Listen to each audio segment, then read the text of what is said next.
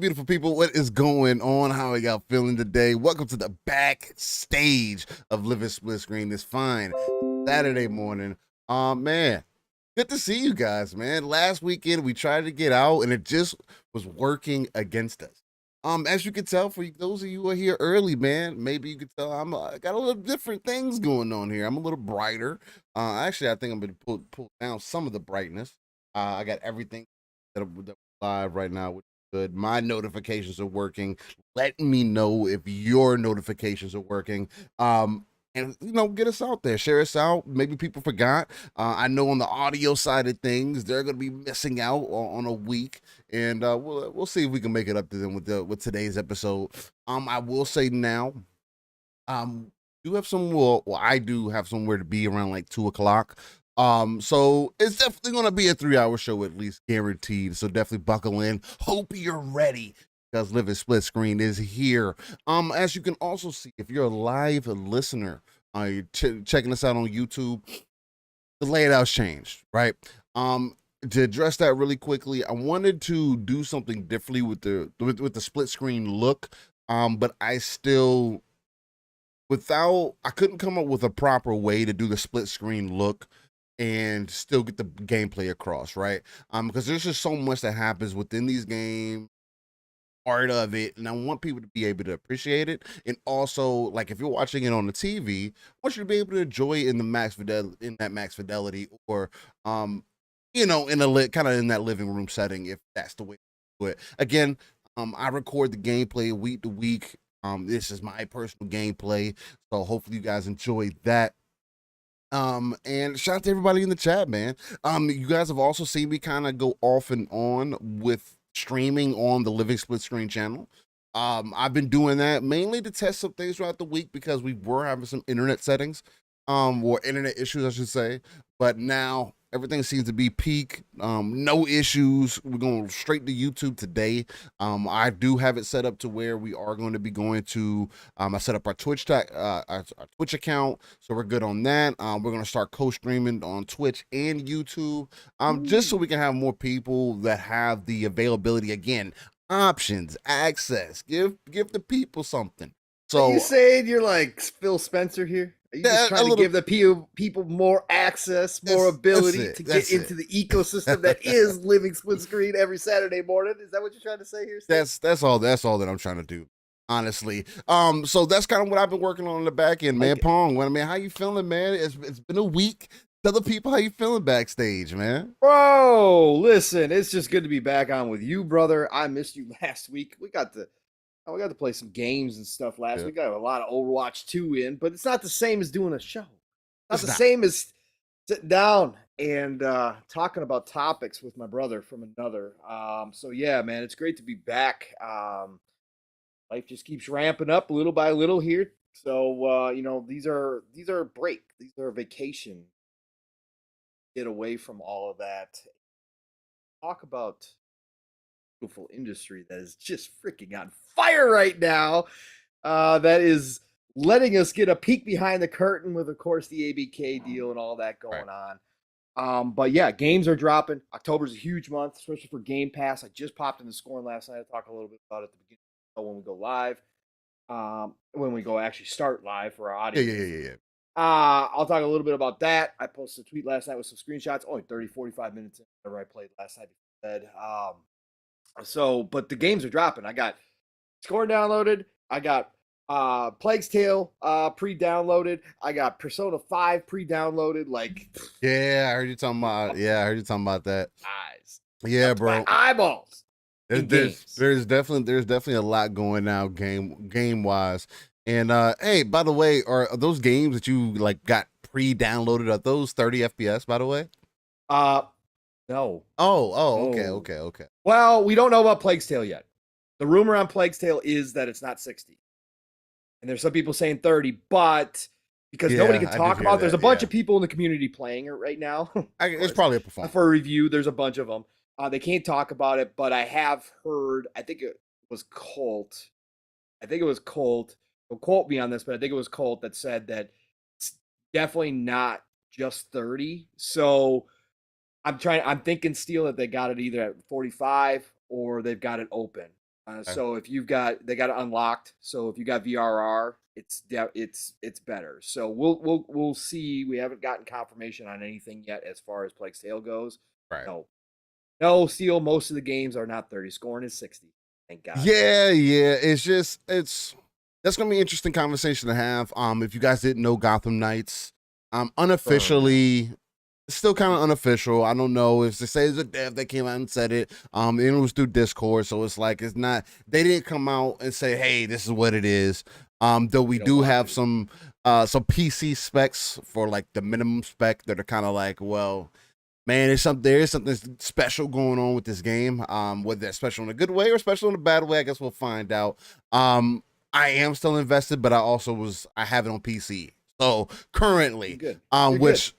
But I still think it's a good conversation to have because I want to attack it on the consumer side of things. Because again, I'm still a console guy too. Man. I like if it was only because the main thing that I was just asking myself here recently was like, I mean, I got it on PC, but it was like, man, I want to get it on Xbox because I want to be just that availability for anybody that wants to jump in.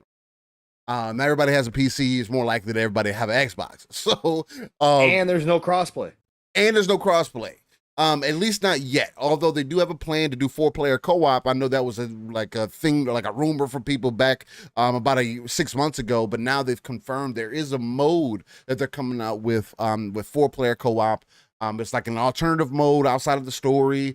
That sounds really dope. So it's like they put out some good, they put out that news officially, but then now they have this unofficial smoke right behind it that could cause some major issues. Because again, in this era with the systems being built the way that they are, there's no reason why I shouldn't run 60. Matter of fact, the details on the game say it's running at 4K 30 with ray tracing and some other special options that literally you could turn off the ray tracing options, you'll be just fine. We don't need that. 60 frames is more important. But again, like we also mention here all the time, it's up to the dev, right? If the dev said their vision was 4K, ray tracing, 30 FPS, hey man, look, I can't say nothing to you about it. They obviously went to the Todd Howard School of Video Gaming. Yeah, yeah, exactly. But what I will say about that though is it is kind of messed up when their PC players are paying less and have more options. And again, you pay to play, so it's kind of like it kind of goes up in the air, right? Again, the console ecosystem is always something that goes into question when weird things are happening, especially for this transitionary period. And I think this is something that this is one of those points that people bring up, but then like don't know how to intellectually speak it to people, or like that can make it come across that this is what they're kind of scared of, right? This future right here where thing is kind of like everything is kind of in the middle. Xbox hasn't swung one way. There are games that are on PC that aren't on console. There are games that are on console that are on PC, and vice versa. But they're all supposed to be one ecosystem. It can throw people off. Again, for people like me and Pong who kind of adjust to it and work with it and everything, it's one thing. But I do think it's unfortunate.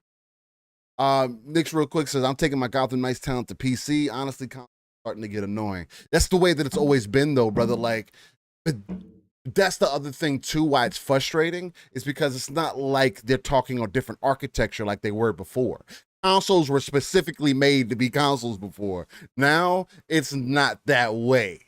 They're talking the same language. So, and then if you're gonna make the game next gen only, obviously with news like this, that tells me this was a last minute. I mean, it is what it is. Like, there's no way you say it's next gen only and you can't do 60. That doesn't make sense. The game wasn't built for that off rip. So there's no way. And then the specs that you're hitting on PC, I can guarantee you're not going to require an SSD. If you're not going to require an SSD, then you're not using the techniques of the consoles, so you're not using the full breadth of the console. But even at that point, like, people are like, oh, because there are now people I've seen people running with some of the graphical settings for PC because you need like a 1660 Ti graphics card and a 3600 Ryzen to run the game, which is like a processor is basically 3 years old almost at this point.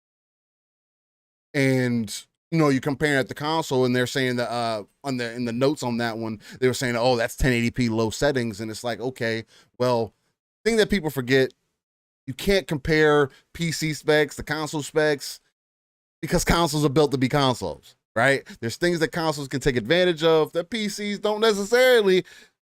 They don't necessarily work the same exact way. So hopefully there's going to be a day one patch. Hopefully there's a performance mode. Maybe that's why they haven't come out and said anything yet. I don't know. The game comes out next week, ladies and gentlemen. Like, I don't know. Like, maybe they're just waiting. They're like, hey, we got a performance mode coming, but we're just not ready to say nothing yet. I don't know. What do you think? What do you think real quick? No, I mean, we'll get down to business too with this topic, but no, Right. I don't think there is. I think that's why they've held off showing the console versions and talking about the console versions a lot because they knew the backlash they were going to get. Yeah. And again, we'll get down and dirty. I'm not a tech guy, but I've learned from you, Freebit, from all these people that are tech guys, Psychonauts, that are all tech guys, that if you're going to come out and say minimum spec is a 1060, bro, there's no reason. There's no reason. Again, we had this situation with Dying Light 2 where the devs literally came out, were blaming the Series S, and then 3 months later we had a patch. Come on, man. Come on. If it was even 90 days, because honestly, I mean, me and you were saying that same thing here with Dying Light, that there's really no reason why I can't do that on the Series S. And guess what? It does it on the Series S. And the devs are trying to do the same stuff. And we'll get down and dirty. I just think from the dev standpoint, don't come out and try to look. Don't come to try to say that you got all these features in it, and then come out with a PC version where you can turn all those features down and take them out and have the performance that you want. And don't say that, well, we have all these features, but the console version's got to be locked. There's no way we can do 60. No, that's not like you're not being transparent with the situation. And if it was just a time situation, because we know WB Studios has had a lot of turmoil. Right. It was just a time situation, and they said, hey, time's up. No more delays. You guys delayed it. Got rid of the last gen version. Because that's the one thing that you can't forget. There are companies that are out here that do have timelines. Right. Not everybody is WB. Not made WB with what's going on. Exactly. So I understand all that, but come out and say that. You don't have to throw your execs under the bus, but just say, hey, we just ran out of time, but we're going to look at patching it down the road. Whatever. That's normal nowadays. Like, it may not be acceptable to some people, but most of us are used to hearing that. And just say it. Just come out and say it. But we'll talk about it. We'll talk about it more. People in the chat, hey, all you beautiful gamers showing up for us this morning. Listen, I am tech limited. I'm not ignoring you in the chat. I love you all. There's only so much I can do, though. So I just wanted to let you all know that. If you don't know already, but I see you all. We just need your beautiful voice. That's all we need. I'll let the people. I'll tell the people. I'll tell you the beautiful messages. You know me. I love being in the chat too and talking to people. That's where I started. So I just both. That's how I am. But I see you all. I love you all. So thank you all for being here. Hey, and Wandering Dutch, thank you for saying shout out to the Halloween theme. I did it last year for Living Splitscreen for the intro screens and whatnot. I wanted to incorporate it in the show since I did change a lot of things as far as the overall layout. But hopefully it's looking good, man. Hopefully you guys are liking it. Hopefully gameplay is looking a little bit smoother for you guys. This is Overwatch 2. That this actually, I think this was the gameplay of me, Mav, and Pong playing. I believe. I know for sure Mav was in here. So guys enjoyed that. I've been having a good time with Overwatch 2 off and on, but I'll get into it in the beginning because I played a little bit more last night, and I think I feel about this Overwatch the same way I felt about the original Overwatch. And again, this is 1.5 anyway. Kind of. Stanley Francois. What's going on? How you feeling, man? All right, ladies and gentlemen, I guess let's go ahead and get this party crack-a-lackin'. All right, so we're gonna have a slew of different things to get into today, man, and I feel like we're gonna have a lot of great conversations again. It's not gonna be quite a 4-hour show. Got some family birthdays and things I gotta attend to, but it's definitely going to be a 3+ hour show. We're gonna give live, raw and uncut. And thank People you were guys. expecting at least 6 since we missed last week's deal. They're expecting at least 6. I mean, it's going to feel like 6 the way we're going to give it to them. I mean, as we always do. Sick, what's going on, man? How you feeling? All right, here we go. I'm gonna hit the start recording button here. I'm gonna go back to the intro screen. Hey, out.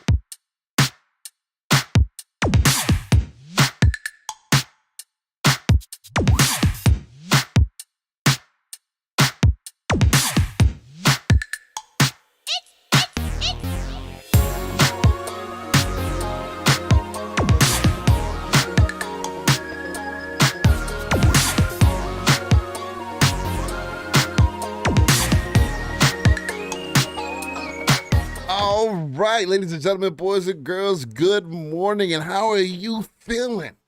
This is episode 76 of the Living Splitscreen. I am one of your hosts, Steel Rain. The T's are 7, and you can find me everywhere that has a search bar. Look, man, it's been a week.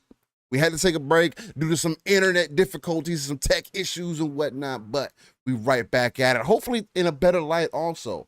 For the audio side of things, man, if you guys are new or maybe you've been here for a bit, I want to say, first, we apologize for missing the week. Secondly, come check us out live, man. I got always in bringing you live gameplay of any game that I've played throughout the week. So come enjoy that. Come hang out with us. Come say, hey, just stop in. But if you can only listen on the audio side, hey, enjoy it. I try to make sure the quality is there for it. If there's any changes we need to make, again, hit us up in the comments and whatnot, and let us know what we can do to make those great changes. As you can also see, if you're live here with us today, I made some changes to the actual layout of the podcast itself. Look, man, I just wanted to do some things differently. I wanted the video to be seen more in its proper light. Yeah, I feel like I hit some good plays, and I want that to be visualized. And also, I feel like it just makes the layout a little bit cleaner. There's a lot going on before, and I haven't quite figured out a way to bring that split screen layout to life yet, and really make it look good, right? Flipping video and making it look like it's co-op and everything is one thing, but it can be a lot for a lot of people. So I wanted to kind of simplify it. It's Halloween time, add a little bit of a theme to it, and kind of pop off from there. But it has been a heck of a time. I've been excited to get back to you guys. There's been so much that's been going on, so many different conversations that we can have, so many different avenues to explore. And like I say here, we're here to take that RTS approach, real-time strategy. If you don't know what that is, look, you got to pull yourself out of the world, look at the darker crevices of the map, pull those resources together and build that foundation so we can build up our community and reach those 3 billion gamers that even Phil Spencer is trying to reach with Xbox. And speaking of Xbox, they threw out some more smoke this week too, man, and I'm excited to get into that because, again, me and Pong have always said here, it's about the competition, man. Competition breeds better things for us as the consumer, and not only that, hey, bring the console wars back, right? But the proper console wars, not people just arguing with each other and bickering and not being able to have proper conversation. Anyway, I have to introduce you guys to one of the most amazing gentlemen right here, not only in the YouTube streets, not in the Twitter streets, but just personally. My brother from another. He is the X-Men who is not Cyclops. I don't know who he may be, but he's not Wolverine either. I think he might be his own man. They're going to have to draw up his own X-Men called Pong Steel. How you feeling, man? How you doing? What's going on? Feel much better now. We got the show running. Now that I'm back with my brother on a Saturday, again, missed it last week. Like I said, weeks are tough. Weeks are getting real rough. Some areas, and so the podcasts are my breaks. But I look forward to waking up Saturday morning and getting down and dirty with you, Steel. And we tried last week. Like Steel said, folks. Again, apologize for last week. Gave it a go. It just didn't work out, and we missed you all. But yeah, it's great to be back here, Steel. Again, we had so much news to cover last week that we didn't even get to, sit down and talk about. And then this week just fills up again. This has been going on for like 2 months, man. It's been crazy out here with the gaming industry and what is happening. I mean, again, I've said it countless times as far as this is the hottest industry going right now. Right. In entertainment by far, bar none. We're in the middle. We just got started with the NFL season. 5 games in or so. That can't even compete. If you're down, if you're in this community, like the news just keeps coming and coming and coming. But we got so many games to play, especially October. The end of October here is insane as far as gaming goes. I haven't been gaming as much as I thought I would be. Work and stuff, you can get home late and all that good stuff. But yeah, still good stuff going on. Got to drop into, well, I mean, like you said, Steve, we played Overwatch 2 last weekend. Thanks Blizzard. 2022 Blizzard, one of the biggest devs in the world. You guys can't even figure out how to launch a game correctly. Come on. You guys got basically unlimited funds, okay? Listen. But they got it back on track, so we at least could log back in. And at least get into a queue, at least get a group of people together, except for when somebody would hit an achievement and get kicked out. Yeah, come on. But we had a great time. Again, like you said, Steel, it is Overwatch 1.5. It's not really Overwatch 2. This could have simply been an update, but I'm not taking anything away from Overwatch itself. I played not a bunch. I played some on PS4, like you, Steel. Never became addicted to Overwatch. But Overwatch 2, playing in a group of friends, it could be a good time. Even when we got sweaty, we had to get sweaty because we got pushed into PC queues.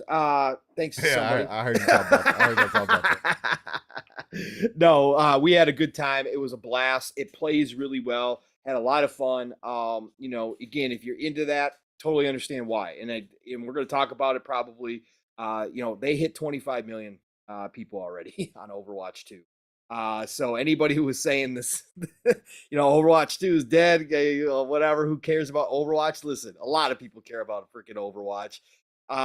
And so we had a good time there. And then I got locked into Steel. I was doing a bunch of stuff, so I wasn't able to sit down and actually, get on with you guys for the rest of the weekend last weekend because I had so much stuff going on. I was back and forth. And when I'm back and forth, when I'm on and off, I like games that I can pause. Right. I wound up dropping into I wound up dropping into Medieval Dynasty. I did not think I was going to because I had started it up, played first person view. For anybody who doesn't know, Medieval Dynasty is a survival slash like town management game. Open world, in Unreal Engine 4. Small developer. It's got huge ratings on PC. Steam rating, I think, is like a 9 out of 10. A lot of people love this game. It dropped into consoles. But it's badged for the Series consoles. Right. Supposedly optimized for Series X and S. Steel. Does it feel like it? It's 30 frames, brother. We were just talking about. It's 30 frames.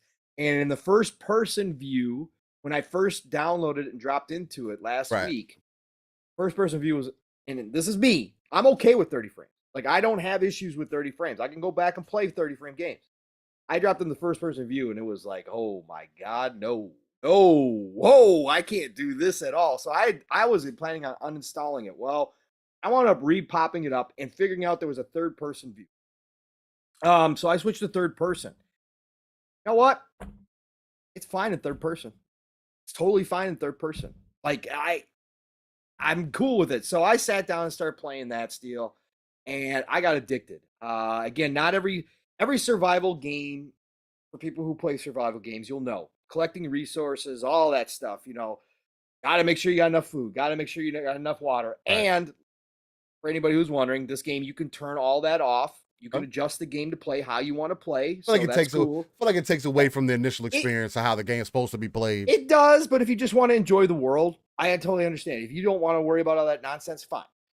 Of course, I'm playing the normal way. The only thing I changed was the length of the seasons. I changed. I mean, that's different, though. I changed it 30 days because I've learned my lesson, Steel, in survival games.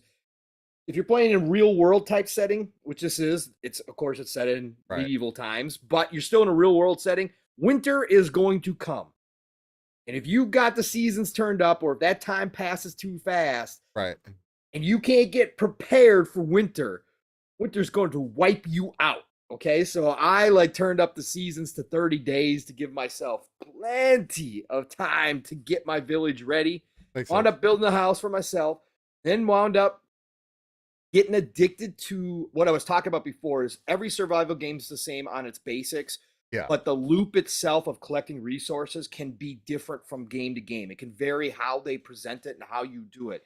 In this game, yes, you're chopping down trees to get your wood, you're hunting to get your meat, all that stuff. But how they did that actually is really addictive for me. It's easy. It's not like, especially the hunting part, collecting meat, right? A lot of times it's a chore to go collect your meat and make sure you got enough food for survival. In this game, like the hunting, they allow you, like if you get a good shot on a deer and Right. it's bleeding, they allow you to be able to, your sprint, you still got to watch your stamina, but your sprint, you can keep up with a deer. You can actually Damn. gain on the deer. So you can get your axe out and you can start swinging at him as Not he's bad. running. You know, so yeah. So again, people would say, well, that's not, real I realistic. mean, Well, good. I don't want full realism yeah, here. So you have the ability to easily collect resources, and that loop is really cool. And then of course, on top of it, your ultimate goal here in this medieval dynasty is not just to survive, but it's also to bring people to join your village, and you grow your village out. So, and then eventually you get the village big enough, you get a bigger village, you get a city, you got to pay taxes to the king, all oh that kind boy. of stuff. You're doing quests in between, a lot of fetch quests. Yes, of course, stereotypical Yeah. fetch quests. But there's quests in between. You've got to worry about eventually, once you get your village big enough, you're going to have to worry about raiders coming in and raiding you. But you can get to the point where you can become a city, and then you can actually wind up becoming a king eventually. But in the meantime, if you die, as long as you got an heir, you get to take over. So that means you got to get married. And you get yourself a girl, get married, Is have this the yourself a one kid. where you were saying that like you basically take over as the next generation? Yeah. So as long as you got an heir, Yeah, you that's can dope. take That's dope. over as your kid, and then start all over again, obviously, as the ruler of whatever you've set So what up so happens far. if you end up being infertile? What happens? They don't have infertility, Oh, okay. so you can have a kid. Okay, I just wanted But if you don't have an heir and there's nothing to take over, the game ends. the game ends. So Okay. yeah. So that's the whole thing with Medieval Dynasty. So I jumped into that and actually got sucked in and been playing a ton of Medieval Dynasty, and that kind of continued this week as well for short periods of time when I got home and before bed. I was still popping in there collecting resources and doing stuff. So that long-winded explanation of Medieval Dynasty for most of you who probably don't care about Medieval Dynasty, well, but guess what? This is what we do here. I mean, Because yeah, talk I'm about a it. Then. grazer. And then I hopped into Scorn last night. I pre-downloaded Scorn, pre-downloaded Plague's Tale for next week, and pre-downloaded Persona 5. Jumped into Scorn after Xbox Ultimate last night for like 30, I 45 seen the minutes. screenshots. Yeah. Yep, sent out some screenshots on it. That was just like, that's just the opening. Listen, I listened to Jez talk about, Jez put a couple hours into it. I listened to him talk about it on Xbox too. I was looking forward to this game because I like H.R. Geiger. Right. And there's one other artist, his from Poland. His name is, I think it's like Linsky or something like that, who's also famous, who did similar work to H.R. Geiger. And you can see the inspiration here. It's not going to be for everybody. We've seen that from the reviews. It's a very divisive game. I suggest if you got Game Pass that you try it if you have any interest. Now, if you're totally against it, like Steel, because he doesn't like squishy stuff and all that kind of stuff, yeah. I mean, it's not even that. It's like, it's well, I mean, that does bother me. I don't like that art style. Looking at it, just makes me feel weird on the inside. Like it's hard. It's a hard feeling to explain. But it also reminds me of some of the games. Like I know somebody was making the comparison to Myst from back in the day, and it does have some of that feel to it, really more so than anything else. Yeah, for sure. Yes. And a lot of people, I used to like Myst back in the day, but a lot of people aren't going to or don't understand that it is that type of game. Yes. It's not a first-person shooter like everybody was, and like literally, but that's the devs all that were I clear. saw. But the devs were clear. No, they were, which is why I thought that was funny, was because it's just like, bro, the devs came out and said that this is not a first-person shooter, and people complaining about it. Or I saw VGC give the game a 4 out of 10. I was like, you might as well say the game's unplayable. The game's not unplayable. You might as well just say the game is not your style of game, or maybe you're not used to that style. Like that was a blatant.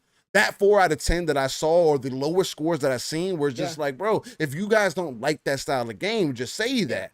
That's not what you were expecting. That's not what you were looking for. I don't know that. I mean, it's always tough. And like I said, these games, I knew this game was going to be divisive when it came out. I knew it. Yeah. I knew I it. did, It's I did just too. you had that feeling because of how people were already reacting to screenshots and everything else, that it was not going to be some people's cup of tea. This is not like some mainstream game at all. But I think Jez had the best way to describe it. He described it as an art gallery, that you're walking through a living art gallery and doing some puzzles. And you know, I've already checked out a bunch of the puzzles because they throw you in. There's no explanations. There's no talking.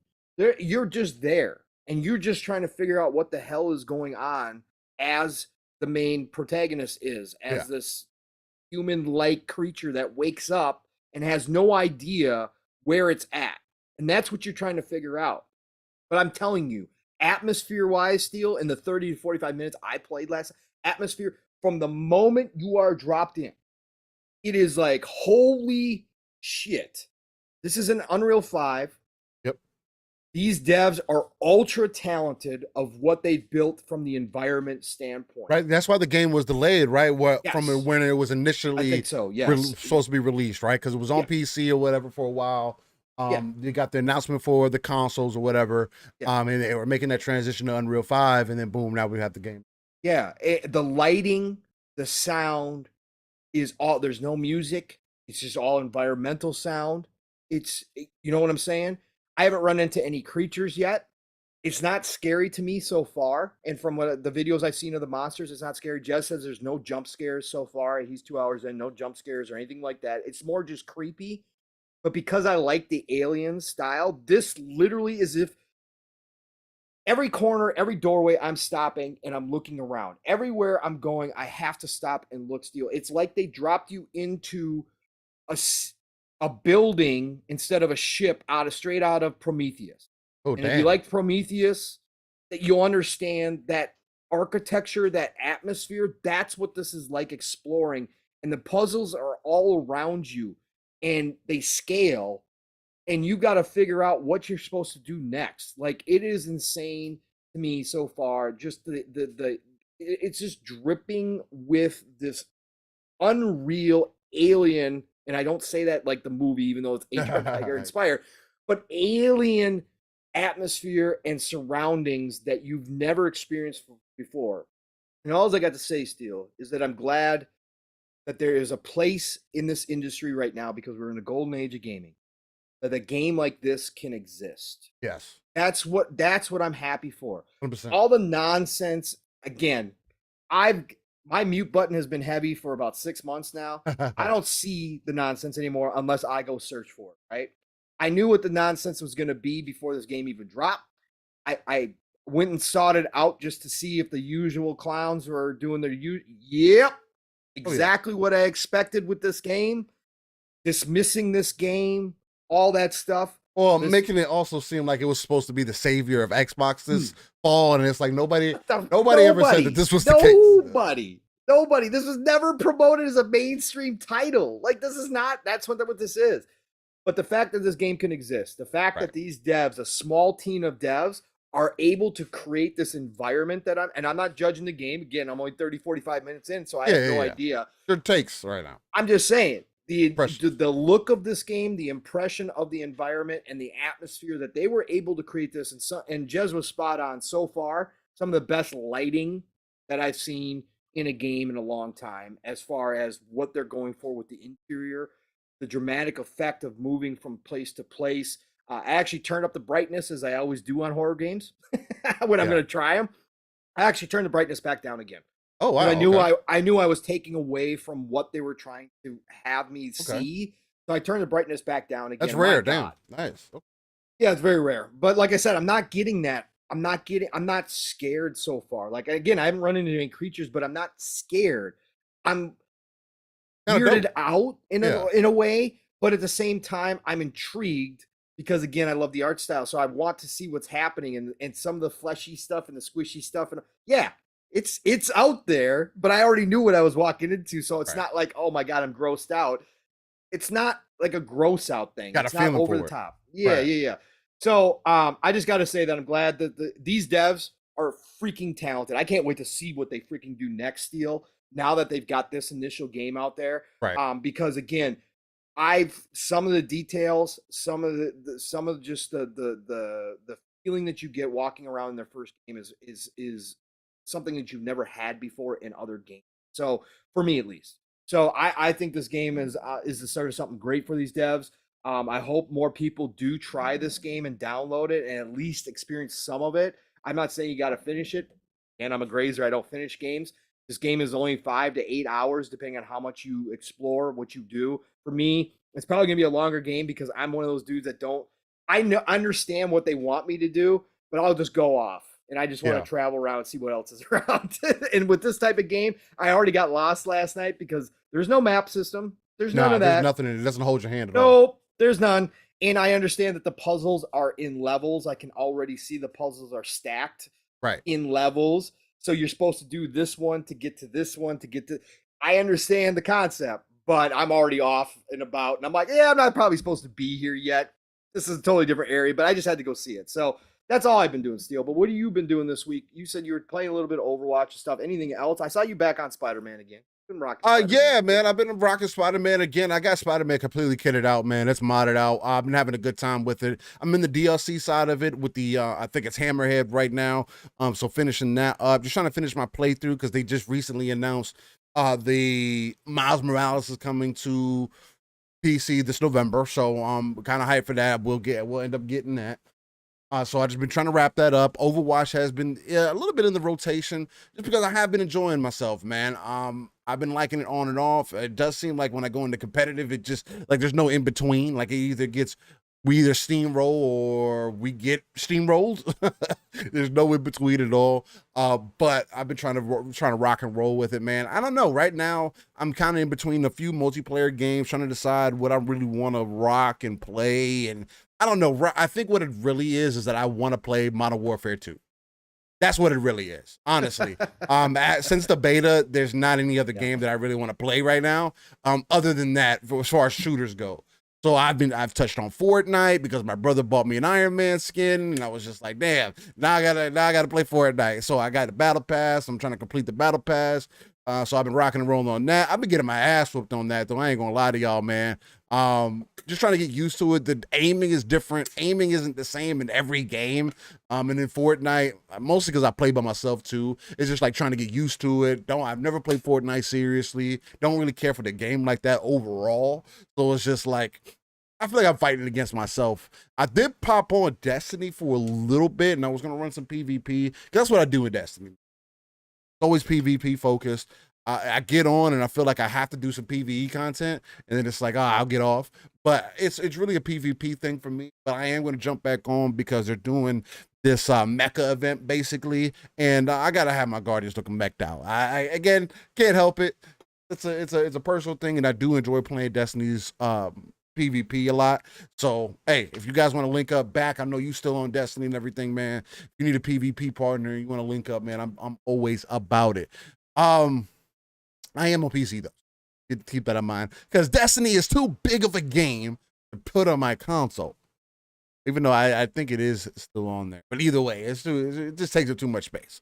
I can have it ready to go on PC. It's easily and readily available. Other than that, the other thing too is that I was going to start playing Arkham Origins. So I can have that. I have an idea of what we're going to get from Gotham Knights. But what I ended up doing was looking at some gameplay from Origins. Right now, Origins is the one game that was made by, again, the same studio that's making Gotham Knights, which is WB Montreal. Yes. So it's not Rocksteady, right? I didn't end up jumping into the game, but I did watch some gameplay, and from what I see from the gameplay, it pretty much was like, it was pretty much very similar to what we had in Arkham Knight already, or in the Arkham games already. So they didn't stray too far away from that. So that at least lets me know that they know what they're doing with combat to some extent. And again, we've also seen gameplay from Gotham Knights, so it's kind of gone hand in hand. That latest Robin video. That Robin's looking really good. Like, bro, it's kind of crazy. Like, I'm not a Robin fan, but I'm just gonna say that last video, like I can see where they ramped up the special effects and everything, but his moves and stuff were all looking real good. Right, and you can, because a lot of people were complaining, oh, there's no parries or anything like that. And there's elements that they put in this game that are some of those elements that we're looking for in those Arkham games, but just different because they want you to approach it differently, right? You want the same game, but you don't want the same exact thing, right? So this is them mixing it up. And again, from what I've seen from the gameplay that I have watched of Origins, I have faith in WB Montreal that they're going to put out a good game. What I don't have good faith in is this whole 30 FPS argument, but we'll have that after this upcoming games. Pong, if you're ready, let's get into these upcoming games. If not, let me know, and I'll get them pulled up on my end, and we'll kind of. No, I'm ready. Let me just get our timestamp written down. All right, no problem at all. And again, beautiful people, thank you for joining us here live with Living Splitscreen. Again, if you haven't hit the like, please do that. It helps with the algorithms and things. A lot of people don't, I know y'all may not care about the algorithms, but it does help Living Splitscreen blow up. And again, if you're new, we get to 1K by the end of the year, I will play Callisto Protocol live on stream for you guys. I'll even play day one if we end up hitting that mark. Again, Pong's not going to end up playing it. I'm kind of on the edge of the fence. Dead Space, from what we're seeing, is already putting me on the edge of the fence because the way that I took advantage of the first game, I'm not going to be able to take advantage of this time. And I'm already kind of paranoid. But nonetheless, again, thank you for riding with us. Share us out. And hey, if you're ready, Pong, let's. I'm ready. I'm ready. So, we're coming up on October the 17th this week, and listen, ooh-wee. Got a big one coming up, folks, starting out the gates on October the 18th. People have been waiting on this one. There's some smoke around it right now about the frames as well, oddly enough, and we're going to find out soon enough exactly what's going on. I know a lot of people in the community have been teasing it. They've been playing it for review copies. They can't talk about it, et cetera, but a lot of us have been waiting on it. So, of course, October the 18th, Plague Tale Requiem comes out looking absolutely gorgeous from Asobo. If you didn't play a Plague Tale Innocent, Asobo came out this week and said, hey, don't worry about it. We got you covered. You can jump into Requiem. Don't think that you're missing a whole lot. So they're probably going to have some type of recap, et cetera, for you if you did not play Innocent. But Requiem is looking great. That's coming out October 18th. PlayStation 5, Xbox Series console, Switch, and PC. And of course, as anybody in the Xbox ecosystem knows, it will be Game Pass day and date. As far as the smoke goes, again, there's been no confirmation yet what frames this game is going to run at. Right. It is a slower game. Some people are questioning whether or not it's 30. I've heard, and again, I believe it was Colt kind of addressed this on XNC this week, even though he can't really talk about the game. He just simply said it's not 30. So I don't know what that means. I don't think this is going to be 60 locked for series consoles. My gut feeling is that either they're shooting for that 45, which is kind of a new magic in between number, or they're going to have it unlocked with VRR. So, but we will wait and see. I'm still going to play this game again. For me, 30 frames is 30 frames. It doesn't really matter unless it's a certain type of game. But Plague Tale Requiem is looking absolutely gorgeous. I think this could sneak in for a Game of the Year contender when it's all said and done. I'm expecting huge review scores. From the impressions that I'm getting from the people playing in the community is that it's something special. Just, again, nobody can say anything, but when they say, well, play the game, but they can't wait to talk about it next week, I think that's what they're hinting to, and I think we're going to get some really, really good scores out of this game. So, Plague Tale Requiem, October 18th. And then another one, I know this kind of slipped underneath the radar. We haven't seen a whole lot. We saw it earlier this year, and then it kind of disappeared again, but just because of the IP, people are going to be interested in this game. There's been some good games out of this IP as well over the past couple generations. Ghostbusters Spirits Unleashed is coming out for PlayStation 5, Xbox Series, PlayStation 4, Xbox One, and PC. And if I remember correctly, this is a multiplayer game. Yeah, one person gets to be the ghost. One person gets to be the ghost. Oh, wow, okay. And the other players are hunting you. So Don't know all the mechanics behind this and how it's going to play, but Ghostbusters always on everybody's radar. So Ghostbusters Spirits Unleashed again, October 18th as well. And then we got the pony fighting game, Steel. Ooh. We got the pony fighting game finally showing up. If you guys have not, I like the name of this game though. I ain't gonna bro. The name of this game is great. You got to go check out the videos. I don't know how. I mean, I do know how they get away with it, copying My Little Pony style. But listen, I know there's laws that you can get away with this, but man, this is straight up. And they've got other characters in there as well. But it is them's fighting herds. Them's fighting herds is the name of the game, and yes, it is cartoonish animation, new fighting game where you do have My Little Pony type characters, and they've got other animals in there as well. But them fighting herds, PlayStation 5, Xbox Series, PlayStation 4, Xbox One, and Switch, also on October 15th. And Steel, one you might be, I don't know if you mentioned this before. I don't know if you're going to jump into this or not, but October 19th, got another Sony game coming to PC. That's right, folks. Yeah. Another PlayStation. Uncharted Legacy of Thieves collection coming to PC October the 19th. So another one hits PC. Going to be very interesting. Uncharted, obviously. You haven't played Uncharted, any of them. They're all worth it.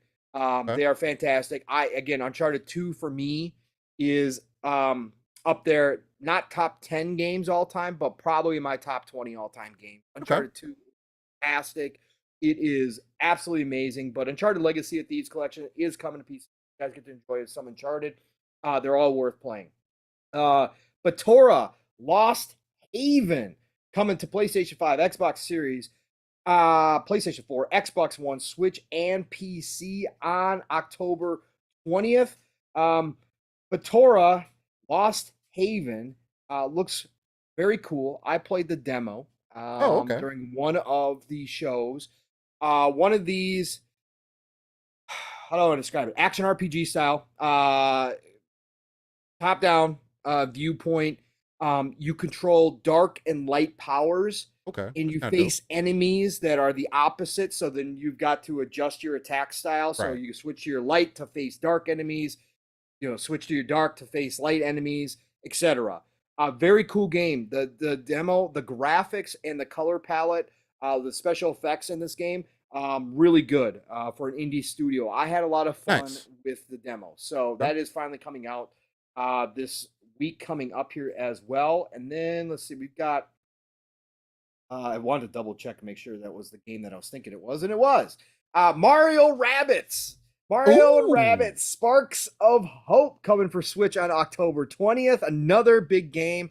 If you are a Switch player, obviously this is the tactical strategy type game. Yes. Mario Rabbids that took off. They showed this off at the last Nintendo Direct. So listen, I know people on Switch have to go nuts for this. So it's great that they got it coming back again. Again, nothing but respect to the hustle over there. Mario Rabbids Sparks of Hope coming to Switch October 20th. Second Extinction was supposed to drop into full game mode this week. It's been in preview build, but they did delay it. It's not dropping this week. It's on the list. That's why I bring it up. It's not dropping this week. I believe they delayed it till November something.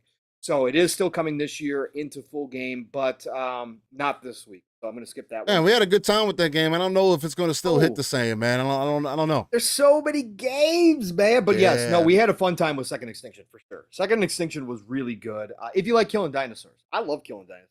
So I thought it was cool as hell. So the Jackbox Party Pack 9 is coming to PlayStation 5, Xbox Series, PlayStation 4, Xbox One, Switch, PC, iOS, and Android. So if you're into the party games, Jackbox has been around for a long, long time, and they just keep pumping out content. Again, we always have to have reminders like this, Steel, that not everybody plays the type of games that we all look for.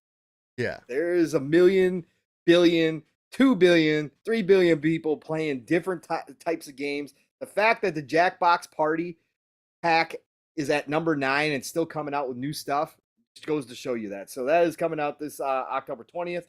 Then we got Vampire Survivors coming to PC October 20th as well.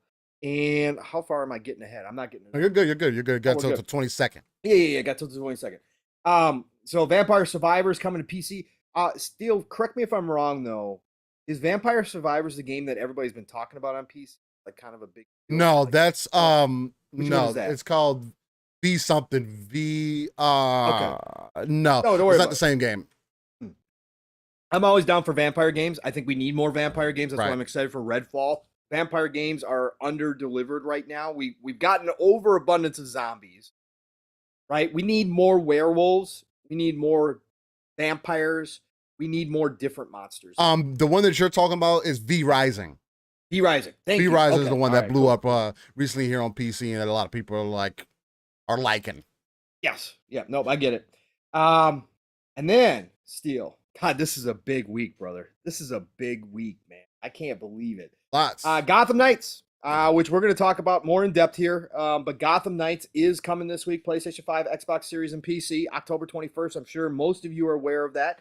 But Gotham Knights is coming this week. And yes, we have, at least what everybody, for the most part, journalists are considering full verification from their own Discord. And I heard their Discord was on fire last night, literally burning down to the ground. Not literally, but you know what I'm saying. Yeah. I heard it was I heard it was a horror show in there. I mean, honestly, if you're down to have this conversation, we can have a conversation right now, man. Well, let's get through the rest because there's a lot of games. We'll talk about this first. We'll start it off. We'll start off with this. So yeah, but Gotham Knights coming out PlayStation 5, Xbox Series, PC on the 21st. Then another great series of games that I do enjoy, just don't have the time to jump into right now, but new Tales from the Borderlands. Okay. The Tales games, man, listen, they're fun. They're so well done. And the first Tales from the Borderlands was freaking amazing if you're a Borderlands fan. Freaking amazing. So we got the new one coming out, PlayStation 5, Xbox Series consoles, PlayStation 4, Xbox One, and PC on the 21st. Then Steel, finally, years of waiting are finally coming to an end. Finally, Steel, coming to an end. That's right, folks. Not for everybody, but a huge audience and a huge new group of people about to experience something special and hopefully become fans of something that I've been a fan of for a while now. Not a super fan by any stretch of the imagination, but a big fan. Persona 5 Royale drops onto PlayStation 5, Xbox Series, Xbox One, Switch, and PC. For anybody who doesn't know, this edition is going to include all the DLC that's ever been dropped for Persona 5. This is the big one, folks, and it's coming to Xbox finally, where a whole new fan base has been waiting to experience Persona. And this is the one that hit the mainstream, obviously. Persona 5 Royale is the one that kind of it was already on the map, obviously. Everybody knew Persona. But Persona 5 Royale kind of opened up to a wider audience. So I'm hoping it does the same on Xbox. We've been waiting for Atlas catalog to come over. We are obviously getting Persona 4 Golden and Persona 3 Portable, both announced this week, which we may touch on real quick too as well. Coming in January, all of them dropping into Game Pass, day and date. This is huge. This is a big one for me. This is 100+ hours, folks. So if you're going to dive into Persona, okay, understand, this isn't 20 hours. This isn't 40 hours. This isn't 60 hours. Maybe if you were really, really good and you mainline it, you can get done in somewhere close to 80. But if you're like most of us that go exploring, like to do the side content, like to get into the story, all that good stuff, you're talking 100+. So get ready. Buckle up. Persona 5 Royale this week. I can't wait. Got it pre-downloaded. But big week, Steel. We've got, think about this. We got something for everybody this week. Plague's Tale. Huge. Ghostbusters. A lot of people are going to jump into Ghostbusters just because of Ghostbusters. We got Uncharted Legacy of Thieves collection for PC. Going to be big over on PC. We got Mario Rabbids for the Switch players out there. We got Gotham Knights coming out, which we're going to talk about right now. Even with the smoke, is still going to be a big seller. There's a whole huge audience out there that has no idea that it's going to be 30 frames outside of this community that are still going to go out and buy Gotham Knights. I still think this is going to be a big seller. Is it going to hurt? Yeah, it's going to hurt, but it's still going to be a great seller. A lot of people are going to still enjoy it at 30 frames. Again, shout out to all of you. We got Tales from the Borderlands. Yeah, we got Tales from the Borderlands. Narrative, awesome game for Borderlands fans. And then we got Persona 5 Royale. Good mix, man. Gaming, man. Good mix. It's an excellent mix. And real quick, because you threw the PS Plus extra and premium titles in there too, I'll kind of throw that in the list too, since they're kind of coming out. I don't know if we got any of the Game Pass ones in here, but that's fine. No, we don't have any of the Game Pass ones. That's fine. We do those weekly for the most but part. we'll do the PlayStation ones because when they put out a good list, I at least want to get them out to the people. So for PlayStation Plus Extra, you got GTA Vice City Deluxe Edition, Dragon Quest 11 Definitive, AC Odyssey plus Chronicles plus 3 plus Syndicate. And it's a deal for a lot of people who haven't played those games. For an example, I haven't. So I was something I could be interested in. DQ Builders 1 and 2, DQ Heroes 1 and 2, Inside the Medium, Naruto to Boruto Shinobi Strikers. Shinobi Strikers is actually has a huge fan base out of a lot of people who play that game. So that's going to be a good one. Hokum. Shout out to that. Then for PlayStation Plus premium titles for October, you got Yakuza 3 through 5 remastered, Limbo PS3 version, Ultra Street Fighter 4 PS3, Castlevania Lords of Shadow PS3. That's actually a good game. Great game. Yeah. Everyday Shooter PS3. And it looks like Limbo and Ultra Street Fighter 4 PS Plus Premium will be the PlayStation 4 versions. And that's pretty much it on that. So good list though. Yeah, I mean, again, most of that has been on Game Pass, but the fact that they're getting these games in there, obviously, we talked about before they launched PlayStation Plus. That they were going to be doing work behind the scenes. They were going to be contacting the third parties. We knew that Square was going to be a big supporter, and we're seeing that. And obviously, Ubisoft is throwing all their stuff at PlayStation Plus as well. So, shout out to that. I mean, it's a good list. It's a good list of games. Yeah, I mean, the list ain't bad at all. I mean, I'm not mad at it. Just see what's going on. But I guess this would be the perfect time to get into some of that Gotham Knights news, man. Yeah. So the news came out again.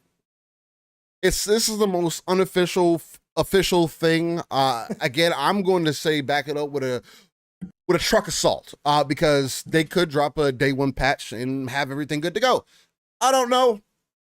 Things aren't leaning in that direction, but I do think it's a conversation to have regardless, because Mav brought this point last night, and he was kind of making this point when we were kind of getting some rumors of this possibly being true, and it's that we have next gen consoles and we're still getting, or now current gen consoles, and we're still getting games that don't have a 60 FPS option.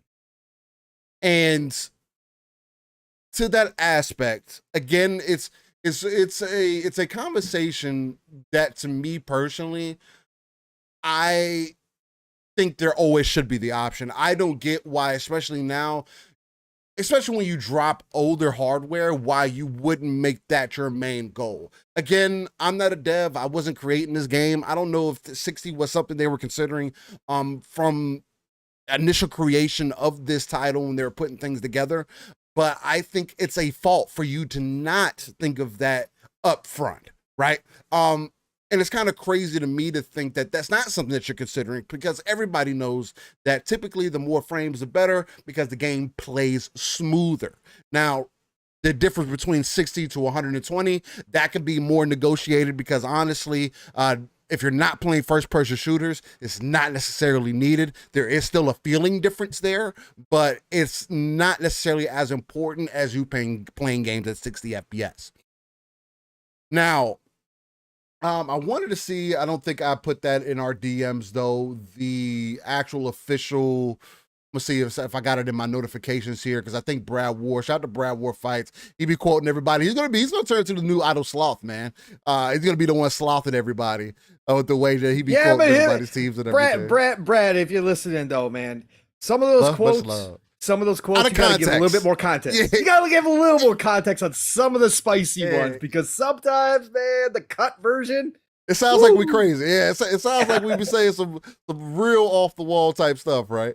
But we love you for doing it, man, and everybody does in this Yeah. community, man, for a lot of shows, and it's fun. So. Yeah, I mean, and it just gets people's eyes on it. And again, I'm always gonna like and retweet and appreciate you for doing that. Again, you don't have to do those things, and I enjoy the fact that you do. Let me see.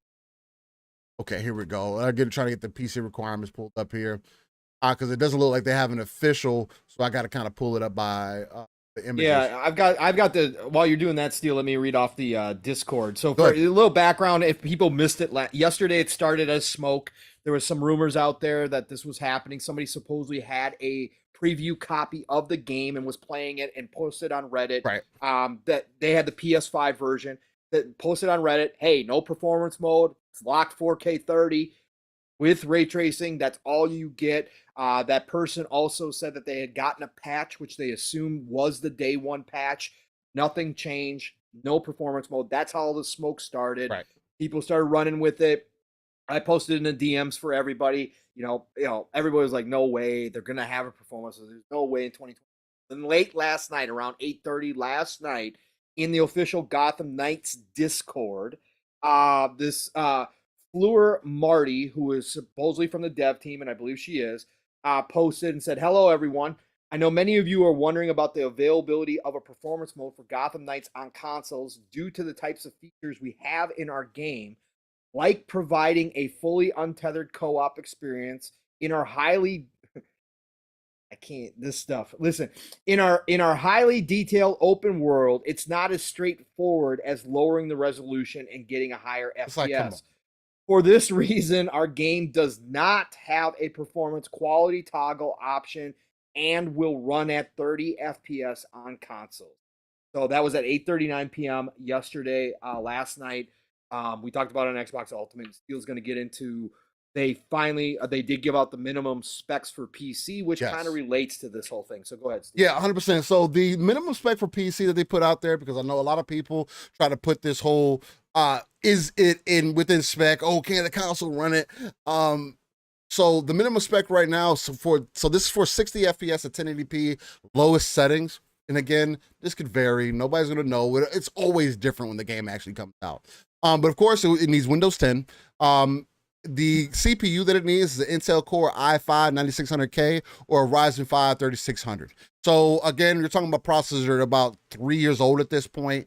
They essentially came around the time right before the series consoles and the PlayStation 5 came out. And then the graphics card that's needed is a GTX 1660 Ti. So no, this isn't a 1060. This would be a year newer iteration than that 1060, but I can guarantee that the game is still going to end up running on a 1060, just depending on what all your other hardware is looking like, right? But I'm pretty sure it can run on a 1060, but a 1660 Ti or a Radeon RX 590. And again, those graphics cards, just for kind of an example, the series and the PlayStation consoles are supposed to be more comparable to like a 2070 as far as the computer realm of things.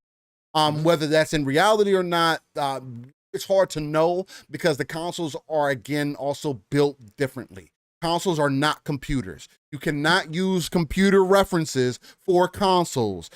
Consoles do one specific thing and have now started getting things added on to be more of a multimedia device. The Velocity architecture is not being used like that, and the Kraken architecture is not being used in either console. So things can still be done very differently, right? So I can't just say, oh, because of these specs, the console cannot do 60 frames. If this is supposed to be 1080p 60 on PC, I can understand at these specs. Now, it doesn't say what storage is needed or anything like that, but that's going to be another thing that's going to play a lot into this. Now, if this comes out and it says, oh, the storage, you need a 7200 RPM hard drive, then, well, okay, then why can't it run at 60 FPS then? The other thing, too, is on the Xbox store, the game is listed to be running at 4K, ray tracing, and have some other has all the bells and whistles at 4K. A lot of these games aren't releasing at 4K nowadays. And if your main focus was to run this game at 4K, I can tell you right now, at least to me personally, your visions are misplaced. Because at least for that creative side of it, and that's just my personal opinion, because in action games, you would think that you getting a higher frame rate like 60 would be something that you would want to shoot for, especially coming off the Arkham series or like Arkham Knight, although they have been traditionally 30 FPS on console. We are in current gen now, right? We're on the series console. You're on your PlayStation 5 now. This isn't the one. This isn't 10 years ago. This isn't 6 years ago. You dropped previous gen hardware for what? I can understand you saying 30 FPS, because we still got to support the older hardware. I can understand that. And I saw Nick's put in the chat, well, they're gonna be quick to make it 720p at 60. It doesn't need to be 720p. The game blatantly says until they put out more information, right now the information about the game that it's 4K with ray tracing. We already know, or maybe you don't know, maybe you're new, ray tracing still is a resource hog. You have to have a $1,000 graphics card to even make ray tracing viable for you at all. So in that reference, if you want to kind of put 2 and 2 together and make 4 or maybe equals fish for you, but if you rub 2 sticks together and create fire, if you take a $1,000 graphics card and compare that to a console, obviously things are going to have to be done a little bit differently, right? So ray tracing does not need to be one of the options. Now, we don't know how they're using ray tracing. People just use it as a buzzword in 4K, and I can guarantee you that's why they're doing these things, because they have to appeal to a different audience.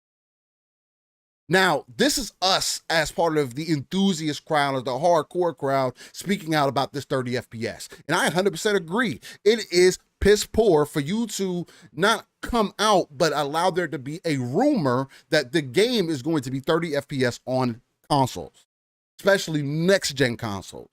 Now, again, they have a week to put out more information. They could put out a day one patch that says, hey, 1080p 60, but even on the Series X, there's no reason that that console can't do 1440p 60 upscaled. That's the thing that kills me about it. When they say, like the statement that Pong made, where she said, oh, because of what we're doing in this game, it's not as simple as changing the resolution and changing some settings. What are you talking about? So I guess why can you do it on PC? Why do you have settings on PC? So I guess exactly, Pong. So I can change my settings on PC all day to fit whatever I need, to fit whatever hardware. The reason I bring up these PC specs, because the series and PlayStation 5 consoles are better than this, ideally, especially for a gaming console that only does gaming, more so specifically, was focused towards gaming, I should say. Again, like we saw with Dying Light, we made that point earlier, Pong. We said from day one when Dying Light, the devs from Dying Light Techland came out, was like, the Series S can't do it, and people were running with that information, and we're like, oh, well, look at the Series S, it's holding back the generation. Oh, what did we tell y'all? Oh, boo-hoo, it needs to be treated as 2 different SKUs, it's holding everything back. And then you saw almost 90 days later, if that, the game runs at 1080p 60 and it looks good. The game doesn't look as fuzzy as it did on release. Even on the series console, it doesn't look as fuzzy. They've gotten better performance. They got better resolution sense. So, for lack of a better way to put it, y'all are capping. If you just didn't have enough time because WB is on a strict schedule with y'all, say that. I would much like, that's the thing about these devs coming out and saying anything, especially people that probably shouldn't be talking. I'm not going to say that this dev is irrelevant, or whoever this person is within the studio, if they know any of the information within the Discord, because again, grains of salt. But I can't think that you're the relevant person to make the decision on whether to say, there's not a 30 FPS mode. But it doesn't bear well when you don't have any information to follow up, WB, to clarify this and let people know. Because there are some people who are your enthusiasts who are going to cancel the pre-order now. who are on console, or people like myself who I have it on PC right now. I got the deluxe edition because I want the skins and everything. Y'all look duh. I'm there for it, right? I like the Beyond skins. They're mad dope. I was considering getting on the Xbox because I was like, man, if anybody else gets the game, I want to be able to just, drop in, drop out. If anybody gets on, boom, I got a spot open. The 4-player co-op thing that we heard about, it's like, bro, like that got me super excited because we did hear about 4-player co-op possibly being a thing previously. It was kind of removed. They went for the 2-player option for a story. And then now they hear a month later, again, a little bit of a roadmap too, that we're getting 4-player co-op. Of course I want that on my Xbox, the multiplayer console. That's what I use it for. Especially since you don't have cross-play, cross-progression, those types of things that we know of yet. So I was like, man, I'm just going to cancel my pre-order on Steam, and I'm just going to get it on my Xbox because I want to be able to play it there. But I'm not playing the game at 30 frames. That's a turnoff for me. That is a deciding factor that I would not purchase the game on that system. That could be a deciding factor for a lot of people. And for a community or this game that is seemingly, sure, you can enjoy it as a solo single player experience, but obviously there's a major co-op aspect to it. And this is something that we've been asking for as Arkham fans for a long time, or fans of just these types of games. We're finally getting it, and you're kind of shooting us in the foot for it. Right? Because and making excuses for why you can't do things. We in the crowd, at least I can only speak for me and Pong, maybe, we as the enthusiasts understand that WB, y'all going through a lot of tumultuous stuff right now. I get it. But it also, there has to be something said about being honest with the people and telling them what's actually going on versus you just saying that, oh, because of how we built the game, it's not possible. We can't just do that. Pong, how do you feel about this whole Gotham Knights thing? I know you're not the hugest comic guy anymore. You weren't necessarily day one on it. You were hoping it was going to come into Game Pass too. Maybe Game Pass could have secured the 60 frames. I don't know. But does this kind of turn you off, even if it was something that you would consider, like, for an example, if I was to get it on Xbox and I slid you a copy and you jumped in, like, would it be something that you would consider at 60?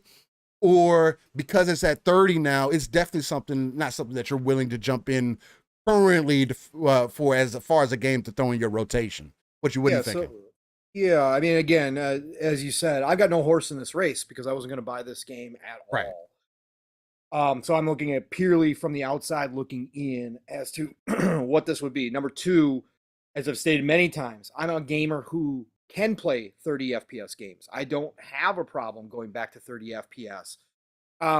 So those are the two main points. My thought on this, though, Steel, is in line with what you're saying. Listen, expectations now have been set. And Doom, I see you and I hear you, and that's cool. If you're a person who says, hey, if it's a game I want to play, it's 30 FPS, I'll play it. I totally understand. Because as I said last night on Xbox Ultimate, if Starfield comes out next year at 30 FPS, I'm not going to not play it. I'm going to be playing it, right? If Todd makes that decision, and we know Todd's a proponent of 30 FPS because he likes the filmic quality, the cinematic quality of 30 FPS. Right. If he makes a choice that his game's going to be locked at 30 for Starfield, I'm still going to play it. And I'm still going to have a freaking blast with that game. But I will be back on this show and all my shows telling Todd and Bethesda that they're wrong for doing that. I will still be criticizing. This isn't about, and Doom, I saw you say that, hey, the devs made a choice. There's no reason to be mad. This isn't about being mad. This is about setting expectations for the developer. Yeah. And no, Doom, not everybody is talking about graphics all the time. If you are in this community, you know now that the console players have gotten a taste of the 60 frames that the PC players have been playing for decades, okay? We got a taste of that now. So for a lot of people, not just me, not me personally, because again, I can play 30 FPS in certain areas. But for a lot of people, 60 frames is now the discussion. People are out here saying, give me 1080 60, give me 1440 60. I'll take that all day long. Ray tracing was a buzzword. Ray tracing was a promotional tool that they 4K. threw out there. All that 4K was as well, was all promotional tool for the new consoles. But with the end of the day, now that we've all, as console only players, not the people like Steel who know what this all means, but for the console only players, when we found out how heavy ray tracing was on games, most people have said, not everybody, there's a group of people who love the ray tracing, who will play 30 frames, 4K, ray tracing all day long. That's cool. That's your not coming down on you at all. Not coming down on you at all. I understand. But once a lot of us learned what ray tracing actually meant and the sacrifices that had to be made, most of us all said, I could care less about ray tracing. I don't care about ray tracing. Give me my 60 frames. Give me my 1440. Give me my 120 frames if you can pull that off. I would rather have those all day long now that I've experienced them. So again, this is setting expectations that in 2022, a current gen only game should have the option for players on console, just like the option is on PC. We're not expecting all the options that PC players have. We're not even expecting that, but a 2-mode option is the bare minimum in 2022. Right. You should have a performance mode and you should have a graphics mode. Okay. Period, point blank. Again, I'm not asking for everything, but another thing that was a talking point when we were getting these current gen consoles as they move closer to PC was that this would be something that would be given to us as console players. Now that we're on x86 architecture, now that, the devs, when they're developing these games, again, not a dev, so I'm not going to get into all that, but I do know some basics. But as the devs are developing these games, yes, they still have to develop for separate hardware because each little hardware is a little bit different. But because it was more similar to PC, that they weren't going to have to put in the time and effort that they used to try to do different things like a performance mode. That's what was the big benefit also of these new consoles. Yeah. So for me, again, all I'm saying here is I want the devs to be transparent because we have seen the same scenario in other games like Dying Light 2, where the devs try to come out and blame their, hey, we've made the game a certain way, the hardware's just not up to standards, and then we get a patch that shows that the devs weren't actually being transparent. They were giving us an excuse where at the end of the day, what they were really saying is we need more time. Yeah. That's fine. Again, we've gotten used to that. We may not like it, but we've gotten used to it as gamers that, hey, sometimes, a lot of times nowadays, it's a matter of months. And all of a sudden, we got patches that make the game a whole lot different, a whole lot better than it was when it launched. So just come out. Just come out and say, we didn't have time. We didn't have time. And maybe... Doesn't sound as good, though. No, it doesn't. It doesn't. And I understand that, too. But, again, you got to read the room and understand that the gamers that you're speaking to in your Discord, the gamers that you're speaking to on Twitter, are not the common gamers out there. No. We are the enthusiasts. We are the ones who do understand this stuff. And we will take whatever information you give us and we will spread the word as generally happens. Like, hey, yep, it's 30 frames right now, but hey, they just said they need some more time. They're going to let us know they're working on a patch. Yeah. And that spreads outwards as well. So in 2022, expectations have to be set for these devs in communication and in, hey, we want higher frame rates as console players. You may think that, the 4K 30 ray tracing is what the majority of gamers want, but we're here to say, no, we would rather you guys sacrifice some of that when you're developing a game to give us an option of a performance mode if that's what's necessary. So I think that we're just setting expectations for the devs here and saying, no, this is not acceptable in 2022. And I think that that's okay. Again, if you're cool with it, you're cool with it. Right. What I don't like is I've seen a lot on Twitter of like, oh, you guys played Arkham and thought it was the best ever, and that was 30 frames. Yeah, that was 8 years ago. 10 years ago, yeah. 10 years ago. Listen. You're right, that still was, but most of us, almost all of our games, outside of some, were at 30 frames, so we were all used to it. But now that we've gotten a taste of 60, there's a stark difference. It's different, man. It's different. And like I said, if you can't get 60, we're cool. Like a lot of us, the enthusiast side of things, have spent money and upgraded our TVs and have VRR now. So go Unlock the frames. Unlock the frames. Let's see what it runs at. Give us the choice, though. Just give us the option to make that decision. So that's where my problem runs, is just coming out and saying, nope, this is what it is. This is it. It's locked because we have all this, we got this tethering co-op. Listen, you guys aren't the first people to do non-tethered co-op. Tethering in an open world. This is 2022. Oh, this is not tethered. Oh, and this is not even a proprietary engine like Dying Light Steel, where I can hear some, like, if it's a proprietary engine, maybe it's not built. This is Unreal, folks. This is Unreal. Yeah. Unreal has one of the biggest sets of tools out of any engine out there. It's been done a million times on a million different games. It's not like you're using a proprietary engine that might have limitations. You're using Unreal. So there's got to be ways. And if you were having problems, call up the coalition. Have them come help you. Call up Epic. Have you come help. But the only thing I will say here, Steel, maybe these devs aren't being transparent, or maybe they are telling us what they need to tell us, because WB, because of what's happening, and again, for folks who don't know, there's, outside of the gaming industry, in the entertainment world, there's a ton of smoke out there right now that WB Discovery is being sold next year to Universal. Yep. Okay, and that this is like ton of smoke, a locked like deal. official. This is not like a maybe. Yeah. This is like as close to a for sure thing as can happen. They've got to wait until their contractual terms up, because they just sold to Discovery and became this new entity. They got to wait until, I think it's February or March next year. Shout out to Benji Sales, who brought that information a few weeks ago. They got to wait until, I think it's March of next year to actually do a full sale, but they are getting ready for Universal. So maybe the higher ups at WB Discovery said, get the game out the door, and no, you're not going to get any more time and resources to patch this thing later on. You guys are going to have to wait until we get rid of you, until you go to Universal, and then you can talk to your new higher-ups about doing that stuff. So maybe they're locked in at this deal, and there is no opportunity outside of the 4-player co-op that they're adding. There is no opportunity for them to go back and rework and patch this thing to a 60 frames. Maybe that's the case.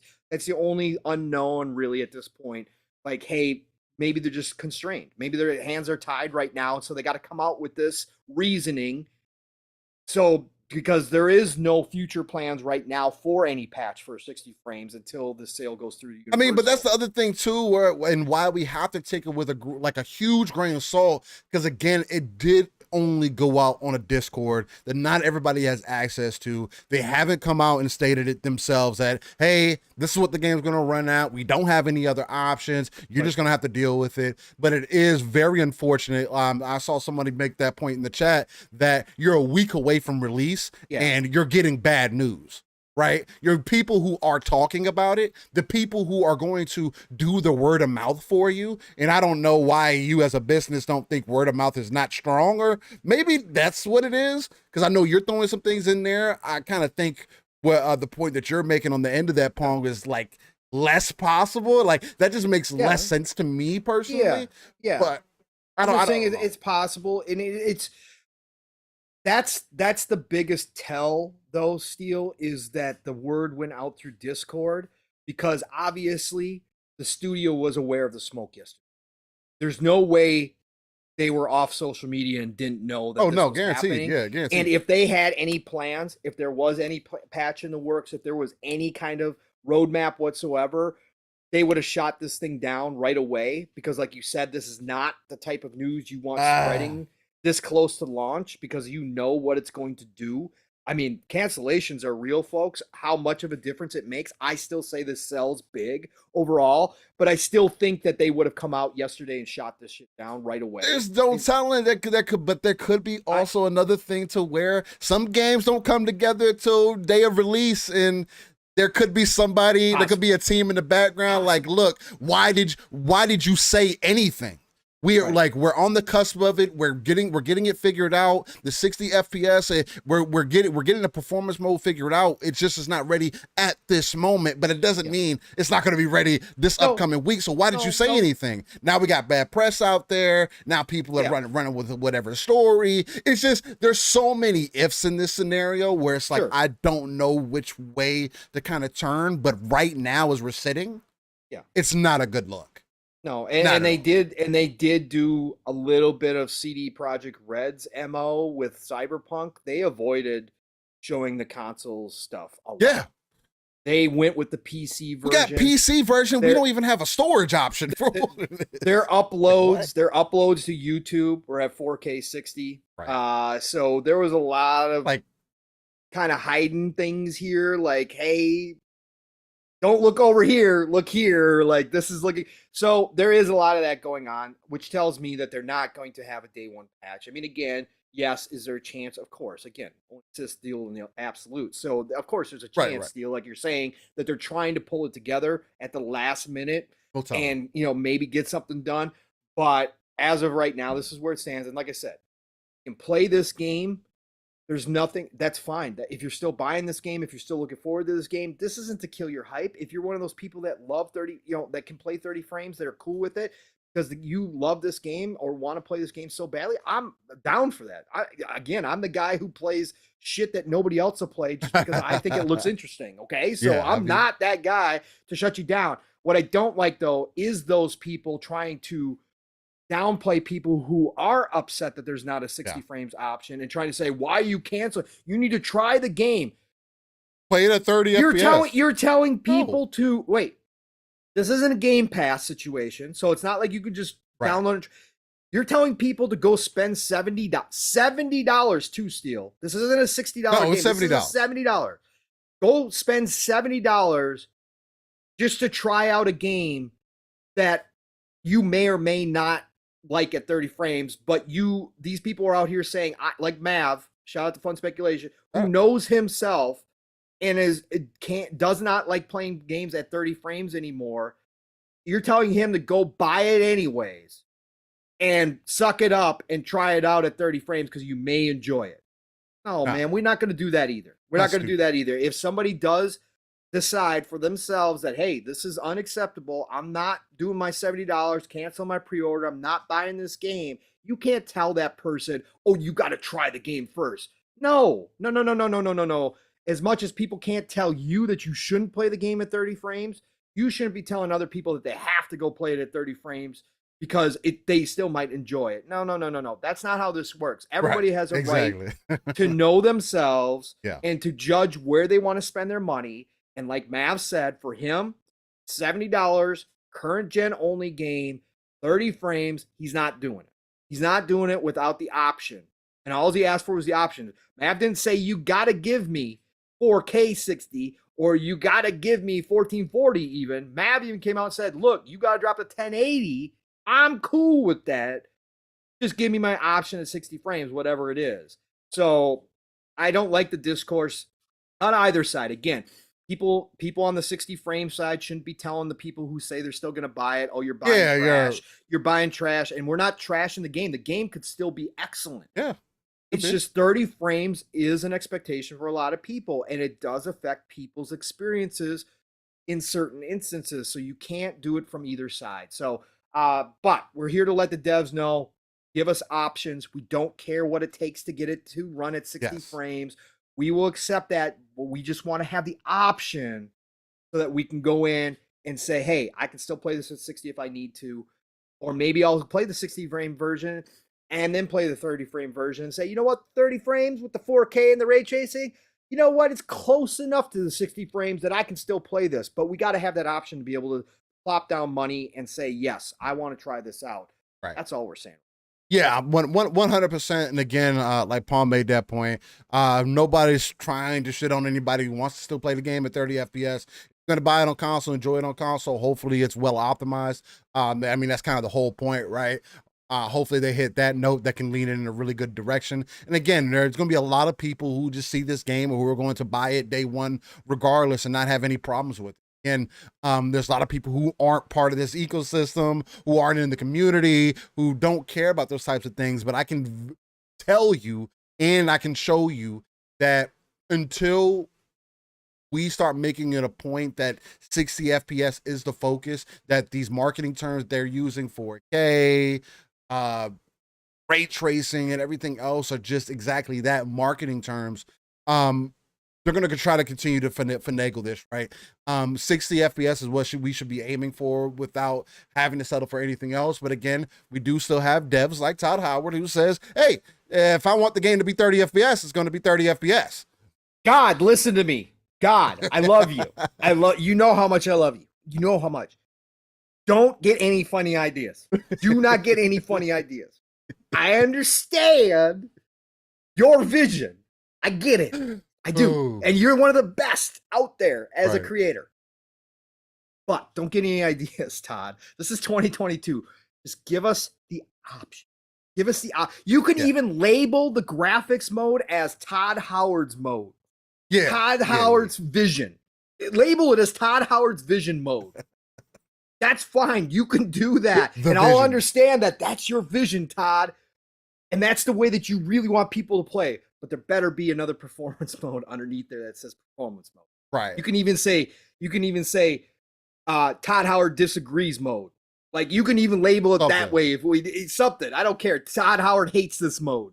You could do that as well, but just give me at least 1080 60, 1440. You're a first party title now. You should be using all the bells and whistles. We know you can do the up-res. We know you can do a lot of different little tricks now. Give us that. Don't get any ideas. Because I will be back on here. I will. And I'll keep the same energy. I'll be playing the game. Because again, I'm not going to skip Starfield if it's at 30. A lot of people will. I won't. I'll still be playing that game and talking about how generational it is.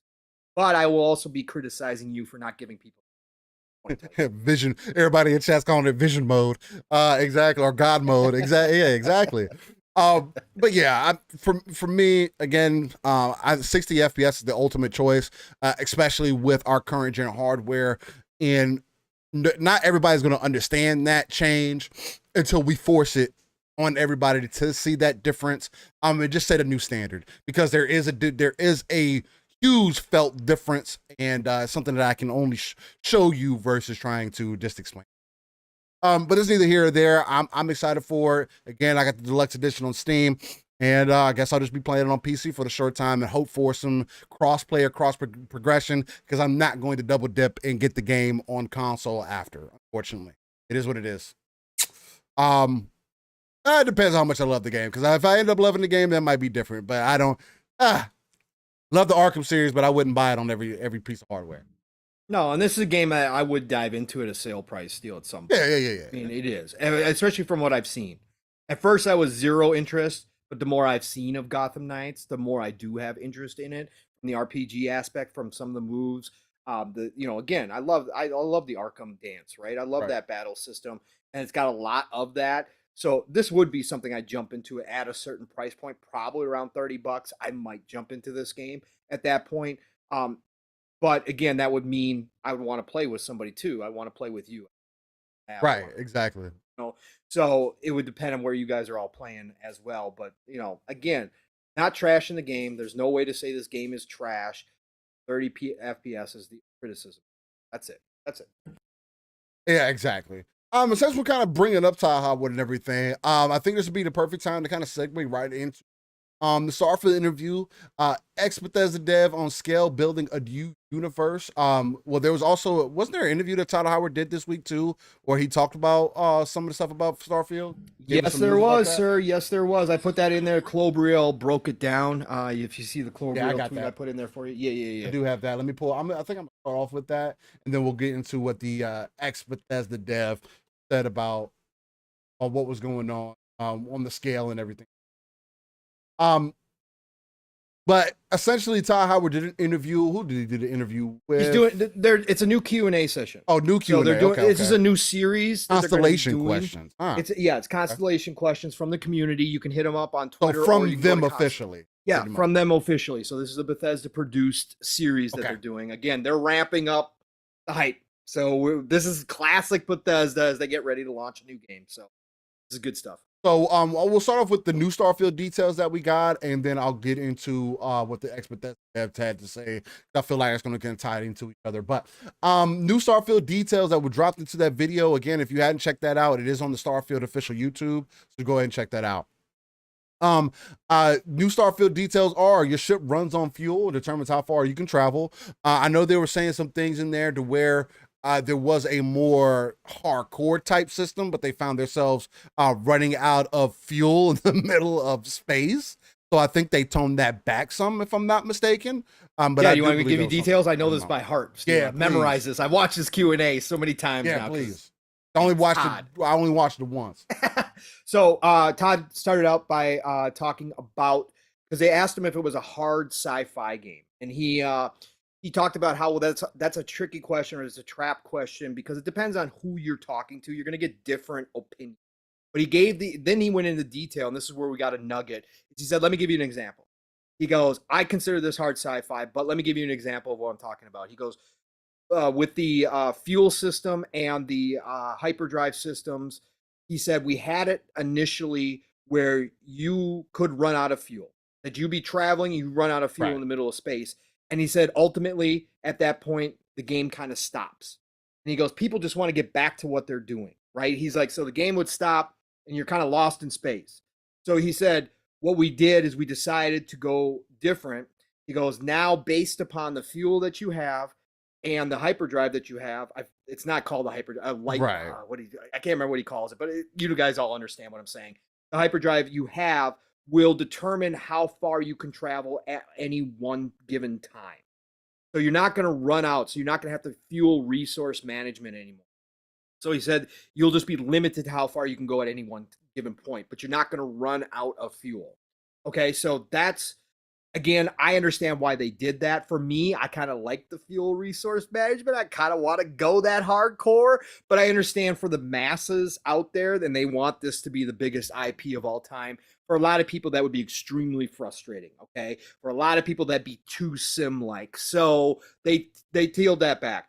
But Todd also did drop at the end of that comment. He said, but who knows, maybe a patch down the road or somebody will mod it in where you can play that way, run out of fuel and just be lost in space.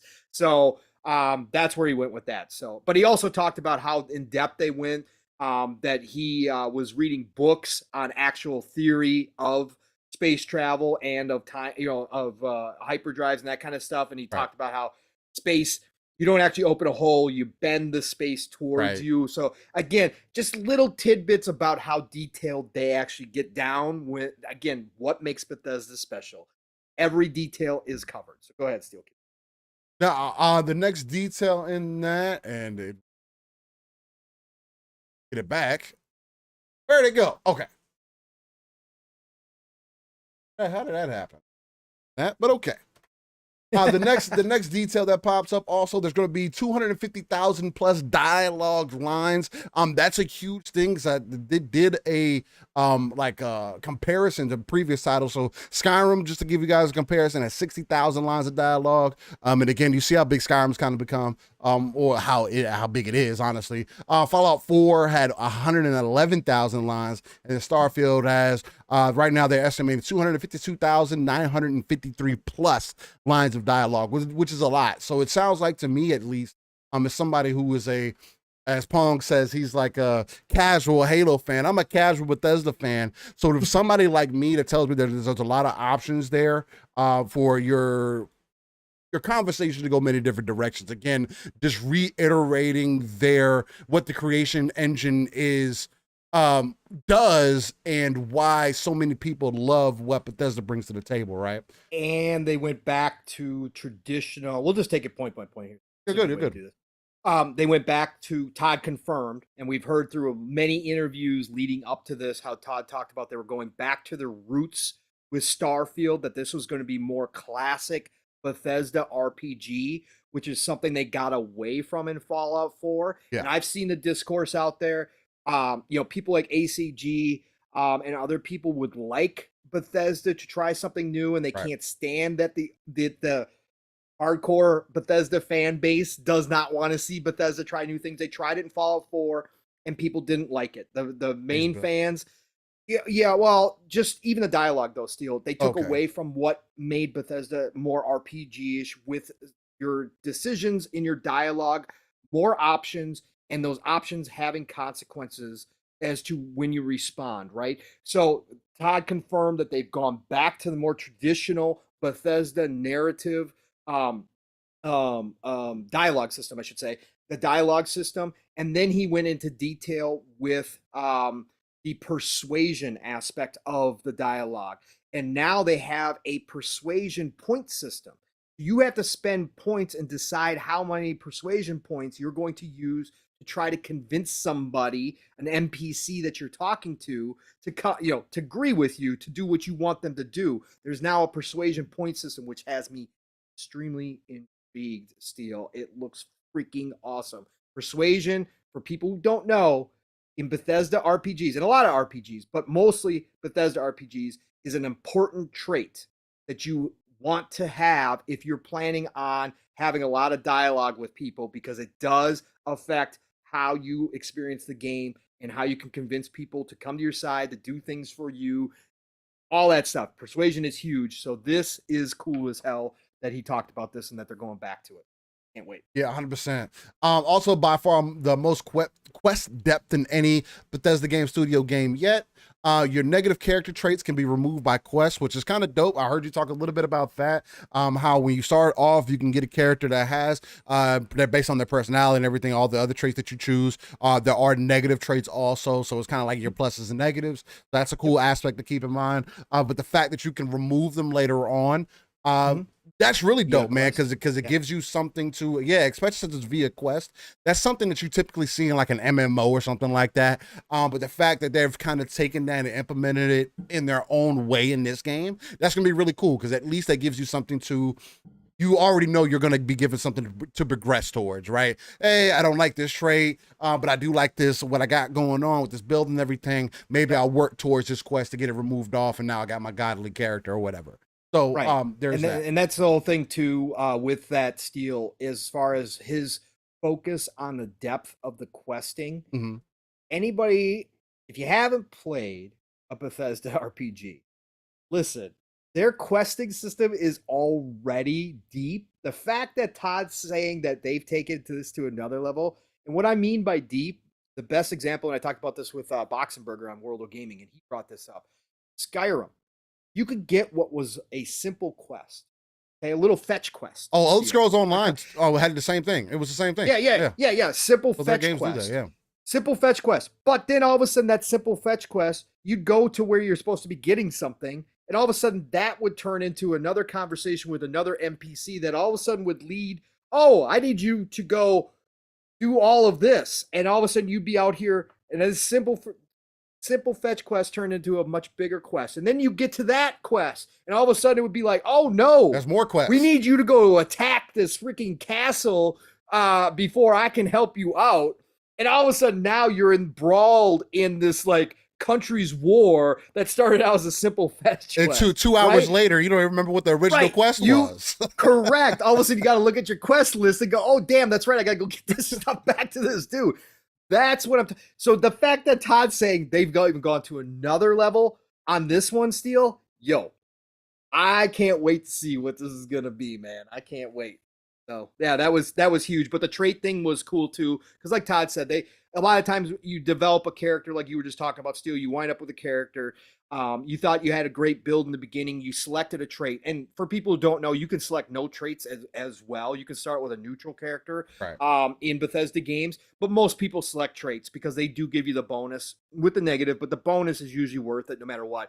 But you can wind up loving your character in the beginning and then getting 10, 15 hours into the game and going, damn, this is really hurting me. I don't like this trait.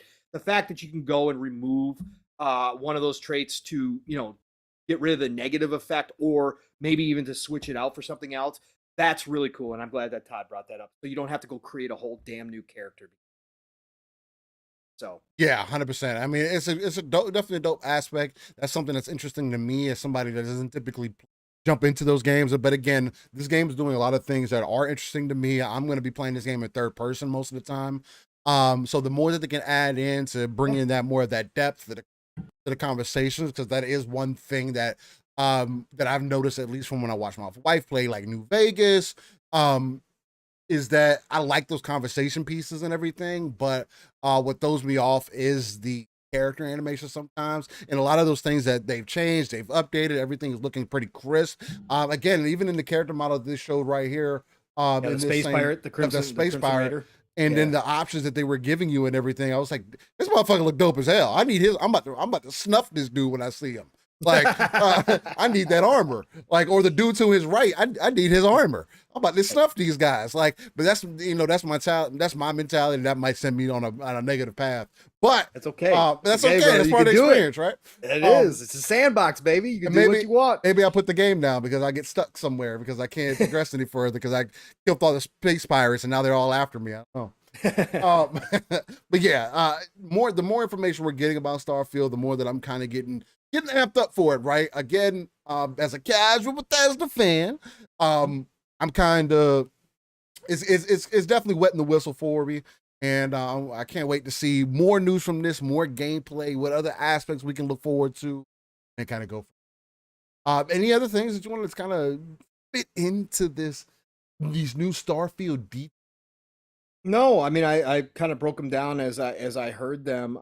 Again, it's just impressive to me every time that Todd speaks. Confidence level, and they've been doing this for so long. People forget what a Bethesda. And I gotta give I'll give a quick shout out here to Steel, real quick, to David Jaffe. Whether you like or hate Jaffe, doesn't matter. At the end of the day, he speaks his mind and he's telling his truth. I don't agree with the guy all the time, but I'll tell you, come straight. He actually did a stream this week, Steel. He does streams all the time, but he did a stream this week, and he actually played this interview and watched this interview with his chat.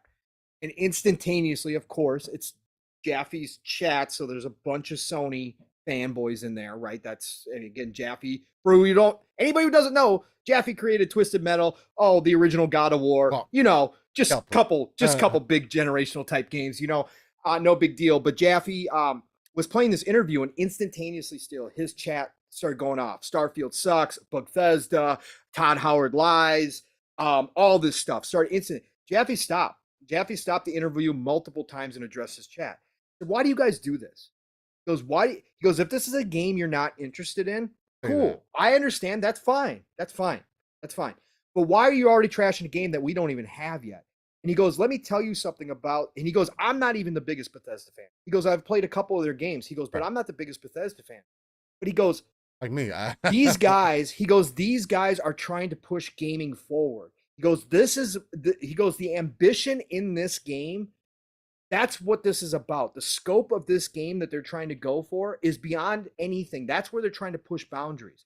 And he said, if you don't understand what that means, he goes, let me tell you something. He goes, if you just want your single player, narrative driven, linear style games, he goes, I understand that. Good for you. That's cool. I like those. And he goes, those are hard to make. He goes, are these types of games going to have bugs? He goes, absolutely they are. He goes, but you know what? They usually get them all fixed. He goes, as long as always to my point, he said, as long as the game's not crashing on you constantly, as long as it's not erasing your saves or making you lose time, he goes, I will put up with bugs to get a scope like this. He goes, this is what we want from developers. We want developers pushing the boundaries. Yep. He goes, that's what they're trying to do. He goes, look, we could get this game and it could be terrible. He goes, we don't know yet. He goes, hey, he goes, like, I'm going to be playing it. He goes, if it's terrible, I'm going to come tell you it's terrible. He goes, but I want developers like these guys out here pushing the boundaries, trying to go for something bigger than ever before. And he brought up Cyberpunk. He goes, CDPR. He goes, look at the game now. He goes, he fixed the majority of the bugs. He goes, but I want that ambition. He goes, I want that ambition from these developers. So he goes, stop. He's like, I just don't know why you guys do this. Why you do this every time if it's a game that you want to play, or if it's because it's on Xbox and it's not on Sony. Why are you guys in here trashing stuff already? He goes, that's not what we want. We don't want the same from everybody. So shout out to Jaffe for hitting some really great points on the stream too. Yeah, no, 100%. And I'll just go over these last few points on this Starfield interview with ex-Bethesda dev on Scale Building a New Universe. This is coming from Will Nelson from PC Games N. It was a couple of weeks ago. I missed it. Yeah, it was a couple of weeks ago. Up this week. It was on October 8th. Yeah, nobody talked about it, so that's why I wanted to kind of bring it up. But we had the opportunity to do a Starfield interview, which could very well be the magnum opus of Bethesda RPG games. as the studio steps out from behind the likes of Fallout and the Elder Scrolls to develop a new universe that redefines its open world games to be more open universe with thousands of planets to explore. This anticipation drove us to chat with an ex-Bethesda developer who struck on his own after leaving Bethesda last year and working on Starfield for quite some time.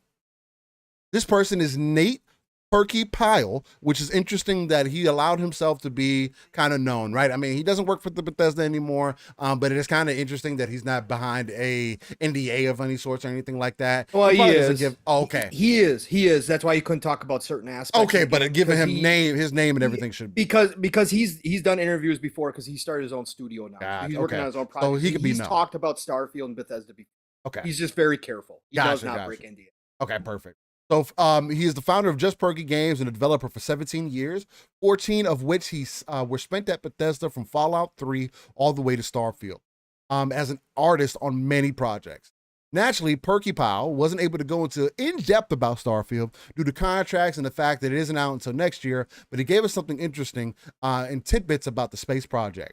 When it comes to the size of Starfield, Perky Powell says it isn't just the biggest game Bethesda has ever made, but also the one that has required the biggest team as well. The scope of the project is the main thing that's different. Because Fallout 3, Skyrim, Fallout 4, that was all one team. Fallout 76, that was two mostly. We had a little bit of help from Montreal, but it was mostly Austin and Maryland Bethesda studios working together. But yeah, Starfield is a much bigger project. It's like 500 people or something on the team, whereas I think Fallout 76 was 200 tops. Added Perky Pile, that already gives you some perspective, right? Saying that the colossal size of the development team was one of the reasons why he left and decided to make games on. There could have just been a lot going on, too many chefs in the kitchen. Maybe they just didn't necessarily need his talents anymore. They had everything under control, and he wanted to just kind of do his own thing. He's been there for long enough. He felt like they had it under control now. He felt like he could probably leave in a good space. Some people just wanted a smaller experience. That happens in all industries, by the way. Yeah, 100%. Yeah. Even in my industry, we've got big, giant companies that do the same thing we do. We got small companies like my shop. And some people flourish in the big setting, and some people flourish in the small setting. It's personal preference for sure. Yep. So I mean, that makes sense. Perky Paul also said that the biggest challenge faced during Starfield's development while he was there, keep in mind, a lot about the game could have changed since he left, was the effort and detail needed to be put into making an entirely new fictional universe. And again, when you're going to space, I can imagine that that's something that's very difficult to do. There's going to be endless amounts of conversation had. The scope, if there's any conversation to be had about scope, this is probably one of the games that are going to be possibly there could be a book come out after Starfield comes out about the scope of the game. Again, we know that Todd has kind of had this game in the back of his mind for some time. So there's a vast majority of things. 25 years. Exactly. So there's a vast majority of things that he maybe wanted to do still, although he said he couldn't make this game until now. So just to give you some reference. There's not always solved problems for how things should look, explains Perky Paul, which can be so many particular things, like what shape are the metal panels, how do they bolt things together, what colors do they use, what materials, how do you make a difference between all those different areas. So basically, just making things stick out, making sure they're different, making sure that it fits the world. What are they trying to create, right? They don't just want to create reality, right? They're not trying to just create what's possible on Earth. They're trying to create their own universe. You have to figure out everything, and there's all this explorative fiction to figure out too. You'd be shocked at how many metal panels they did in concept. Perky Powell jokingly added. Starfield is going to be so big that in fact that it'll have 1,000 planets to explore that can be landed on anywhere. We had some questions for Perky Powell about how this was achieved, as while it's been previously mentioned by director Todd Howard that procedural generation is involved with the over 100 solar systems, don't know exactly. He said he can't go into detail. And a little context too about procedural generation. Yeah. Bethesda's used procedural generation before in their games, which a lot of people were like, "Oh, it's just going to be procedural generated planet after planet." Yeah, but they've done this before, but they handcraft a lot of their content, like a lot. It's just because this is so big, of course, they're going to have to use. Right.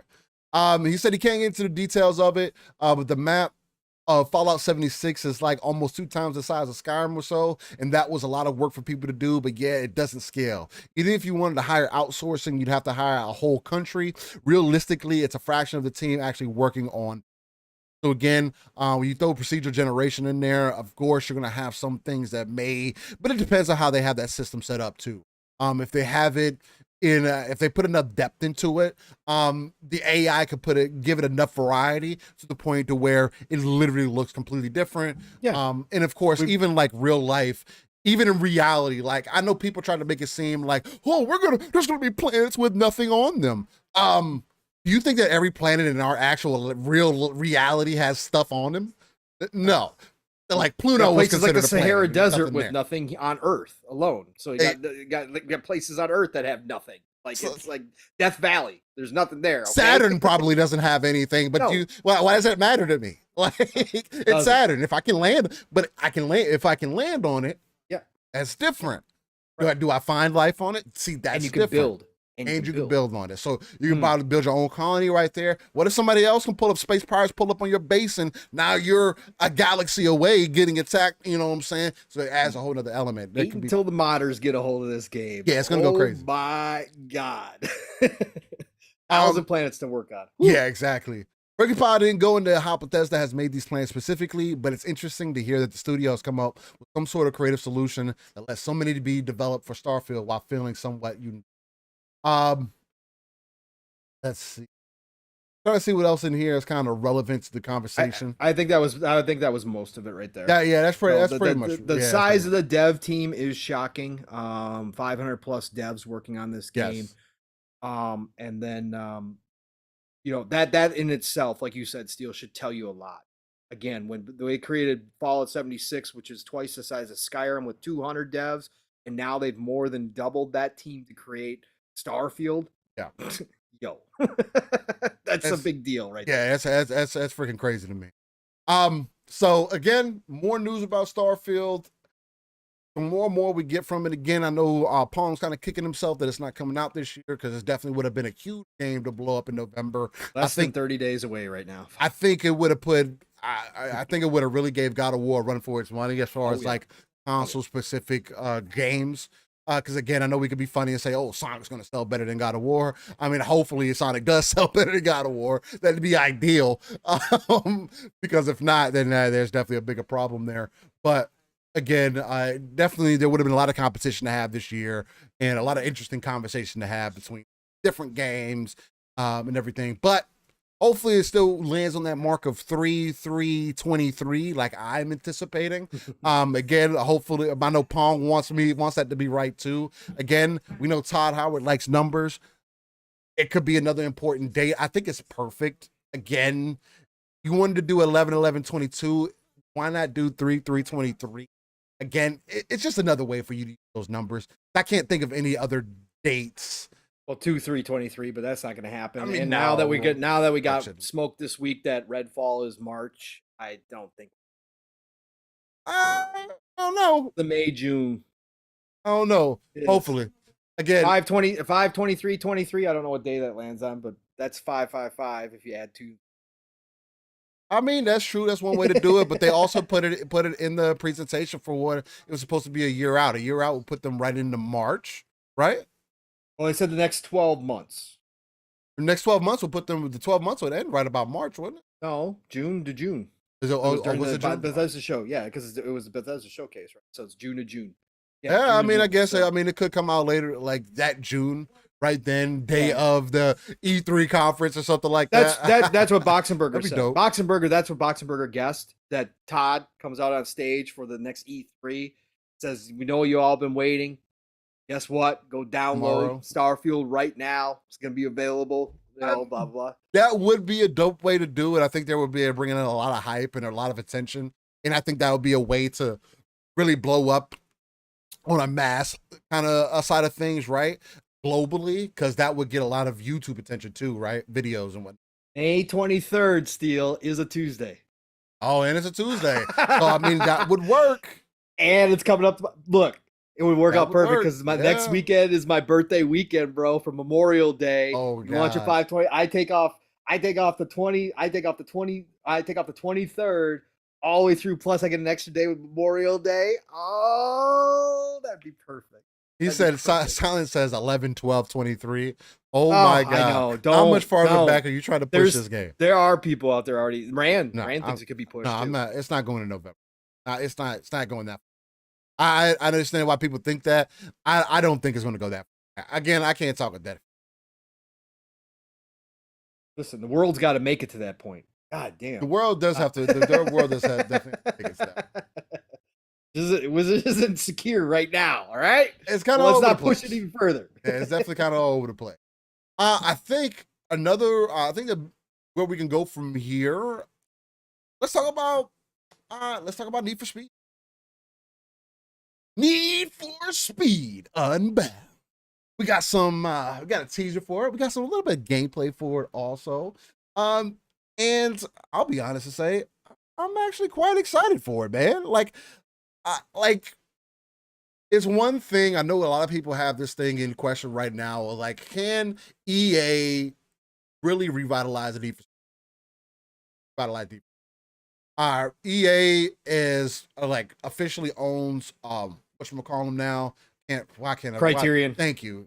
My God, I don't know why I went blank on that. I was about to call them Cryware. I don't know what the hell I was about to call them. But they officially own Criterion on. So that was going to be a major boon to them to help get Need for Speed right. And from what I've seen from the gameplay of it so far, it does look like we are on track to bring Need for Speed back to life. Let me see here. Bring up a article from racinggames.gg. Guys can take this with a grain of salt. Again, not super reputable, but you should go over some of the things about Need for Speed Unbound. So one thing was that I'll touch on really quickly is that a lot of the anime-esque style that people were kind of worried about, a lot of the effects and things, they are able to be turned off, most of them, other than like the standard brake lights and smoke and things like that. Other than that, like all the over-the-top stuff, so far from what we've heard, is able to be turned. As far as the visual quality of the game, it is doing something very interesting for me. I heard you compare it to some of the things that you've seen, kind of compared to Burnout. To me, that's not the greatest comparison because I don't like the way Burnout drives, or the way that Burnout plays. The last Burnout that I liked was Burnout Paradise. Well, yeah, that was the last one.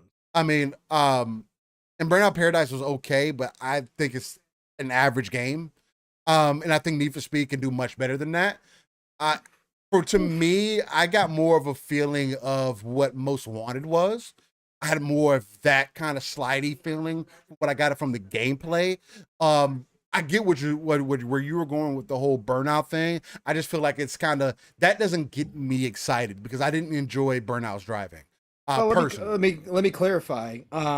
Because what I was saying is that Need for Speed for me, again, comes down to the driving and handling. Right. And I love the old Need for Speeds, Underground, all those. But they lost that arcadey feel. What I was saying was that now that Criterion is handling it completely, I said I was hoping that they could at least bring the Burnout feel. Because to me, that would be acceptable. It'd be closer to the old Need for Speed than we've had in the latest iterations of Need for Speed, which turned me off.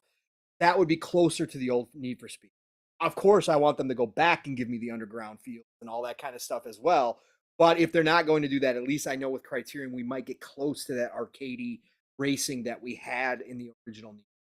That's what I was saying. So yeah, no, I'm just saying like I'm not saying I want I'm not saying that if I had my choice, like, hey, Criterion, you can either give me Burnout driving or underground driving. I'd take Burnout. No, I would take underground driving. I'm just saying from having Criterion as the main developer of Need for Speed Unbound, maybe we get closer to the old Need for Speed in Burnout. That's all I was saying.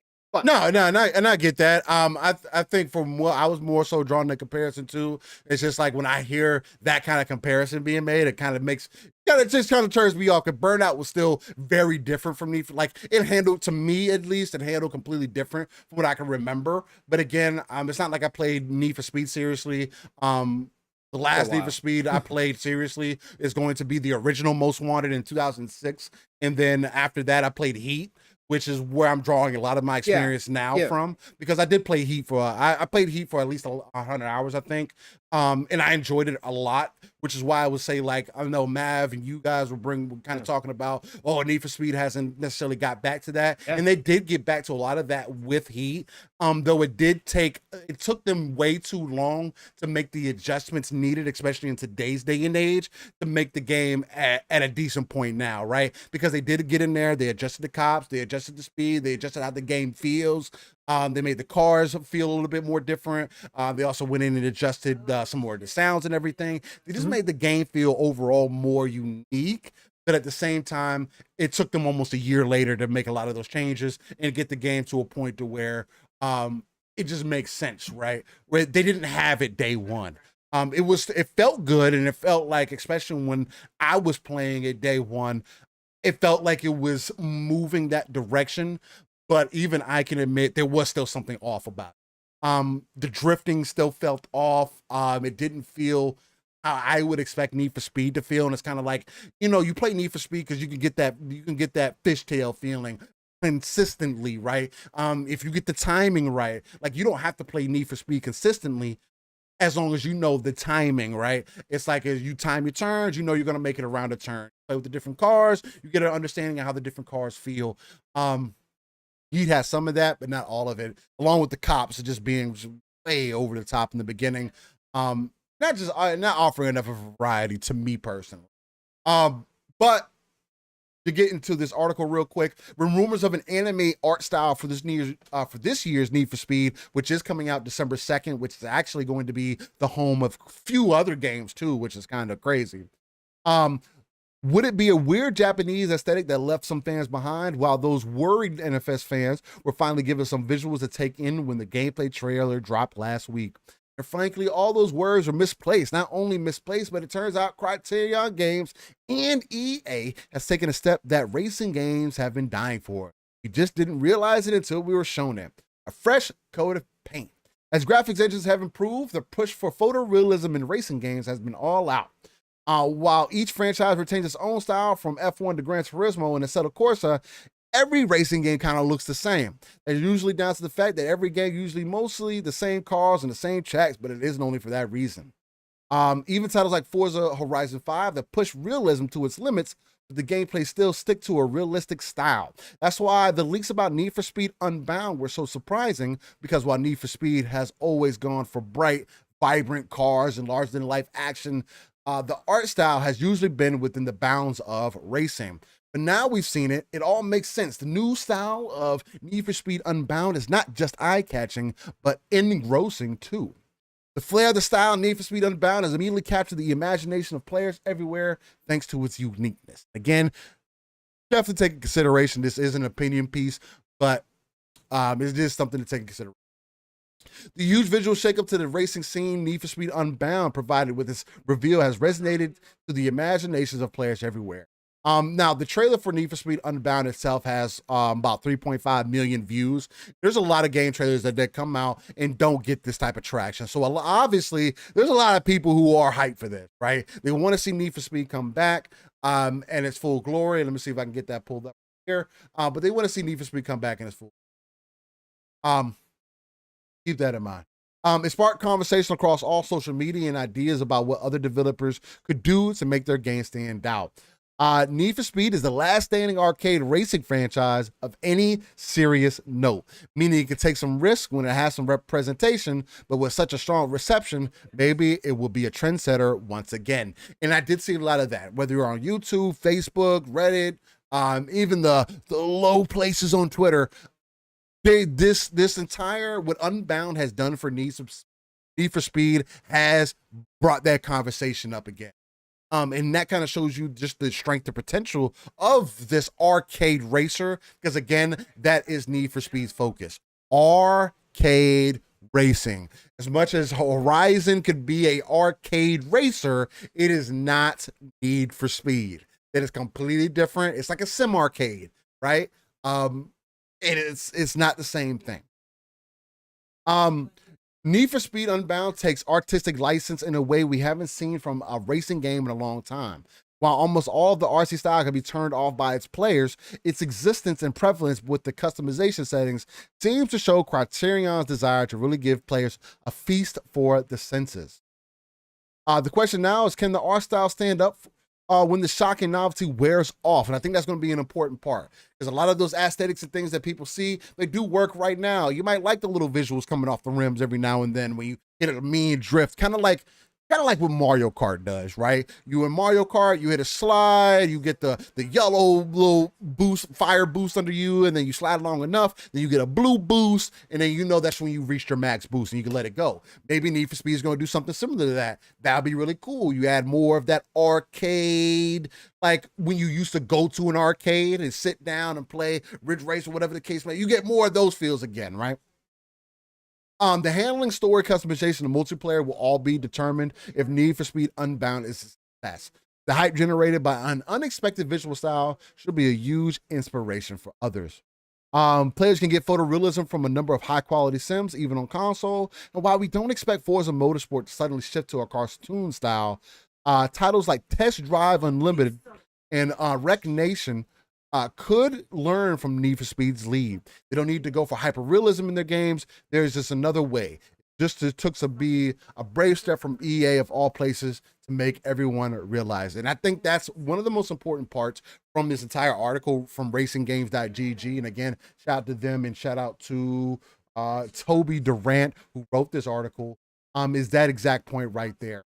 Racing games don't have to be the same. They can offer something differently. And for it to come from EA and an older IP to kind of revitalize this genre, because again, Dirt's cool, but I don't think that Dirt's not Colin McRae.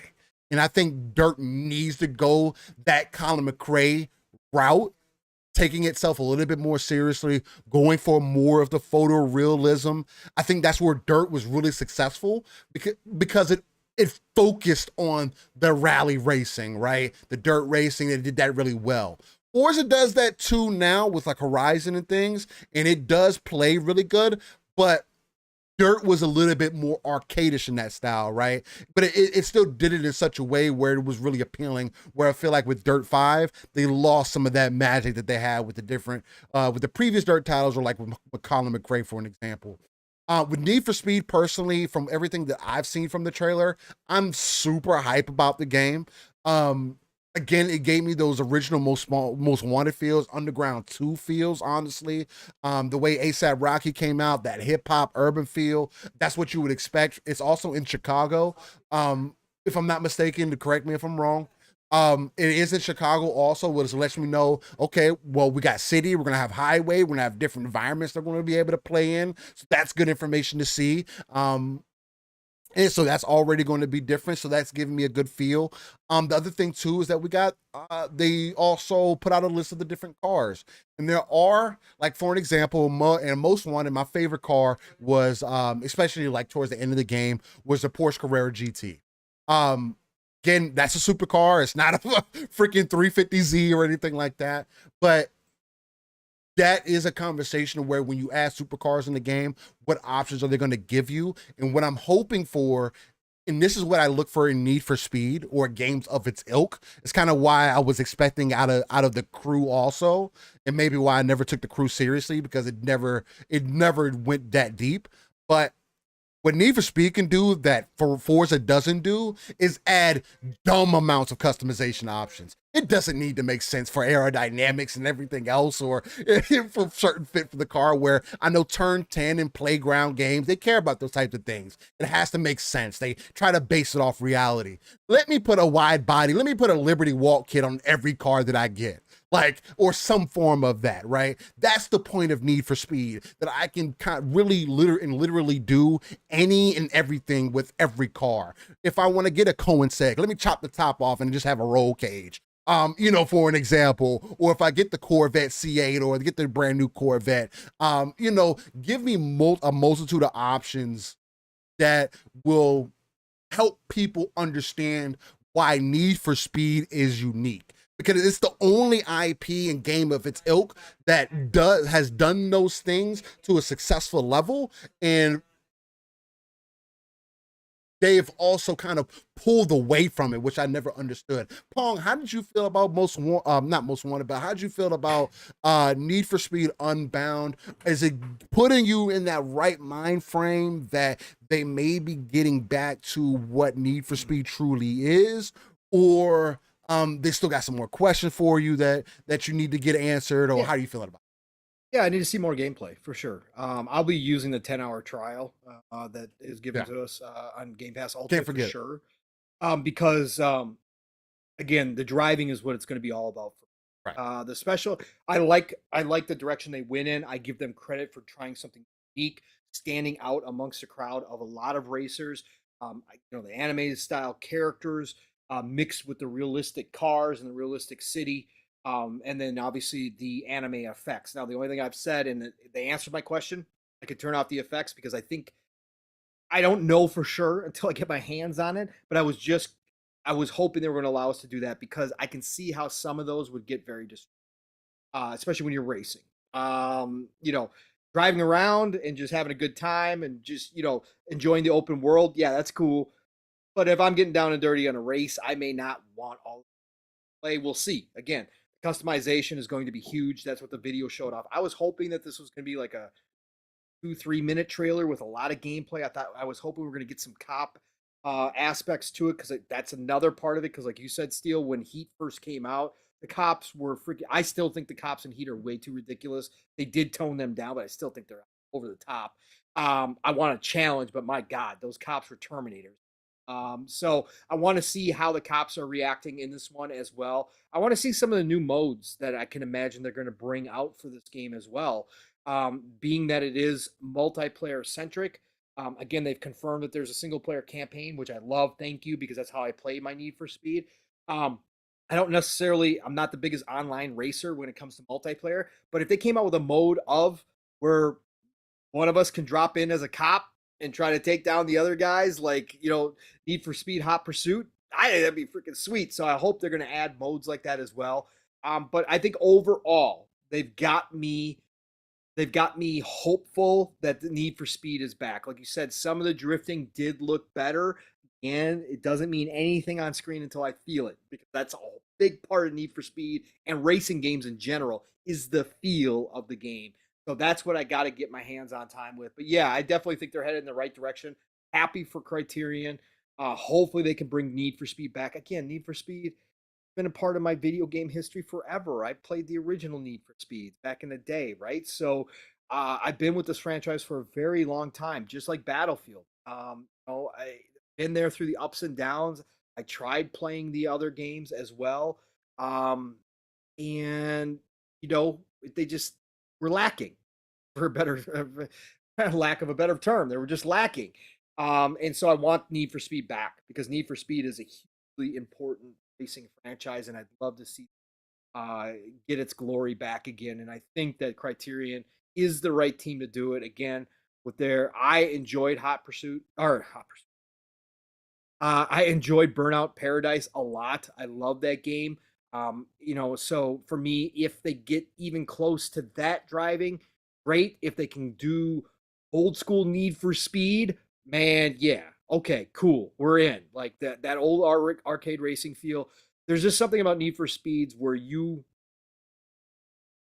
was chaos at points in the old Need for Speeds. Yeah. Like, you were racing so hard, but you never, like, the great part about the old Need for Speeds is that you were always on the point of feeling that you were out of control during a race, in and out of traffic, Yeah. and still focused on the next guy that you were trying, the next boss that you're trying to take down, or the next guy that you were trying to pass.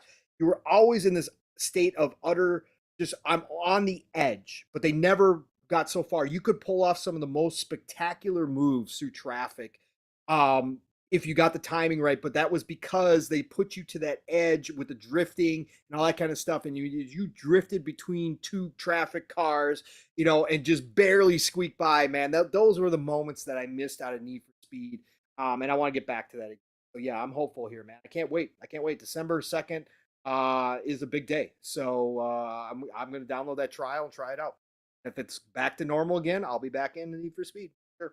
Yeah, 100%. Again, if anything, it just offers them another racer on the market that could potentially change some things. And again, if we can get good arcade racers to come back, that's another one of those things that have kind of become niche, like fighting games, whereas they didn't evolve with the generations as well, right? As far as like adapting the multiplayer side of things, not all of them are A1. Sometimes you get them and they don't have good server issues, so you just got people cheating and glitching and making their cars go fucking 1,000 miles per hour, and it's not a good time when you got that type of stuff.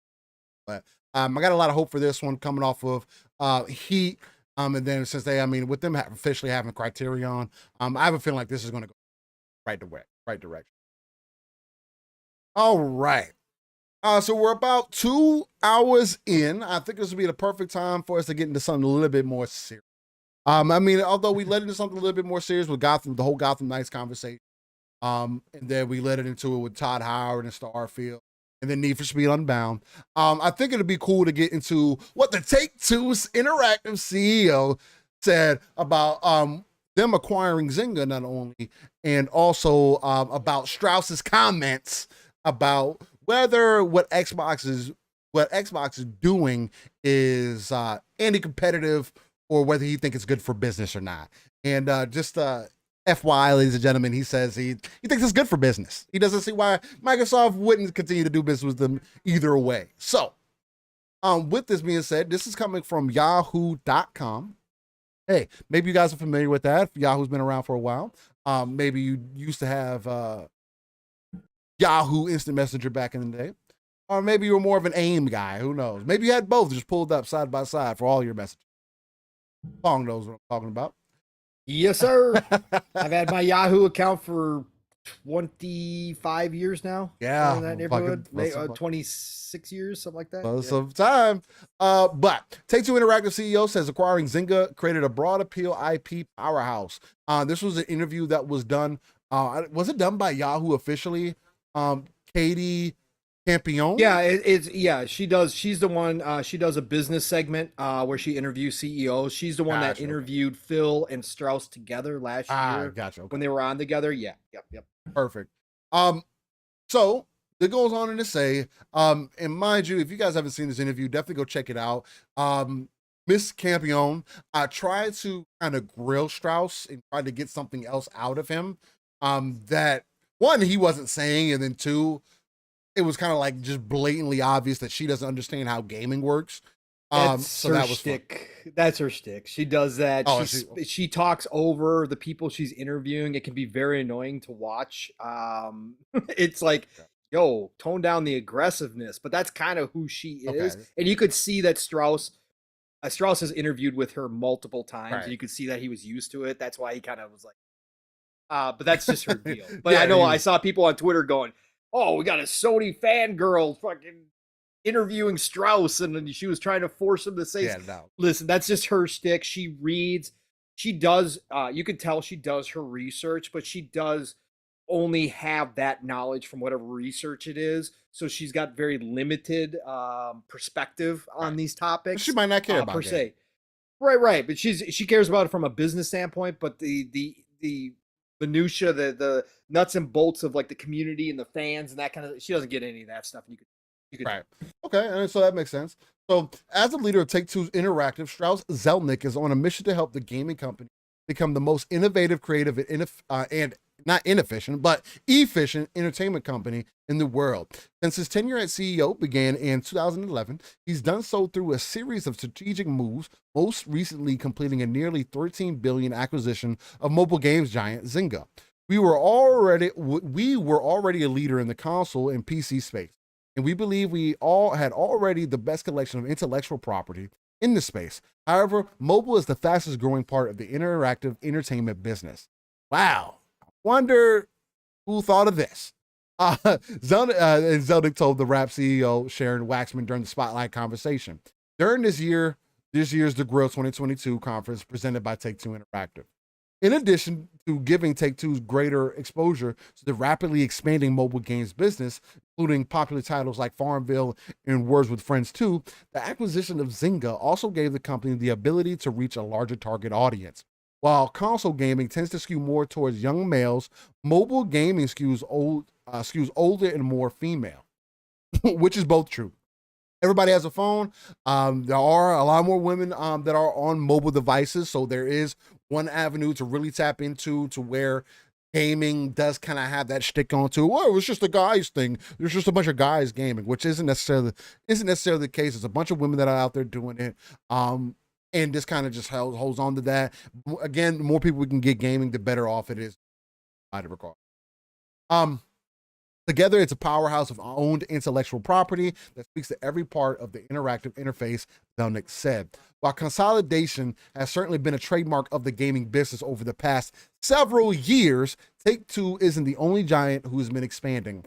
Microsoft is currently in the process of buying Activision, who makes the world's third largest gaming company.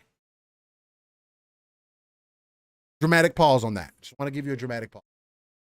However, Zelnick doesn't see the competition as a threat. Instead, he views Microsoft as an ally and its impending acquisition of Activision as a good move for the industry at large.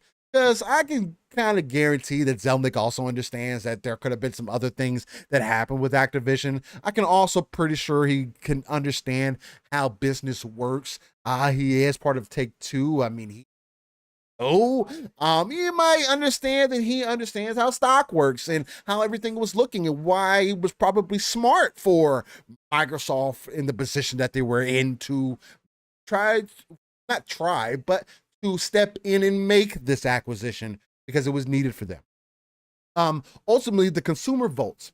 And if we create great hits, which is our business, the consumers will show up and no one can take that away from us. The entertainment business is the antithesis for our fungible, commoditized business.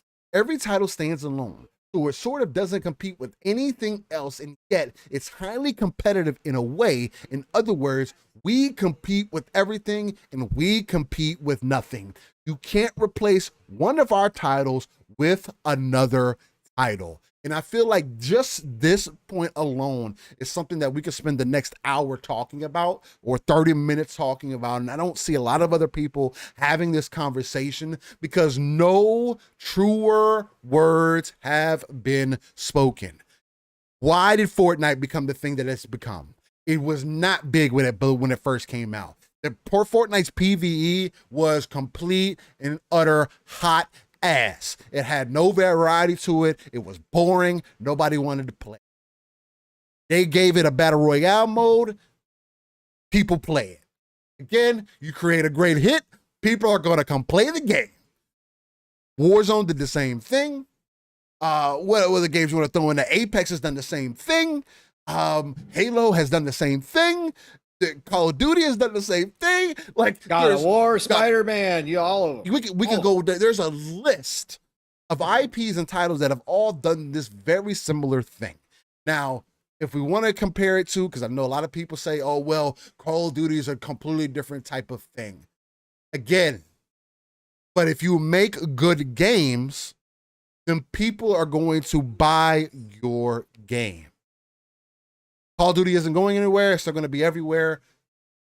Ultimately, part of what I got from this is this was kind of a low shot. Not even say like a low shot, but it was just kind of like a stray bullet sent towards, I would think, Sony in this conversation for Strauss to be like, hey, man, I mean, make good games.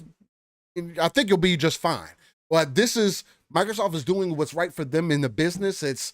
They needed it. Again, just because they're getting Activision Blizzard doesn't mean that all of a sudden nobody's going to have games or everybody's going to all of a sudden move over from PlayStation to Xbox, which Sony kind of came out this week and said some additional things about also, and Xbox kind of came back on the heels of that and was like, you guys got like 280 games, first party and third party, that are exclusive to your ecosystem, but you're sad about Call of Duty, or you're sad you're not going to get these games. Either way,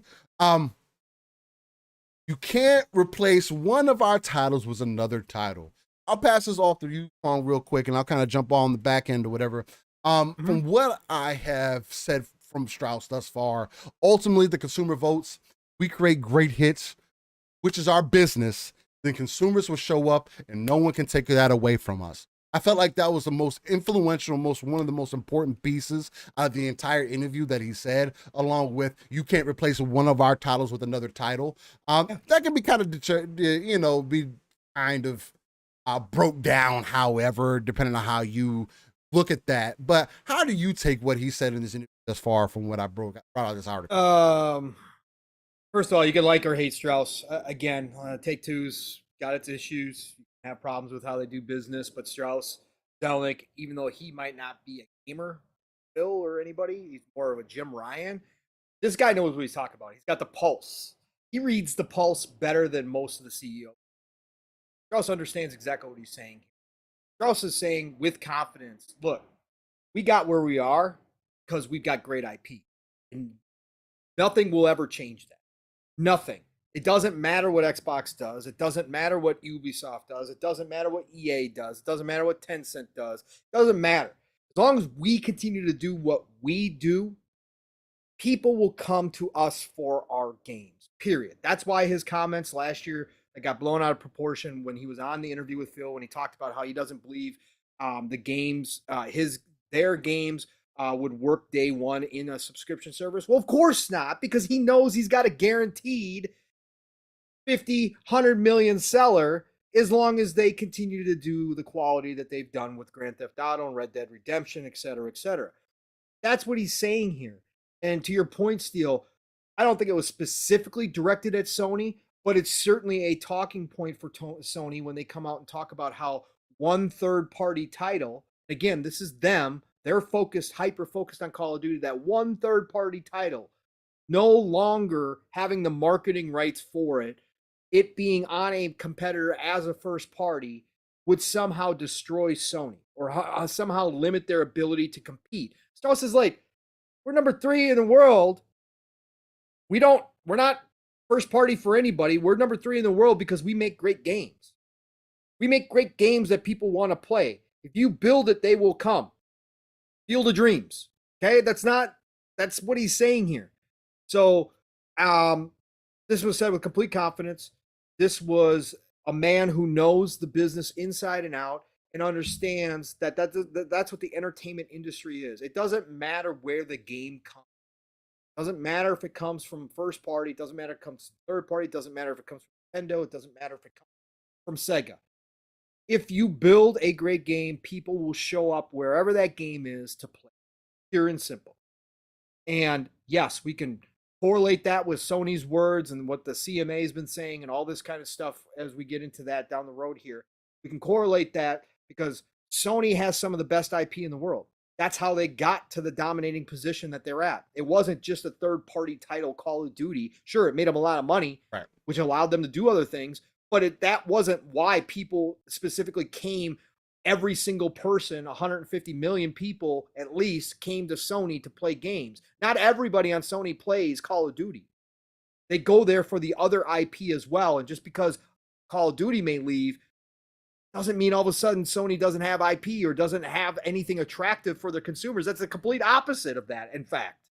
They still have all the great IP. They still have things that people will come to their ecosystem to play. And Strauss is just reaffirming that as far as he goes from his company standpoint. His perspective is, listen, we make a bad game, we're going to feel it. But as long as we continue to do what we do and make great IP, people will buy our games. That's how they will come to us. They're not going to just say, oh, yeah, it's a great game, but I'm going to ignore it and I'm just going to go, play over here. No, they're going to come buy your game. And that's what Strauss is saying right here. So, yeah, spot on, Steel. Yeah, no, 100%.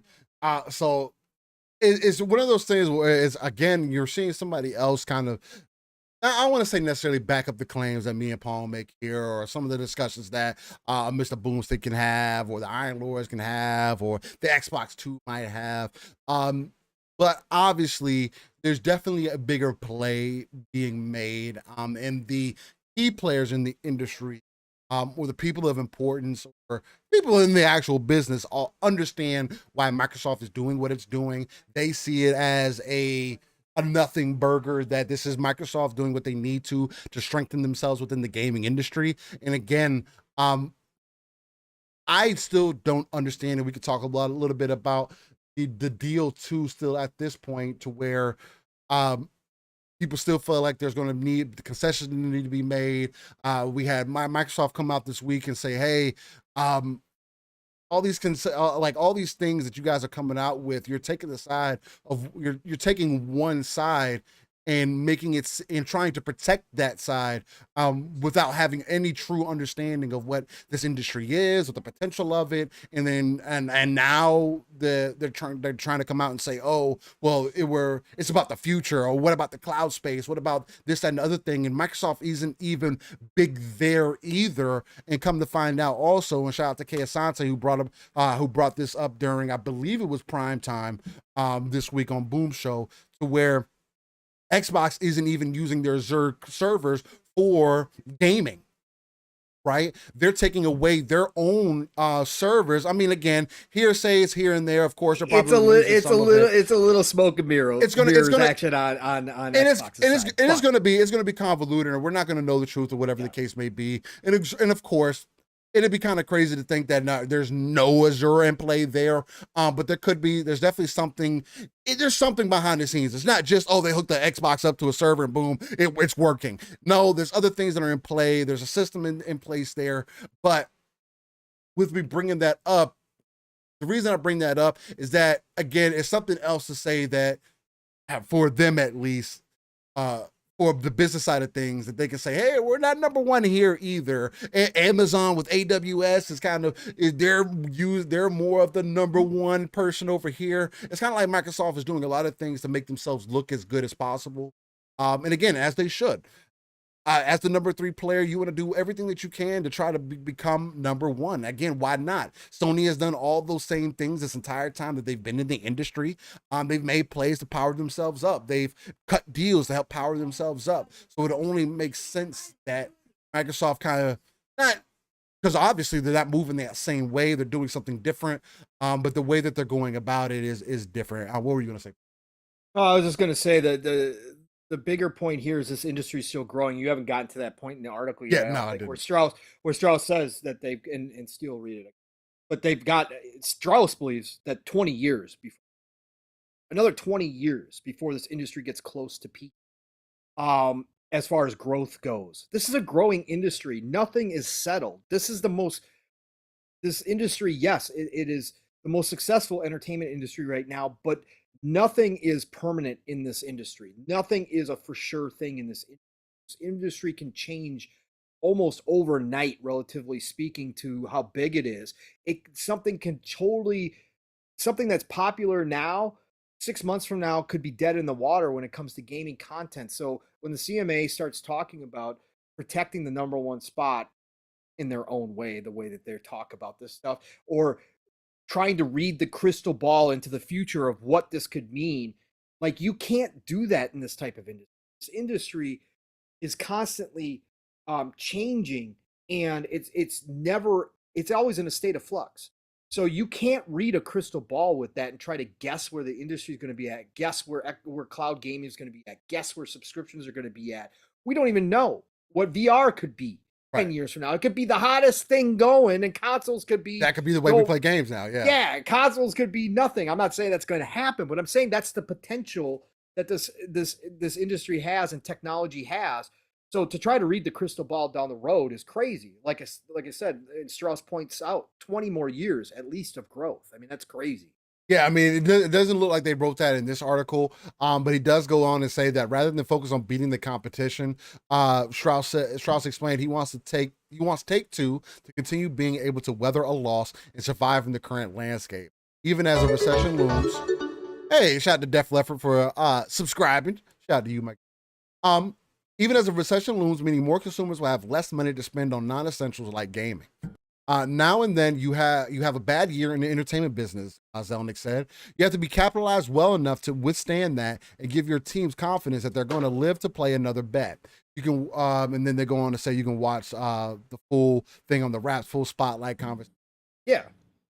And I suggest everybody does. If you haven't watched it yet, if you're interested in this stuff, Strauss goes into great detail about the entertainment industry as a whole. She talks to him about subscription services like Netflix and where that's headed in Disney Plus and how, the movie industry is down right now and all that kind of stuff. And he talks about his vision of what's going to happen, that eventually that now that subscriptions, he said that it's not sustainable to have this many subscriptions, so there is going to be contraction within the subscription market. He talks about how he thinks that eventually subscription services and movie studios are going to figure out that they can't have these gigantic budgets that they currently have, Right. that they're going to start scaling back production somewhat. And interestingly enough, Steele, he says that eventually he thinks that like a Netflix only show will eventually start showing up on other subscription services as well.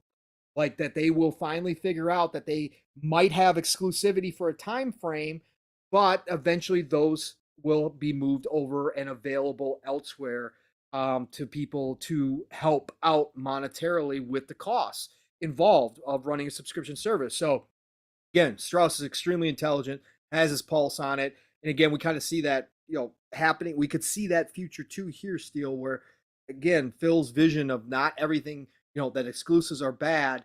Eventually we could see some of that trickle down into video games, where we do see games like, MLB The Show become more frequent, where there are some first party titles that cross over and go multi-plat. So, I mean, it's just one of those futures that you could see within the gaming industry. So, anyways, very interesting, very, very interesting interview with Strauss.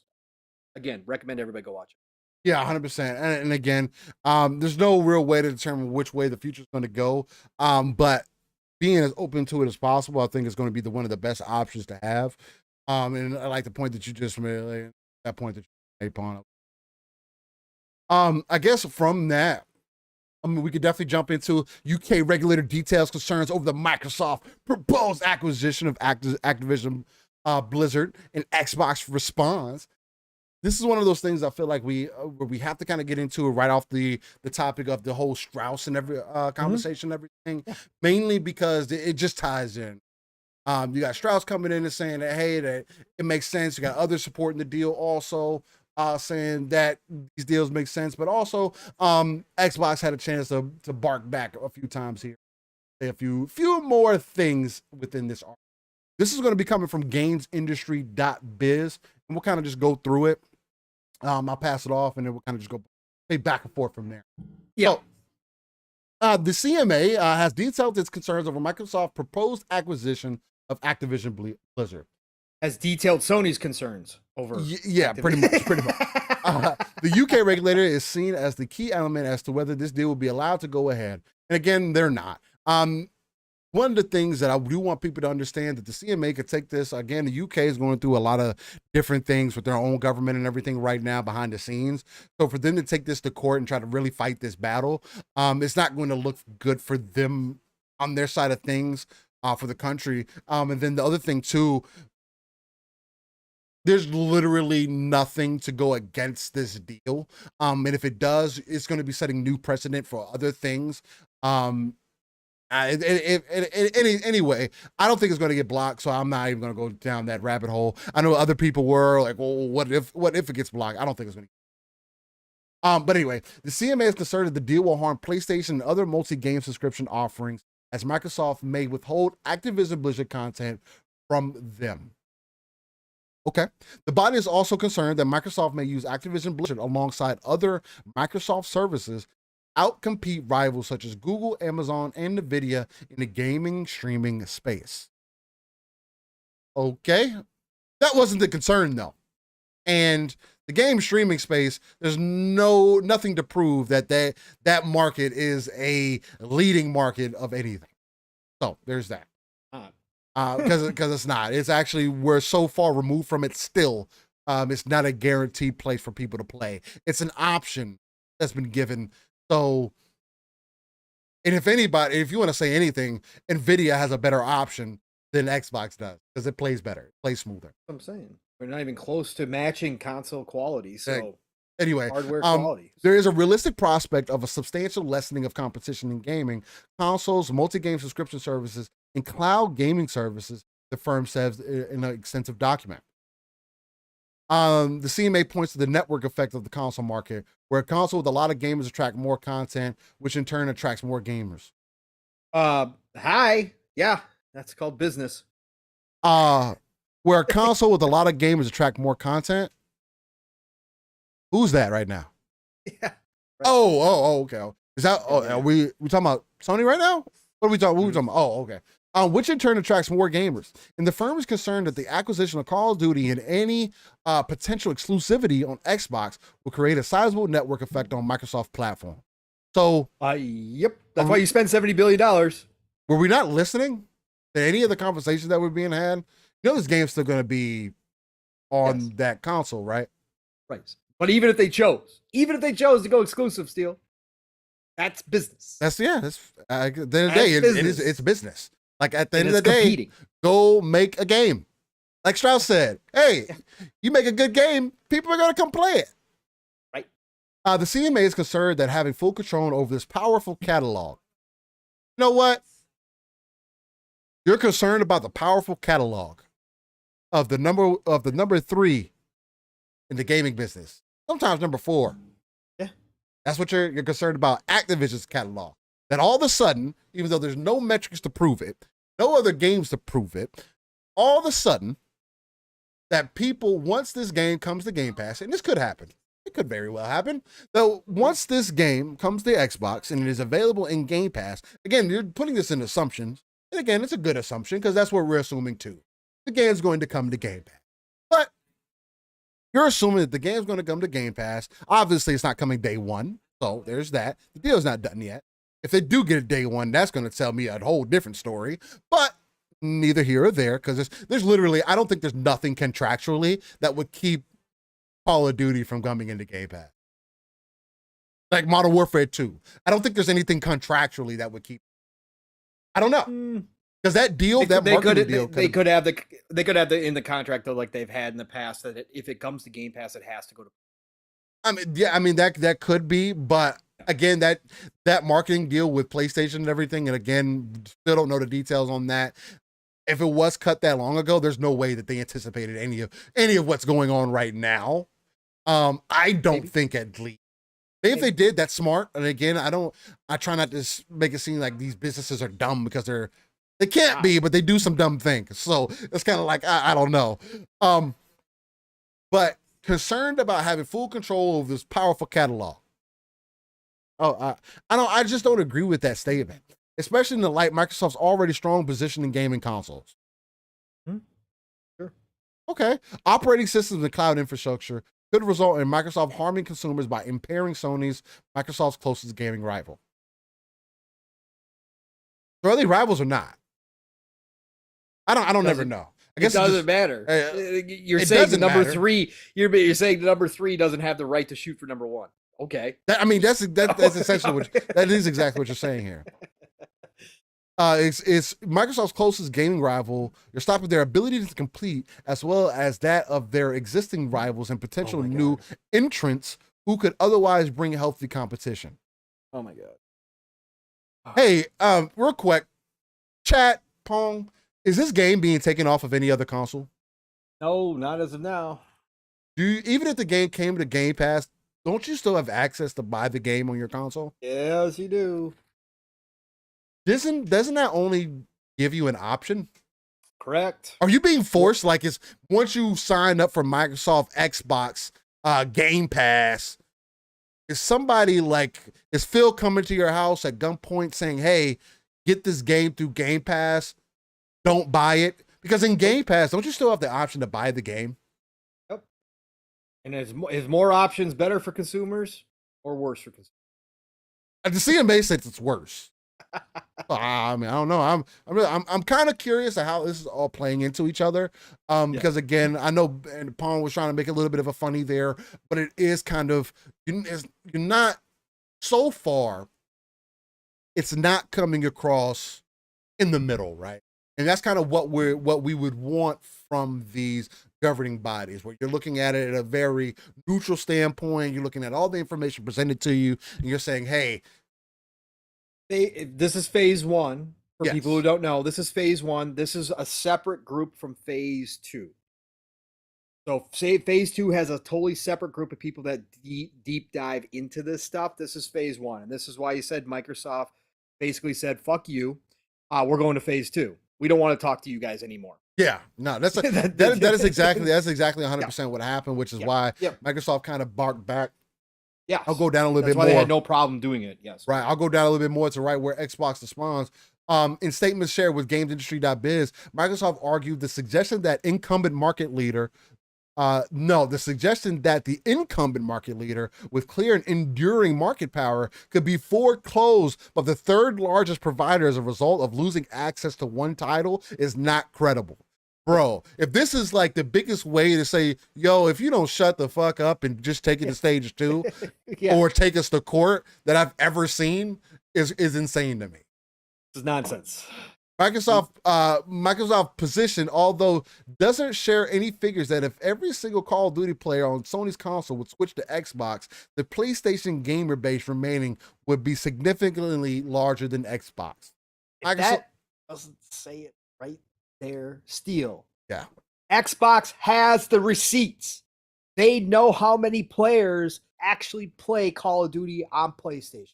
And they are flat out saying if every single one of those players still switched over to play Call of Duty on Xbox, PlayStation would still have a significant lead.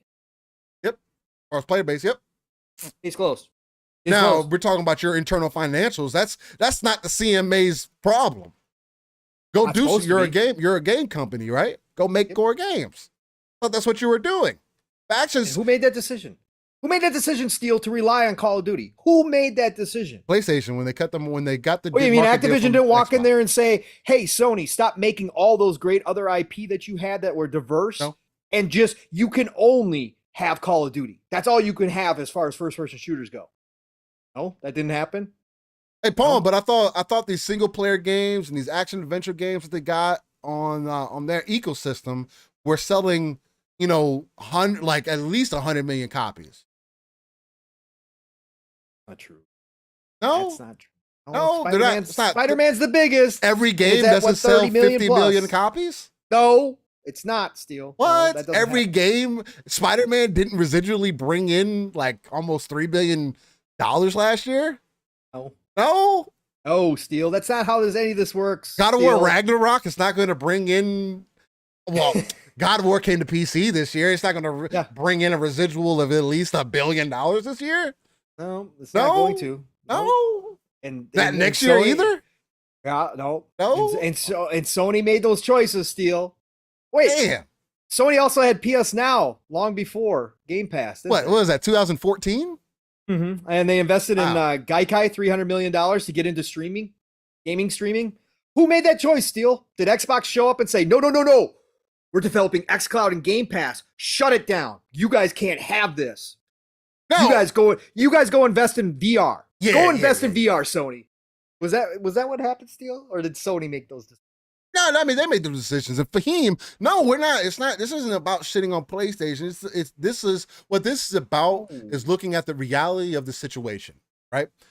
Fahim, you know us better. Come on, man. He's probably being funny. He's probably being funny. But come on, Fahim. If you're being serious, come on. You know better. Sony made these choices on their own. They decided what to invest in and what not to invest in. They could have been the leaders out front with game streaming and subscription services. They could have done that. They could have continued to invest in games like Killzone and continue to compete in the first-person shooter market, but they chose not to do that. They chose to put all those games in a closet, lock them all up, all that IP. They decided that game streaming was not the future. They decided that subscription services were only for old games. They made all those decisions on their own and moved forward with their business model that was highly successful for them, but it was capped. Right. They could have gotten into the PC market long ago, but they decided not to do that. They decided the console market was where they wanted to be. It wasn't until Microsoft started changing the narrative and saying, no, we're not happy here. We want 2 billion, 3 billion people, that all of a sudden Sony said, wait, what? What? We can go get more people. We can go make more money. We can go do something. That's when they decide now they're behind. That's all we're saying. What's crazy to me is, why is it all of a sudden when Microsoft says they want to reach 3 billion gamers, and now all of a sudden now you want to change your strategy? Now the strategy needs to be, now you want to reach more of your consumer base. Now you want to come out and you have your leaders come out and say, hey, these single player games are not sustained. It's not enough. Or it's a threat, Steel. It's a threat to the old ways. So now they've got to take it seriously. And so now you come out and you tell your consumer base that you're not enough. Yep. What other brand do you know of that can just blatantly come out and tell their consumer base, yo, you're not enough? Yeah, I mean, those games that you want so bad, it's not doing enough for us. I mean, Xbox basically did that too. I mean, of course. I mean, but they did it. They did it in a different way, of course. Sure, right? No, because they included the base as well and said, no, we're going to make things better for you guys. It's just that the Xbox communities had longer to accept this fact, because there was blowback when Xbox originally said that. But they said, no, this is going to make everything better for you as well. The base fans, you guys are going to benefit, because we're going to introduce this Game Pass thing, and we're going to throw all of our day and date AAA games right in there. And you guys just got to subscribe. And we're just going to go out and get these other people, which is going to introduce more money. And we're going to be able to make better games for you. We're going to be able to go acquire studios. We're going to be able to go do all this stuff because we're including more people. But we haven't forgotten about you yet. We haven't forgotten about you at all, base. Don't worry about it. But Sony didn't do that. No, and you could tell that and you can blatantly see that they are behind the ball as far as all this goes, right? Making this transition again. As many people try to bring up SOCOM is not as big as you people try to make it seem. Gears of War is bigger than SOCOM. But it could have been. But that's the point, Steel. It could have been. Had they kept investing. Yes, had they kept investing. 100%. That's the point. It could have been a pillar. Twisted Metal could still be rocking and rolling today. Yes. Yeah. Trends change, likes and dislikes change, but had they stayed on, MotorStorm, they could have had their Forza Horizon competitor right now with MotorStorm had they kept that going. Again, so whether people recognize it or not, and I think people who are fans of Sony would also say this, is that Sony became the single player box. So they tried to appeal to that single player audience and do things to appeal to that audience. And again, Sony, the other thing that they had going for them for a long time too was, you know, how Xbox had avatars and everything. PlayStation had their own version of that, their own community thing version of that. I can't ever remember the name of it because PlayStation Home. Because I wasn't a part of that, but I can also blatantly admit that shit looked a lot better than what we had on the avatar side of things over here with Xbox. It was more realistic. It hit all the right notes that you would expect out of Sony, who pushed that, oh, we're all about graphics. We like good looking games. We want to give you a brand new experience. And me, honestly, as someone that was mainly Xbox during that time when they were promoting that, it did make me feel a certain type of way. I was like, damn, that shit does look kind of dope. Like, why are we not getting these types of things? I got to get these cartoonish ass characters on Xbox. Like, damn, why can't I get a dope looking dude? I got to get all these custom skins and everything else where, PlayStation Home was doing things a little bit differently. You saw that they had those investments there, but what did they do with them? They stopped doing PlayStation Home. That doesn't exist anymore. They are making their interface more user-friendly and are trying to do things to incorporate more of their consumers. But man, being behind the ball and then crying wolf about it again. Like, I mean, we've mentioned this multiple times throughout the weeks about how Sony has kind of went about this entire situation. And again, of course, we know it's business, right? You're gonna have to cry wolf a little bit to at least try to hold some things up and make things look worse than what they maybe really are. Again, if Sony can do anything, if they could give themselves more time, then again, that only helps with them as far as competition goes, right? And again, if that's their strategy for competition, hey, shout out to them. I can't knock them for that. But I can also sit here and say that Sony, you're behind. Like, it's not the same. Xbox is where they're at right now, and again, you have more of a player base on the Sony side of things, so they can make that transition easier. But again, like we're seeing, PlayStation combined their numbers. There are over 50 million. So now to try to look back over your shoulder and say that, oh, look at Xbox, they're sitting at 25 million, but we need to be worried about them and what they're doing because what they could do with the cloud and their services and everything else. It's like, dude, they've only did these things because they couldn't sell games the same way that you guys sold games. So again, it just enters that argument of, oh, because we're doing things differently, that's the problem. But to continue, Microsoft also talked about the level of content available on Sony's platform, pointing out that some of Sony's recent but significantly smaller acquisitions.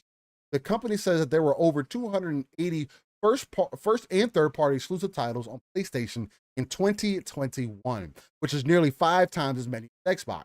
In short, Sony is not vulnerable to a hypothetical foreclosure strategy, and the referral decision incorrectly relies on self-serving statements by Sony, which significantly exaggerate the importance of Call of Duty to it and neglect to account for Sony's clear ability to competitively respond, Microsoft added. And they're 100% right to that.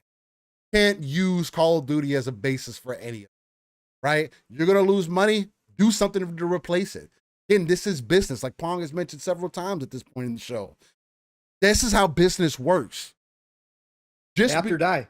Yeah, you exactly. You do exactly that. You adapt or die. There's nothing in the books that says, hey, if Microsoft gets Call of Duty, that all of a sudden Call of Duty is going to be the greatest thing ever. Microsoft still has to prove that they can make sure that they can hold the quality bar, because Xbox has an issue with that right now. The quality bar. It's kind of mediocre sometimes, right? And again, people are using scoring as another way to kind of put that as in that mediocre bar, even though that's not even in that conversation. But again, because it has a timed exclusivity or whatever the case. Because it was more skewed towards Xbox, people are saying, "Oh, look at this," and it's more. And ignore Forza Horizon's quality, ignore Psychonauts too. Yeah, they ignore it, but ignore all of that. While Sony may not welcome increased competition, it has the ability to adapt and compete. Gamers will ultimately benefit from the increased competition. Same thing that Strauss said. Same exact thing. Sony does not want the competition, Steel. They don't want to have to change. Once again, Microsoft reiterated its intention to keep Call of Duty on PlayStation consoles. It stated that taking Call of Duty away from PlayStation would alienate the fan base and tarnish both Call of Duty and Xbox brand. Xbox isn't dumb. Microsoft isn't dumb. That's why they're saying this. They've done things similar with other games like Minecraft. This is the easiest one to go to. There's literally no reason. And again, that's not Microsoft's position. That's been the biggest argument that a lot of people have been making. Oh, Microsoft doesn't have exclusive games anymore. But then we also want to talk about first party games all the time. So which one is it? Do they not have exclusive games, or do they have exclusive games? Or are the exclusive games coming, or do they matter? What really matters? Games, right? That's what matters. So, and that's what Xbox is gearing towards, which is exactly why they cut this deal for Call of Duty. So if it ends up in Game Pass or not, you still have the option to buy it everywhere else, no matter what. And to me, at least, that blatantly tells me that's not anti-competitive. That's just Microsoft doing something that's smart for them. Not saying it's smart for me as the consumer. It ends up being good for me because I get it part of my service. So it's a benefit. But I don't think that they're doing it just to be nice for me. No. They're doing it because they know it's going to drive numbers. Word of mouth is going to become a thing, but that's why they're word. Microsoft made no suggestion it would also make Call of Duty. Microsoft made no suggestion it would also make Call of Duty available on other subscription services, which they should not, and they better not. To me, I think if they do that, that's a failure on Microsoft's side of things. Because as a business, why did you just spend $70 billion to put it in other people's subscription services? No, you did that, and I can blatantly tell you now, this is why they did it, to put it in your own subscription service to drive numbers. Again, you have other things to compare it to. However, the company observed that that as Game Pass isn't available on PlayStation, The CMA is concerned that such a deal would tip subscription services in Xbox's favor is not accurate. Microsoft also believes that with the continued popularity of traditional buy-to-play and free-to-play models means that Game Pass will always face strong competition, which is exactly the case still of right now and for the next decade, because free-to-play games are making more money than any other full-price game that is currently on the market. Point blank, period. Call of Duty isn't even the game that's making the most money in the industry. It's making Call of Duty a shit ton of money. I mean, it's making PlayStation a shit ton of money. And it is making a good amount, but it's not the biggest one. So it's like using all these things as a reference to why Microsoft needs to have concessions or anything like that. I saw those conversations coming back up. And again, I don't think that any concessions need to be made as far as this deal goes, other than what Microsoft has blatantly put out there as far as what they want to do. They also go further down to say they got streaming concerns. The second area of their CMA's concern is Microsoft using Activision Blizzard to become a dominant in the game streaming area. And again, you're concerned about that, but you're not concerned about Riot. Riot Games could do the same thing in the PC market. That could drive 100 million players into the PC, into Xbox Game Pass for PC if it wanted to. Just as an example. There's no advantage that the company said, oh, hold on. Microsoft believes the CMA's concerns here are flawed, as currently Microsoft Xbox's cloud gaming service does not use Azure and does not stream games from PC hardware. And again, we're never going to know the semantics behind all this. Microsoft could have a good part of Azure being used behind this, but we have to take it at face value for what they're saying here. There's no advantage, the company said. Indeed, Xbox considers that it faces a number of significant disadvantages as compared to rival providers of infrastructure game. The CMA is concerned that Activision Blizzard deals, along with the other products at Microsoft's disposal, could raise barriers to entry.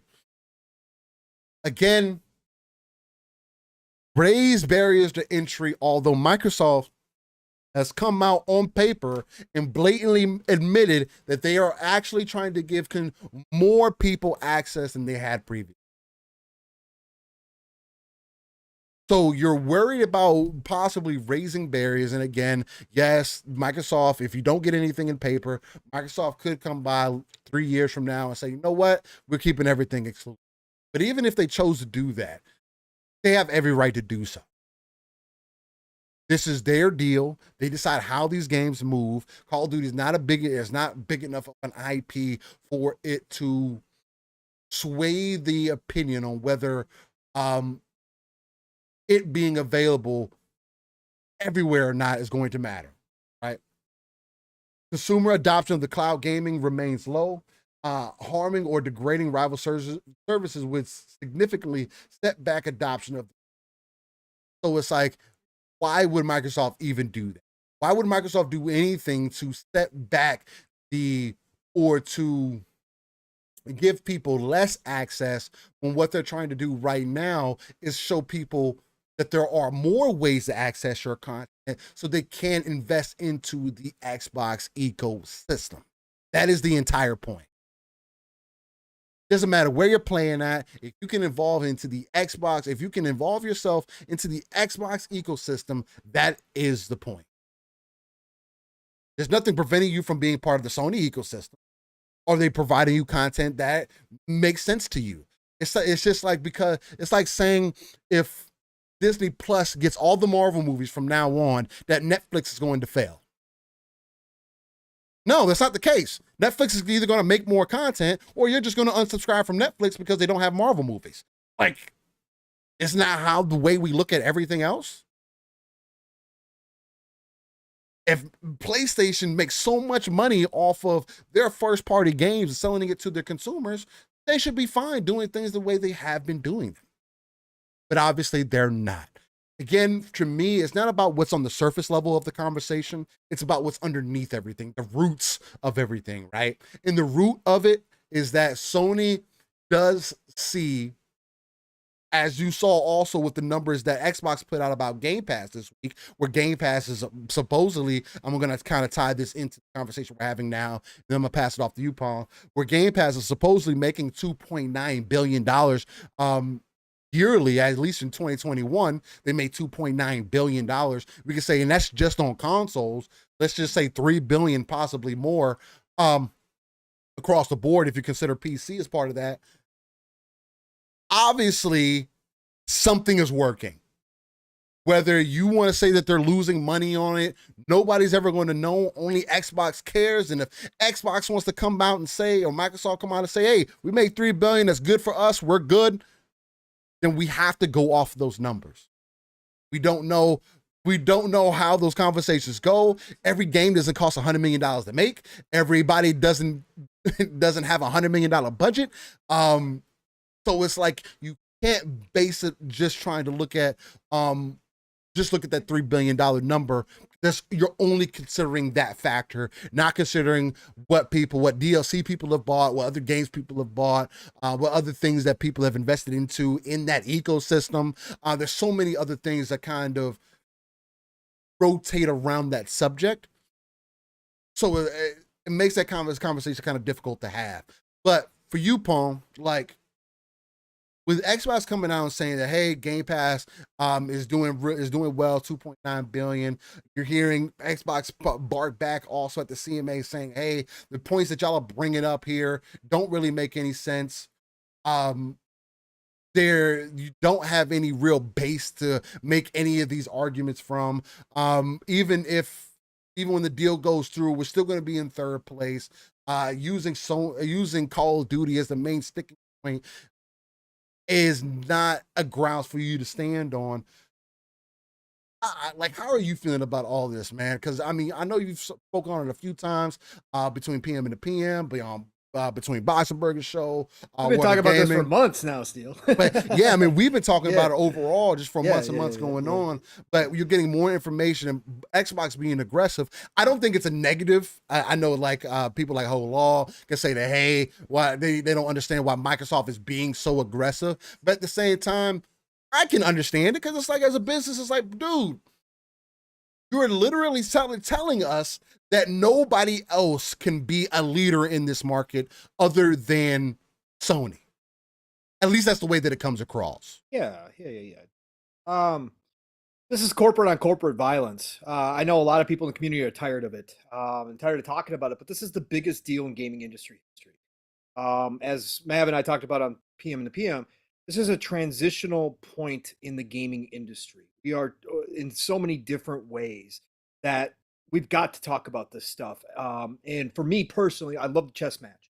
I love the back and forth. We are getting more information out of this top secret industry, which is ridiculous. I've talked about that plenty of times, than ever before because of this deal. We get to see the behind the scenes, behind the curtain of how these companies actually interact with each other in a volatile situation. And it's fascinating. It's absolutely fascinating. Listen, I want to also add to the CMA. Microsoft has every right to be pissed off at this. The bear has been poked too many times. Okay. Microsoft, they're not going to go full scorched earth here, but they're definitely going to take their shots at this point, because the CMA, let me point this out too, flat out lied, Steel, in a further comment. I don't think the Games Industry Biz article that you just read covered all of the point. The CMA flat out said that they cannot believe Microsoft's public statements about keeping Call of Duty everywhere, because they broke their promises when they purchased ZeniMax on exclusivity. They flat out lied and said that Starfield, they even brought up Compulsion's game, Project Midnight, which isn't even officially a game yet because it hasn't been announced. They brought that up as, oh, that's going to be exclusive. That Starfield's going to be exclusive. It's on video, Steel. Multiple interviews with Phil and others from Xbox stating what their plans were with the ZeniMax deal. That all current games that exist on other consoles will continue to exist there and be supported. And those games were Elder Scrolls Online, Fallout 76. Guess what? Those games still exist. on all the other platforms, and they're still being supported and updated. They also came out and said that we will honor all existing contracts. What did they do? Deathloop, Ghostwire Tokyo, both exclusive to PlayStation because of the contracts. And then the CMA also went on to lie that none of the first-party titles that Microsoft have acquired are on competing subscription services. Hello, Deathloop is on PlayStation Plus. Hello, a bunch of Bethesda titles are on PlayStation Plus as well. Flat out lying in what they're saying. Microsoft and Xbox have every right to be pissed. They have every right to call them out on this nonsense that they've basically, again, as I said last night, Jim Ryan headed over there. We've heard that he probably flew over there, met them. He handed them the crib sheets, man. He handed them the notes and said, here's all you got to say, CMA. And that's exactly what it sounds like when the CMA is speaking. I'm not saying that's literally what happened, but what I'm saying is from phase one, the phase one group of the CMA, it feels like they didn't look at anybody else's opinions. They just took Sony's words as gospel and then spewed them out onto social media. And again, that's the other aspect of this. CMA has decided to go very public with it. I don't think Microsoft necessarily wanted this to be public, but obviously it started with Jim Ryan firing back at Phil publicly. Then it started with the CMA, obviously the Brazilian court stuff they knew would be out in the public. That's part of their laws. They knew that was going to come out. But then all of a sudden the CMA decides to start doing these tweets with emojis and making these PowerPoint presentations, like with these cute little graphics. It's like, what are we doing here? What are we doing here? This is nothing but grandstanding at this point. And I've said this all along. We saw it come out of the FTC at first with political grandstanding, the FTC being very vocal. They've gone extremely quiet now. We don't see any more politicians talking about this deal, nothing. It's gone completely quiet. CMA is doing nothing but following suit. You got to remember, now that the UK has separated themselves from the EU, they've got to make a point that they're big boys now. Again, they got to make the point that, oh, we're adults over here. We're on our own. We're going to stand up to big tech. Look at us. Look at us standing up to Microsoft. Oh, man, this deal ain't going to go through easy with us. They got to make a point that they are legitimate. And that's what they're doing here. And I think ultimately, they've taken the extreme position, which is Sony's side of things. They've taken the extreme position out front in public, to knowing full well that there was going to be negotiations behind the scenes when we get to phase two. I think they are hoping to get some concessions out of this so that they can parade those around, wave them around. Look, victory. Yeah, the deal went through, but victory. We got Microsoft to concede points. PlayStation's going to get to keep Call of Duty for the next 5 years beyond the current contract instead of 3. We did that. We did that here. Microsoft is not going to raise Game Pass prices for the next 10 years. We did that. We got them to concede. That's what this is all about. This is all a show. And Hogue put out a tweet after I had tweeted in our DMs. After yesterday's tweets from the CMA, I said, man, they're making a big show of this. And Hogue came out and said basically the same thing, that this is nothing but a show right now for the CMA, and that don't pay any attention to this. This is nonsense. This is garbage. And I think that's all true. And I think when it gets down to business, when Microsoft brings all the receipts, when they get to phase two, there's nothing in any of this that has any legitimacy from Sony's points of contention. There's no legitimacy to what they're saying. You can't predict this game industry. I know the CMA wants to read the crystal ball, but are you actually going to be a regulatory body who steps in to a growing, healthy industry with a ton of competition, a ton of changes happening right now, new models opening up accessibility for consumers, cheaper ways of entering this market? Are you honestly going to step in and be the regulatory body who stops a healthy industry from growing, or attempts to control an industry that is still, finding its way into a new digital era and bringing in more customers than ever before? Are you honestly gonna be that regulatory body who does that? I don't think so. I don't think so. And let me add this point too, that Microsoft made another great point against Sony as well. Sony is very concerned about their position, and yet they raise prices on their consoles, and yet they start charging more for their games. They're so concerned about their ability to compete in this industry that they're willing to do that. That's not the moves of somebody who's concerned. That's the moves. You don't raise prices on your consumer, even if production costs have gone up. You don't raise prices if you're concerned about losing customers. That's not what you do. You raise prices when you're confident that you can keep your customers around and that they will stick by you. So that was another great point I wanted to bring up too. Overall, Steel, Xbox, I think, is handling this appropriately. Again, they're not going to go scorched earth. They can't go scorched earth. I said I would have gone scorched earth a long time ago if I had been Phil, but again, that's why I don't run billion trillion dollar companies at the end of the day, because all of the nice guy stuff, all of the decisions they made leading up that people scratched their heads and said, why aren't you guys being a little bit tougher? Why aren't you playing hardball with Sony? Why aren't you doing this? Why aren't you doing that? All of that leads up to this point where they can walk into phase 2, Steel, lay down the receipts and say everything that Sony said is a bunch of BS. We've got all the facts here on our side, and we've also got this whole entire history of all of the things that we said we were going to do, we have done, and we have not gone back and been petty with Sony. We have not gone back and tried to get back at them. We've honored contracts. All of that gives them ammunition to what their end goal here is with this Activision Blizzard deal. And we can't forget too, I know I've seen the conversation turn now. Well, when if this deal, when this deal goes through, Xbox should go and rip up the contracts and take Call of Duty exclusive and do all this stuff. Listen, that's short-sighted. They're not going to do any of that. They're still going to play nice with Sony even after all this, even after the heated exchange. They're going to play nice because they're not done at Activision Blizzard. This isn't the last acquisition they're going to make. They're going to be back in front of these regulatory bodies again. And what better way to shove it down the regulatory bodies' throats, pause, than to say, look, you guys all questioned what we were going to do with Activision Blizzard. Well, guess what? We've done that. And we're still playing nice with Sony. So when you're looking at this Sega deal, when we were acquiring Sega, keep that in mind that we kept and honored our promises. They're going to continue to play nice until they're completely done. I think they will play hardball with Sony in other areas.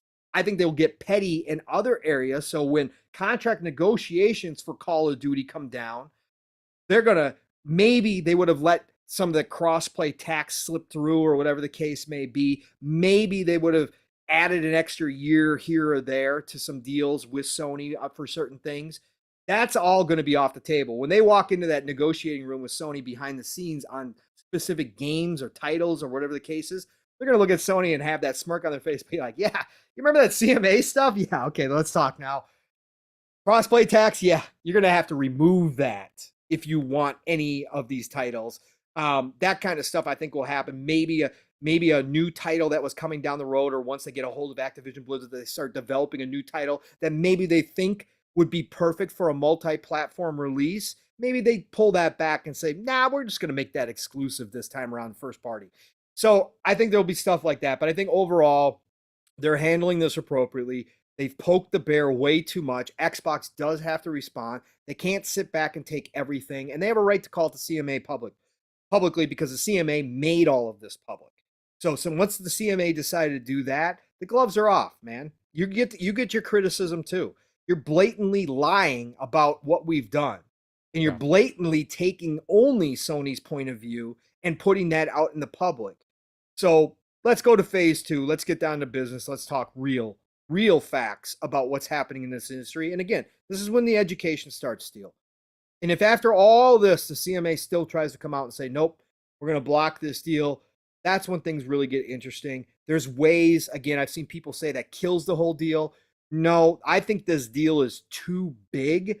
Like if this was a ZeniMax deal and the CMA blocked the ZeniMax deal, I think maybe Microsoft would have pulled out of that. But this $70 billion deal, no, I just think there's other ways around it. People have started talking about it a little bit. You might see some Activision Blizzard games, if the CMA were to be the only regulatory to block this, you might see some Activision Blizzard games be published by other people in the UK. They might have to cut deals like that. If Call of Duty were to come to Game Pass to the rest of the world, it might not show up in Game Pass for UK users. Things like that can still happen. So there's a lot more to happen here. We're going to be talking about this for a while, Steel, coming down the road. We're not even close to the end of this. Hopefully the CMA goes quiet eventually, like the FTC, and lets things happen, play out behind the scenes versus as public. But while it's happening publicly, I'm all for it. Corporate on corporate violence. I don't like the console war nonsense amongst individuals in the community when it gets personal and it gets fucking ridiculous and out of control. That shit I don't like. But when it's corporate on corporate violence, I'm all for it, man. This is fun. Let's see how this goes down. Yeah, 100%. Again, you've made the point, like previously, there's always a lot of quietness, a lot of secret stuff going on behind the scenes, conversations that we can't have because we don't have enough information. And to see stuff like this comes out gets us excited, and that's why we continue to talk about it, because we typically don't get this type of information. It just kind of ramps it up and makes us look at situations a little bit differently. It's like the Power On documentary, right? What the Power On documentary did for me personally is that I look at how Xbox possibly does business a little. It gave me a peek behind the curtain that I didn't have before, and maybe I didn't understand before, which I have now, which is why I try to have a little bit more of that understanding. But to also see, it also gives you the understanding that the industry isn't easy. There's a lot that goes into this. There's a lot of smoke and mirrors that gets put out there, and a lot of these companies, most of the companies, are doing things that's going to be in their best benefit. But again, what makes gaming unique, like Strauss made the point, is different from any other place, because we determine, we as the consumer determine the future of gaming at the end of the day. And for us to be able to speak on these things, have open conversation, and not treat it as if, because I know that whole thing sparked up again. I may have brought it up where people are like downplaying people having that speculation or just having open conversation thing. That I can't agree with that either. Like, let people have the conversation. You can either choose to tune in or not. And at the end of the day, these are the type of conversations that will push the industry forward, because at least these people, maybe one day we will blow up and we'll be the ones to, telling these different companies and everything, hey, maybe these are some of the things you need to look at, A, B, and C, and we can influence. And because of the community that we have, we can say, hey, why don't you consider these things? And we could possibly influence the culture for the future. I think that's opinions at the end of the day. Steel, none of us, nobody out here talking has all 100% facts, and that's about anything in daily life. Most of the conversations you're going to have with friends, family about certain topics, you don't have 100% of the information. Journalists don't have 100% of the information, but they out here writing articles about world leaders, like they have the internal information. Nobody has the again. This is what conversation is. To try to shut it down is. Last point on this deal, real quick, too, because I thought it was funny, because I was listening to Xbox 2 yesterday with Jez and Rand. Shout out to those. We had talked about this. What happens if the deal doesn't go through, Steel? What happens if the deal is actually blocked and Microsoft has to back? What happens? And I know some people have said, well, they'll, I don't think Microsoft will do much, or they'll try the world's going to burn out. Listen, that's when Scorched Earth comes in. And Jez agrees. Jez was talking about this yesterday. Jez goes, and I said this before. I said this on, I think, our show, actually. I said, be careful what you wish for, Sony fans. Be careful what you wish for, Jim Ryan. If you get this deal blocked, don't expect many third-party titles to be coming to your console anytime soon. And Jez agreed. Jez talked about it yesterday. He said that if this deal is blocked, Microsoft will be out here buying up timed exclusivity. Microsoft will be out here doing marketing deals. They will have Call of Duty back as marketing deal for Xbox. All bets will be off at that point, because the regulatory bodies, if they don't pass this deal, they will be telling Microsoft that Sony's way of doing business is the only way that you're allowed to do. And Microsoft, Satya and Phil will take that to heart and say, fine, you want it that way? Guess what? We still have the bigger bank guess what? We will overpay for timed exclusivity deals. Fine, we will play your game, and we're going to play it better than you can play it because we got more money. And that's what's exactly going to happen. So be careful what you wish for, because all these exclusivity deals plus a whole lot more will be coming your way, but you guys will be on the losing end.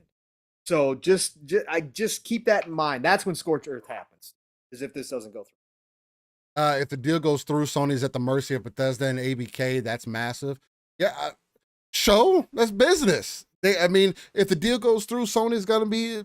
They could be at the mercy. But Microsoft's been at the mercy of Sony this entire time. Yep. Again, like it's so. I don't even know where I want to take. Sony's out here doing deals too, Steel. They just picked up Destiny, and you can say whatever you want. Well, that's going to remain multiplayer. It doesn't matter. They picked that up in response to this deal. They're already prepping, adapt or die. They're already doing their thing. They will continue to do their thing. Sure, are they going to have to be a little uncomfortable? Are they going to have to spend a little bit more money than they ever wanted to as a corporation, Sony Corp? Yes, they are. But they are going to adapt, and they will make their way. And that might mean they're not number one anymore. But that does not matter. That is not set in stone. You don't get to be king just because you were king for 2 decades. Somebody else comes along and takes your throne, you might have to be a serf from now on. That's right. You might have to be an underling from now on. But you will still survive, and Sony will survive. They're cutting deals. They will have to cut more deals. They have to spend more money. That's life. That's business, especially. Yeah. Nick says everyone predicts Call's demise. It tends to be the people that don't play it a lot. Yeah, 100%. It's the same thing with Halo. Everybody just says Halo's dead, people that don't play Halo. But the same thing with Call of Duty is it's a bigger example. Because Call of Duty, the thing about Call of Duty though is that it was on a downhill turn. Until they brought Modern Warfare back, like they literally had to go remake something old to bring themselves back to a sustainable level, and now they've been acquired, so now they can continue to do whatever they need to. And that was kind of the issue before, like without this acquisition. Yeah, I mean, Call of Duty could have went down the drain. Who knows if Modern Warfare 2 could have been the last hit that they had, and then boom, everything else is completely down the drain because they would have had to completely focus on Call of Duty, which we know with this acquisition, it's not going to be that anymore, right? It's going to open up a lot of opportunities for a lot of the studios that are currently slaving on Call of Duty. You're going to be able to pull them off, put them in other places, and then put Call of Duty on a 2-year cycle that people can get used to and actually let Call of Duty live for a while. That's what's going to let it continue to have life. Because if they would have kept going the way that they were going with it, yeah, it would have died. And Call of Duty still could die at any point. Modern Warfare 2 could be the last Call of Duty game that's good. Because the next thing that they're planning to do is something based off of Black Ops, if I'm not mistaken. And if they do that and they go back in the past, or they make the wrong decision right after this next Modern Warfare, after Modern Warfare 2, if they make the wrong decision, I don't know if Call of Duty is going to be it. And then other games could come out. Arc Riders could come out and be a hit. What was the other game? Exo Mecha, I believe it was. Yeah. The other first-person future shooter with mechs and everything in it, that could come out and be a hit. And that could take the place of Call of Duty. It's like a Titanfall-ish game. Certain Affinity could bring out their Halo-esque game or whatever it's supposed to be, and it could be the Call of Duty killer. Like nobody knows what's going to do it. No. Right? And what happens if Call of Duty turns into a games as a service? Yeah, and I that's still think that's a huge possibility. They should. And what if Microsoft is thinking about that already? And maybe that's, whether it's 2 or 3 iterations down the road, whatever the case. What if they just decide to make it a games as a service, and all of a sudden we don't have the year release? What would Sony complain about then? Oh, you can't do that. You can't make that. We need that year release in order to make our money. So you can't turn that into a games as a service Activision. No, Sony doesn't have that type of control. And I still think it's a real possibility that it just becomes a games of service. We get add-ons every so often, but the year release or the every other year release as it stands right now that they're going forward with, all of a sudden is completely gone, Steel. And all of a sudden it's just a living game that they add on to. Yeah, Nix. I mean, COD is a game as a service. I mean, it gets updated and everything all the time. What we mean is more so where there's not the next iteration of the game. Right. Where these like Modern Warfare 2 could be, of course, that's not because they wouldn't call it Modern Warfare 2. No. But where the next Call of Duty that they release it's just Call of Duty. It gets updated. They drop new guns. Expansions. You have expansions and stuff like that. Yep. We are getting into a point to where there's literally not a reason for you to put out part 2, a part 3, because before we had iterations where the second game literally looked better than the first game. Now we're getting to a point where the second game, it may not necessarily look better than the first game. There may be some elements that are better, like we're seeing with God of War Ragnarok. Of course, the game is going to look better optimized, but it's still playable on PlayStation 4. So it's like, you know what I mean? And the more we can get into like sports games, racing games, shooters, if they could come out with one game that they service to make sure that they put out the best quality product possible. And yes, I also agree with that too, Nix, that the games as a service component is Warzone. I don't agree. I think Warzone should just be an additional piece of that service as part of your complete package. Because the other thing too is that Call of Duty's multiplayer has traditionally been a major part of Call of Duty also. It should be treated as a games as a service also, just as much as Warzone is. Yeah, and you could see, Steel, that Activision has this thought because now they're integrating your progression across mobile, across Warzone, across multiplayer. Eventually, it might just all become one big package deal, and you could just, again, all they have to do is expand each and every time. They can expand with new map packs. They can expand with single player content, campaign stuff, all of that. But it could all just become one big living, breathing game at one point. And again, yes, it is already a games of service, Nick. You're not wrong. But what I'm saying is the traditional style of a games as a service where it's just like Fortnite continues to live on.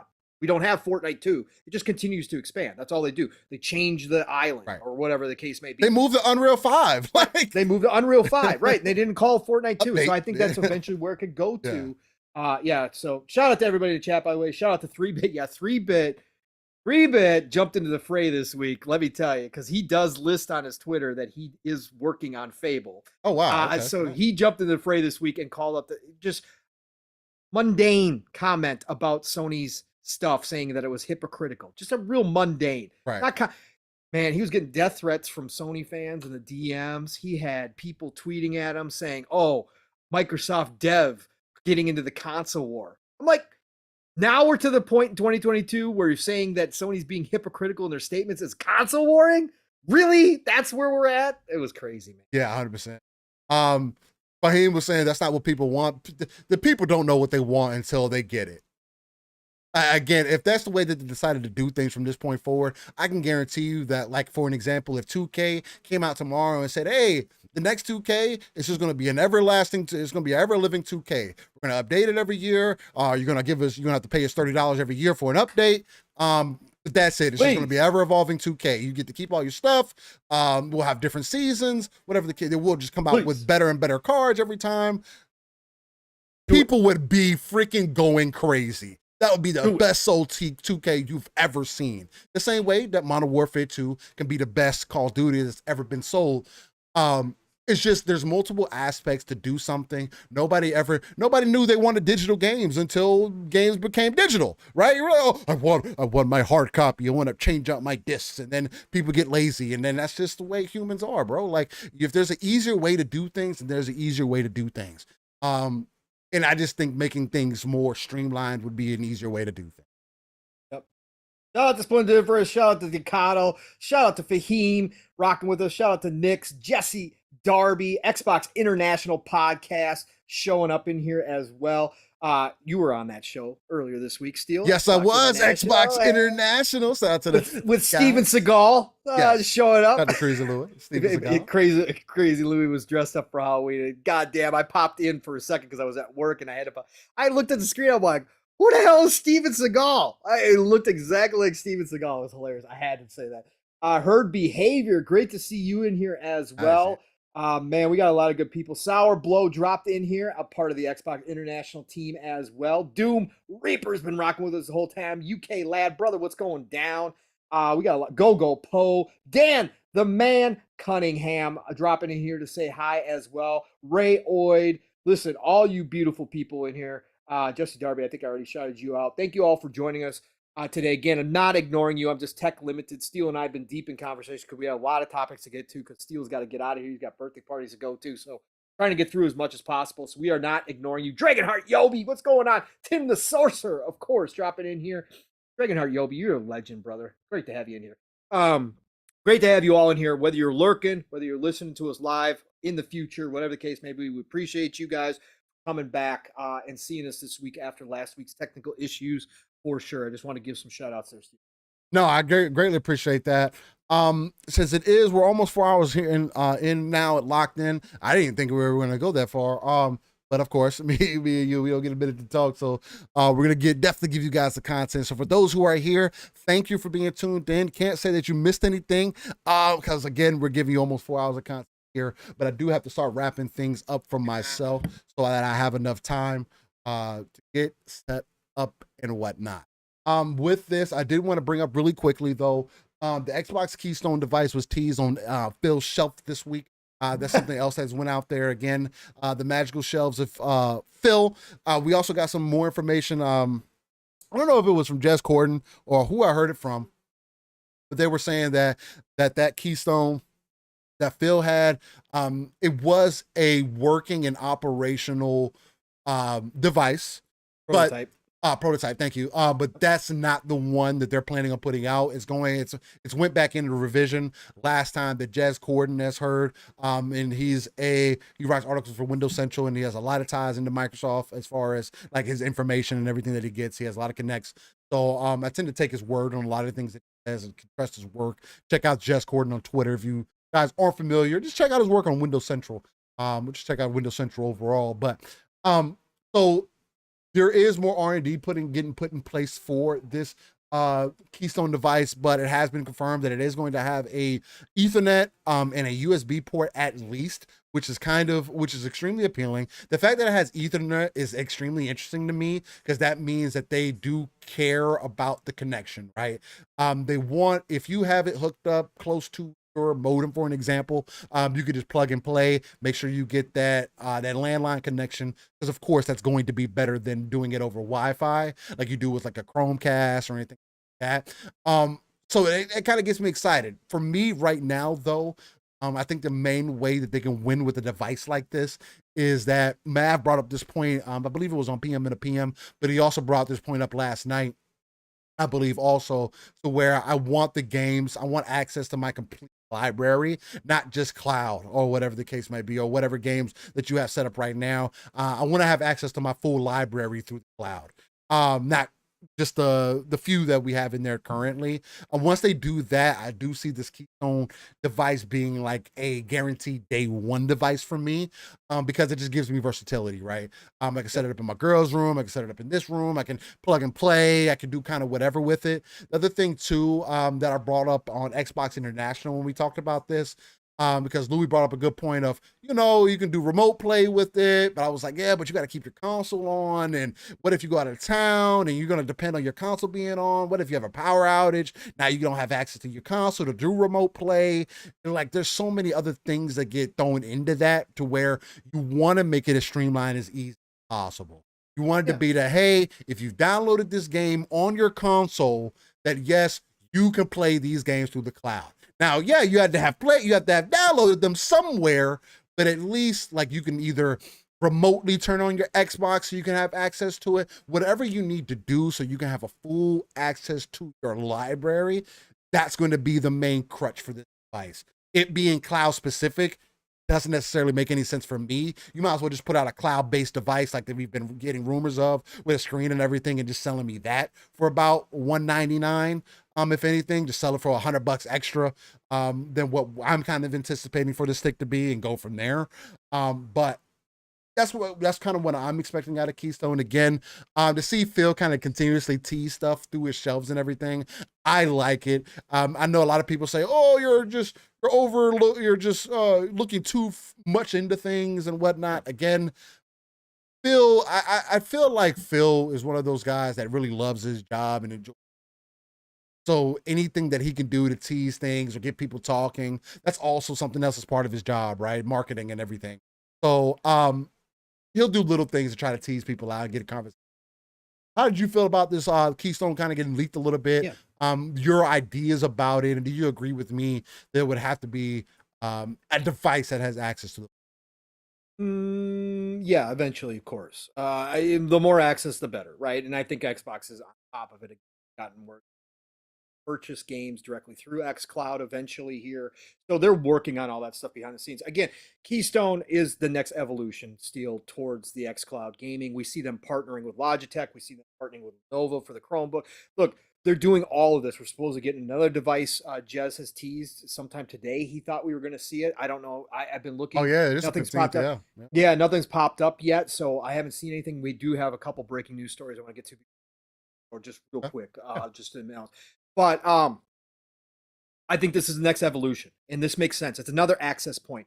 And even if it isn't for, even if the adoption rate in the US, in the West, EU, that kind of places isn't high still, I think this adoption rate could be huge over in the East if they go worldwide. I think even without access to your full library, the East will eat this device up to have access to Game Pass. This will be a companion to the Switch market over there. This will be a companion to their mobile devices over there. This is exactly what that side of the world looks for in a device, because they have the infrastructure, they have the internet to give them the best experience that they possibly can get out of this device. So I think it will be huge, because now Xbox is starting to make a name for themselves in the East again. People are talking about Xbox. It's not big. Again, we talk about this all the time. I'm not talking about domination here, but I'm saying that people are talking about it. So you introduce a device like this, and maybe people in the East have been holding off on buying a Series X or holding off buying a Series S, but they get a device over there for $100 with a controller that allows them to get into Game Pass and enjoy 400 plus titles and play through the cloud.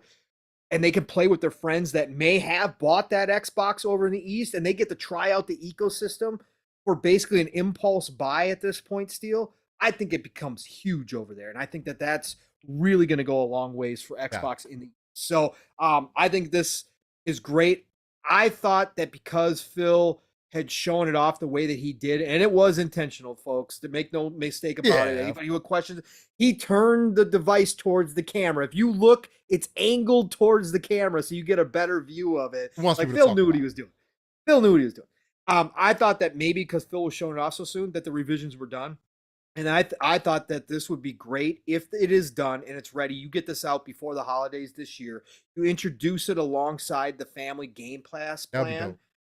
Yo, that's huge, because then you're talking about, like you said, Steel, maybe you've got TVs in all the kids' rooms, but maybe you don't have the money to buy an S for all the kids or an X for everybody. But you introduce this device, and all of a sudden you introduce Family Game Pass, and all of a sudden people realize what that means. Oh, I can get 5 subscriptions, so I can get the 2 kids, me, my wife, all on it together in Game Pass for $25 a month. Plus, I can go out and get these little $100 devices with a controller that I can plug into the kids' TV, because the kids really don't care. Like, the kids don't care about 4K. The kids don't care about that, but they can go and hop into Game Pass and play games, and we can do all that for $100 per device. You got a seller, man. I think you got a seller for this holiday. So, but Jez, Rand thinks it's 2024. Jez pulled that a little back and said, no, I think it's sooner than that, sooner than later. But the way Jez was talking, he didn't give any specific dates. But it sounded like he was thinking more 2023 sometime for the announcement. I was hoping, because I don't think Phil shows this thing off unless they're ready to start talking soon. Maybe it's not this year, but I'm hoping sooner than later. But it's a great move on their part. Again, we knew this was coming eventually with all the, again, they're putting apps on TVs. Jez confirmed again, they're working out a way to get the apps onto older TVs as well, not just the new setups. So yeah, the new TVs. So they're moving. They're moving. Again, all these partnerships with Logitech, you can say, I don't know who that's for. That's not for me. I said that. I don't know who the audience is, but it doesn't matter. They want we just got the announcement of the Meta deal. I don't know if you're going to talk about that, Steel, if you got time, but they just announced the deal with Meta, where Game Pass is going to be available in the Quest, the Meta Quest. Now, dude, they're putting Xbox everywhere, everywhere. They want to get to a point when you buy a device, you just know whatever that device is, you can access Game Pass and you can access your library through it. That's where they eventually want to get. They want to be synonymous with, and I think that that's where Xbox is moving. So this is a great step forward. Yeah. And real quick, just to address Jesse Darby real quick, because he says he was agreeing with the expansion for the sports games and everything. Yeah. But he was like, but Call of Duty was made popular on his campaign just to make it Destiny. I don't agree that Call of Duty was made popular on his campaign. It was originally, but that's not what made it blow up. What made it blow up was its multiplayer. In the But you can regular still Call of offer Duty form. campaign. Yeah, separately, too. obviously. But and then he goes on to say, basically, you guys are saying you wanted multiplayer only, no single player, a player who's what, and I see what you're trying to do. I see what you're doing with drawing that reference to Destiny. And just because you're a games as a service doesn't mean that you have to do it the same way as every other games as a service, right? You can separate yourself out and still have your game as a service and still offer, like they kind of used to do back in the day when you got your multiplayer expansions, you get a campaign expansion with, right? That's what they're talking about doing. Yeah, that was word this week too for Modern Warfare 2 for the second year. Yeah. There is now a rumor that they're going to have campaign DLC, paid campaign DLC alongside the multiplayer DLC next year. Yeah. So they're going to continue the campaign forward. So I mean, immediately that gives you that route to where, yeah, you have your single player story and you play your single player, nothing to take away from the single player. But if you're going to add on content, or most of the time these people don't, it's not as often as we get. I mean, now we are, because there's a shit ton of more games.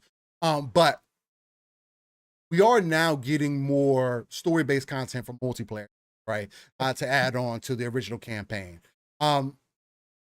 So it makes sense that they will still do it that way while keeping the multiplayer side of the game just that, right? There's nothing keeping you from adding it on or keeping a single player. If you want to play a solo, there's nothing to keep you from doing. Again, at the end of the day, you should always have the option. That's the whole thing about this whole digital era and everything else. I still want to have the ability to play it solo. Like Brad Warwick brought up a point. He was like, oh, he hit me up on Twitter. He was like, oh, you're gonna, who are you playing with co-op on PC? And I was like, all right, nobody necessarily. I don't have people that I play co-op with like that on PC. But for Gotham Knights, that's not why I was getting the game.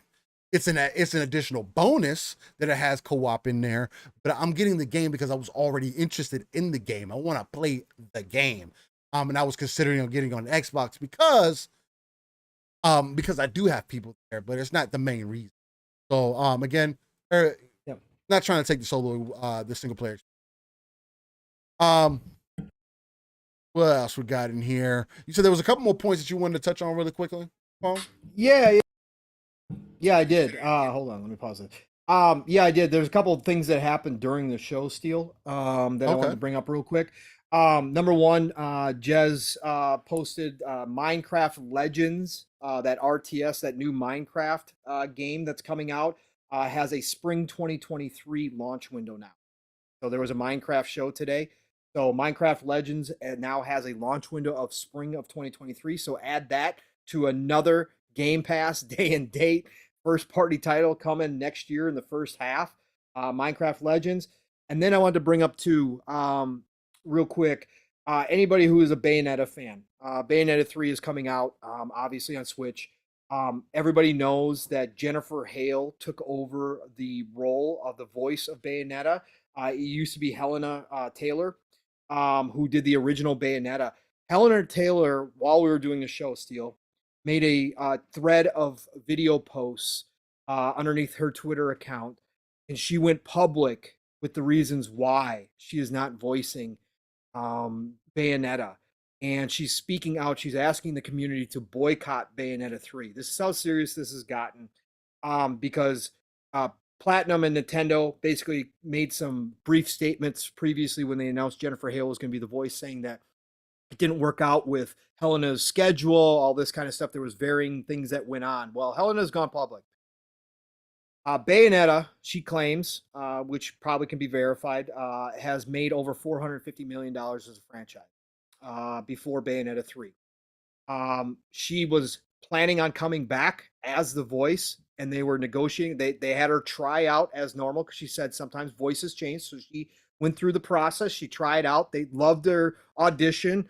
Said it was perfect. It was spot on. They went to contract negotiations, and she got down to contract negotiations, and their final offer to her to voice Bayonetta for Bayonetta 3 was $4,000. I think the I think the dev came out and said that that was incorrect. Yeah, but with no proof. No With proof. I mean, again, Camilla. This is Camilla. Yeah, Camilla. And we know who Camilla is. We know what he's about. But she's gone very public with this. Obviously, she's got the receipts. She says $4,000 was their final offer, and that was obviously disrespectful. And that's not just Platinum. That's Nintendo's doing as well. And so, yeah. So this is gonna get messy. She's asking the community to boycott. I just thought it was something to bring up because it is a part of it. It is crazy. She made Bayonetta. I mean, again, yes, the devs and the design, but the voice. And we know as gamers, when there's a high profile IP, a high profile character, you get to know the voice. And that's why voice actors has become so important. Dragonheart Yobi said that that she is a union voice actor. She's very expensive. Yeah. And I'm sure she is. I mean, voice acting isn't, it shouldn't be cheap work, not bro. cheap anymore. No, it's not easy work. I know people, oh, you're just speaking to a mic. No, it's not that easy. A lot of the voiceover people, they do a lot of the stuff behind the scenes and then send it to them. So like a lot of the adjustments and effects and stuff like that, they have to do some of that on their end, but ain't no telling. No, and that's why voice actors have become celebrities in a lot of ways. Yeah, that's how big they are now, right? That the big ones get paid. Biggest thing. Right to get what's his name? Steve Down. To get Steve Down, thank you. But to get offer after you've been a part of making the first two Bayonettas highly successful, $4,000. I mean, it's also, we don't know how many lines of dialogue there is. No, we don't know any of that stuff. We don't know any of that stuff. I just wanted to bring that up. I just wanted to bring that up. She has made it public, and she's pissed off. Slimy. Yeah, it is slimy. So I just wanted to let you all know that too. So those are my two topics. Shout out to Bayonetta. Hopefully it ends up being a good game. It has a lot of anticipation. The word is. It is. I think I might buckle down and end up getting it too. I definitely give it a run. Although I haven't played through 2 yet, so I don't know. I may or may not hold off. I haven't debated on that yet. I did play through, finished one. I can't remember, but either way, I think with that, I'm gonna go ahead and wrap up the show here. We're not gonna do upcoming this day in gaming this time around, just because I'm kind of short on time and everything, but that's perfectly fine. We'll bring it back next weekend, and I shouldn't have anything going on. But with that said, ladies and gentlemen, I want to thank you for joining us again on this week of Living Splitscreen. I know we skipped a week, but we came right back into it. 4 hours of content. Definitely appreciate you all for being here. If you haven't hit the like button, please hit that like button. And on the audio side of things, let us know what we can do to improve. Quality sounding good. If you like the conversations we had today, we took it a few different directions. Hopefully, we did cover quite a good amount of things, I would think, at least in my personal opinion. Only other thing was the Marvel's Midnight Suns thing. It's pulling my attention a little bit. It's doing some things there. I like it. I like it, Steve. So we'll see. I want to hear more from it and see more gameplay. Again, minimum 50 hours. If you don't do any of the side questing, if you do the side questing, they're saying 80+ hours. So this is a straight up for access game. I'm happy to hear. Yeah, actually, absolutely. And Dragonheart Yobi says the new layout is fire. Thanks, Yobi. Something I'm doing different. And again, it's gonna be a little bit themed since we're going into the holidays. And again, I wanted to show more of the gameplay because I felt like it looked better that way. But neither here or there. Ladies and gentlemen, again, episode 76 is in the books. You can find me, Steel Rain, the T is a 7, everywhere that has a search bar, whether it's Xbox, PC, PlayStation. You just type it in Google. You're guaranteed to find me. Let's chop it up. Let's talk about games. Let's talk about the industry. Let's get some gaming in.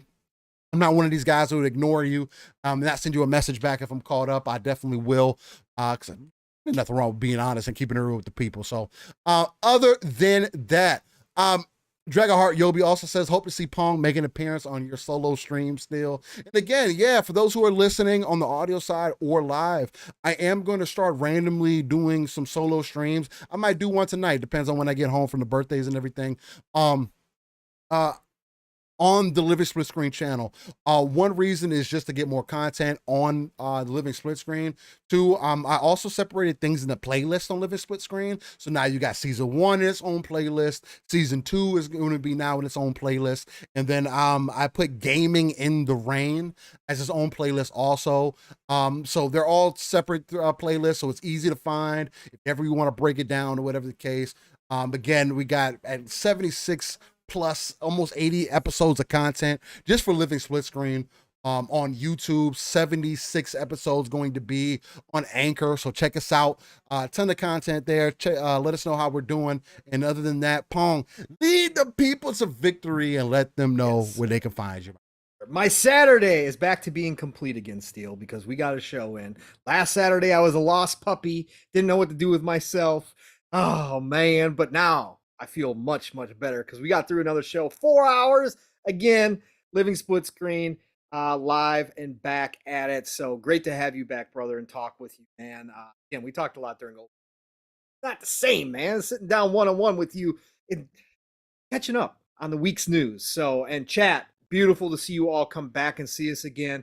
And thank you all for your patience as we went technical problems last week, but appreciate you all showing back up here. Great to see all your beautiful faces. Again, continue if you've got the opportunity to share us out. If somebody asks about a podcast and you want to promote us to them, please do so. You will help us get to 1K. Again, like Seal said, he's going to try to start doing some more streaming. But at the same time, real life is what it is, and we don't know when we're going to get wrapped up. And we got this one show that you can count on almost every week, despite maybe some things popping up here and there. But otherwise, you can count on us every Saturday morning. Thank you all. Love and respect to each and every one of you. Pong Soul Xbox, Pong Soul Twitter. You know what it is there. You can find me. Follow me. I'll follow you back. And then otherwise, tonight, the Shop Podcast, PTK Blam, Fuzzy Belvedere, and myself will be chopping it up as well over this week's news. 9 p.m. Eastern, 8 o'clock Central Time. Got to check out the show. We don't have a guest scheduled right now, but sometimes PTK comes through at the last minute with one. But otherwise, you're going to get great conversation there as well. Tuesdays, Xbox Factor podcast. Shout out to Boomstick again. For anybody who doesn't know, Boom lost his mom this past week. It happened live during primetime gaming. That's why he hasn't been doing his shows this week. But listen, shout out to Boom, his entire family. All love to all of you. Nice. And you're in my thoughts and prayers. Everybody pretty much hit him up. But if you didn't know, that's what's going on with Boom. But he did put out a tweet, said he will be back next week. It's a great distraction to get his mind off of things. So he's going to start back up Tuesday with the Xbox Factor podcast. Don't know if I'll be there, but you got to be there. 12 p.m. Eastern, 11 o'clock Central Time. Thursdays, PM in the PM. Pong and Mav in the PM. That's right, 7 p.m. Eastern, 6 o'clock Central Time. Be there. We're going to be talking. We had a great conversation this week as well, just like Steele and I do. No guests as of this moment. I know Mav is trying to line up some things, but this coming week should just be him and I again. But be there and check us out. And then Fridays, Xbox Ultimate, 9 p.m. Eastern, 8 o'clock Central Time, back on the Fun Speculation Show. So be there and enjoy the laughs and also the good conversation. Otherwise, it is the golden age of gaming. Get out there for the rest of the weekend. Enjoy it. I hope you're having a great one.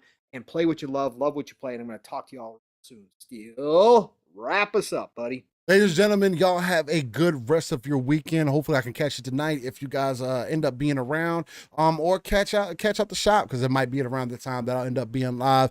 But other than that, y'all have a fantastic rest of your day. Stay safe, and we'll catch you next week on episode 77 of Living Splitscreen. Much love.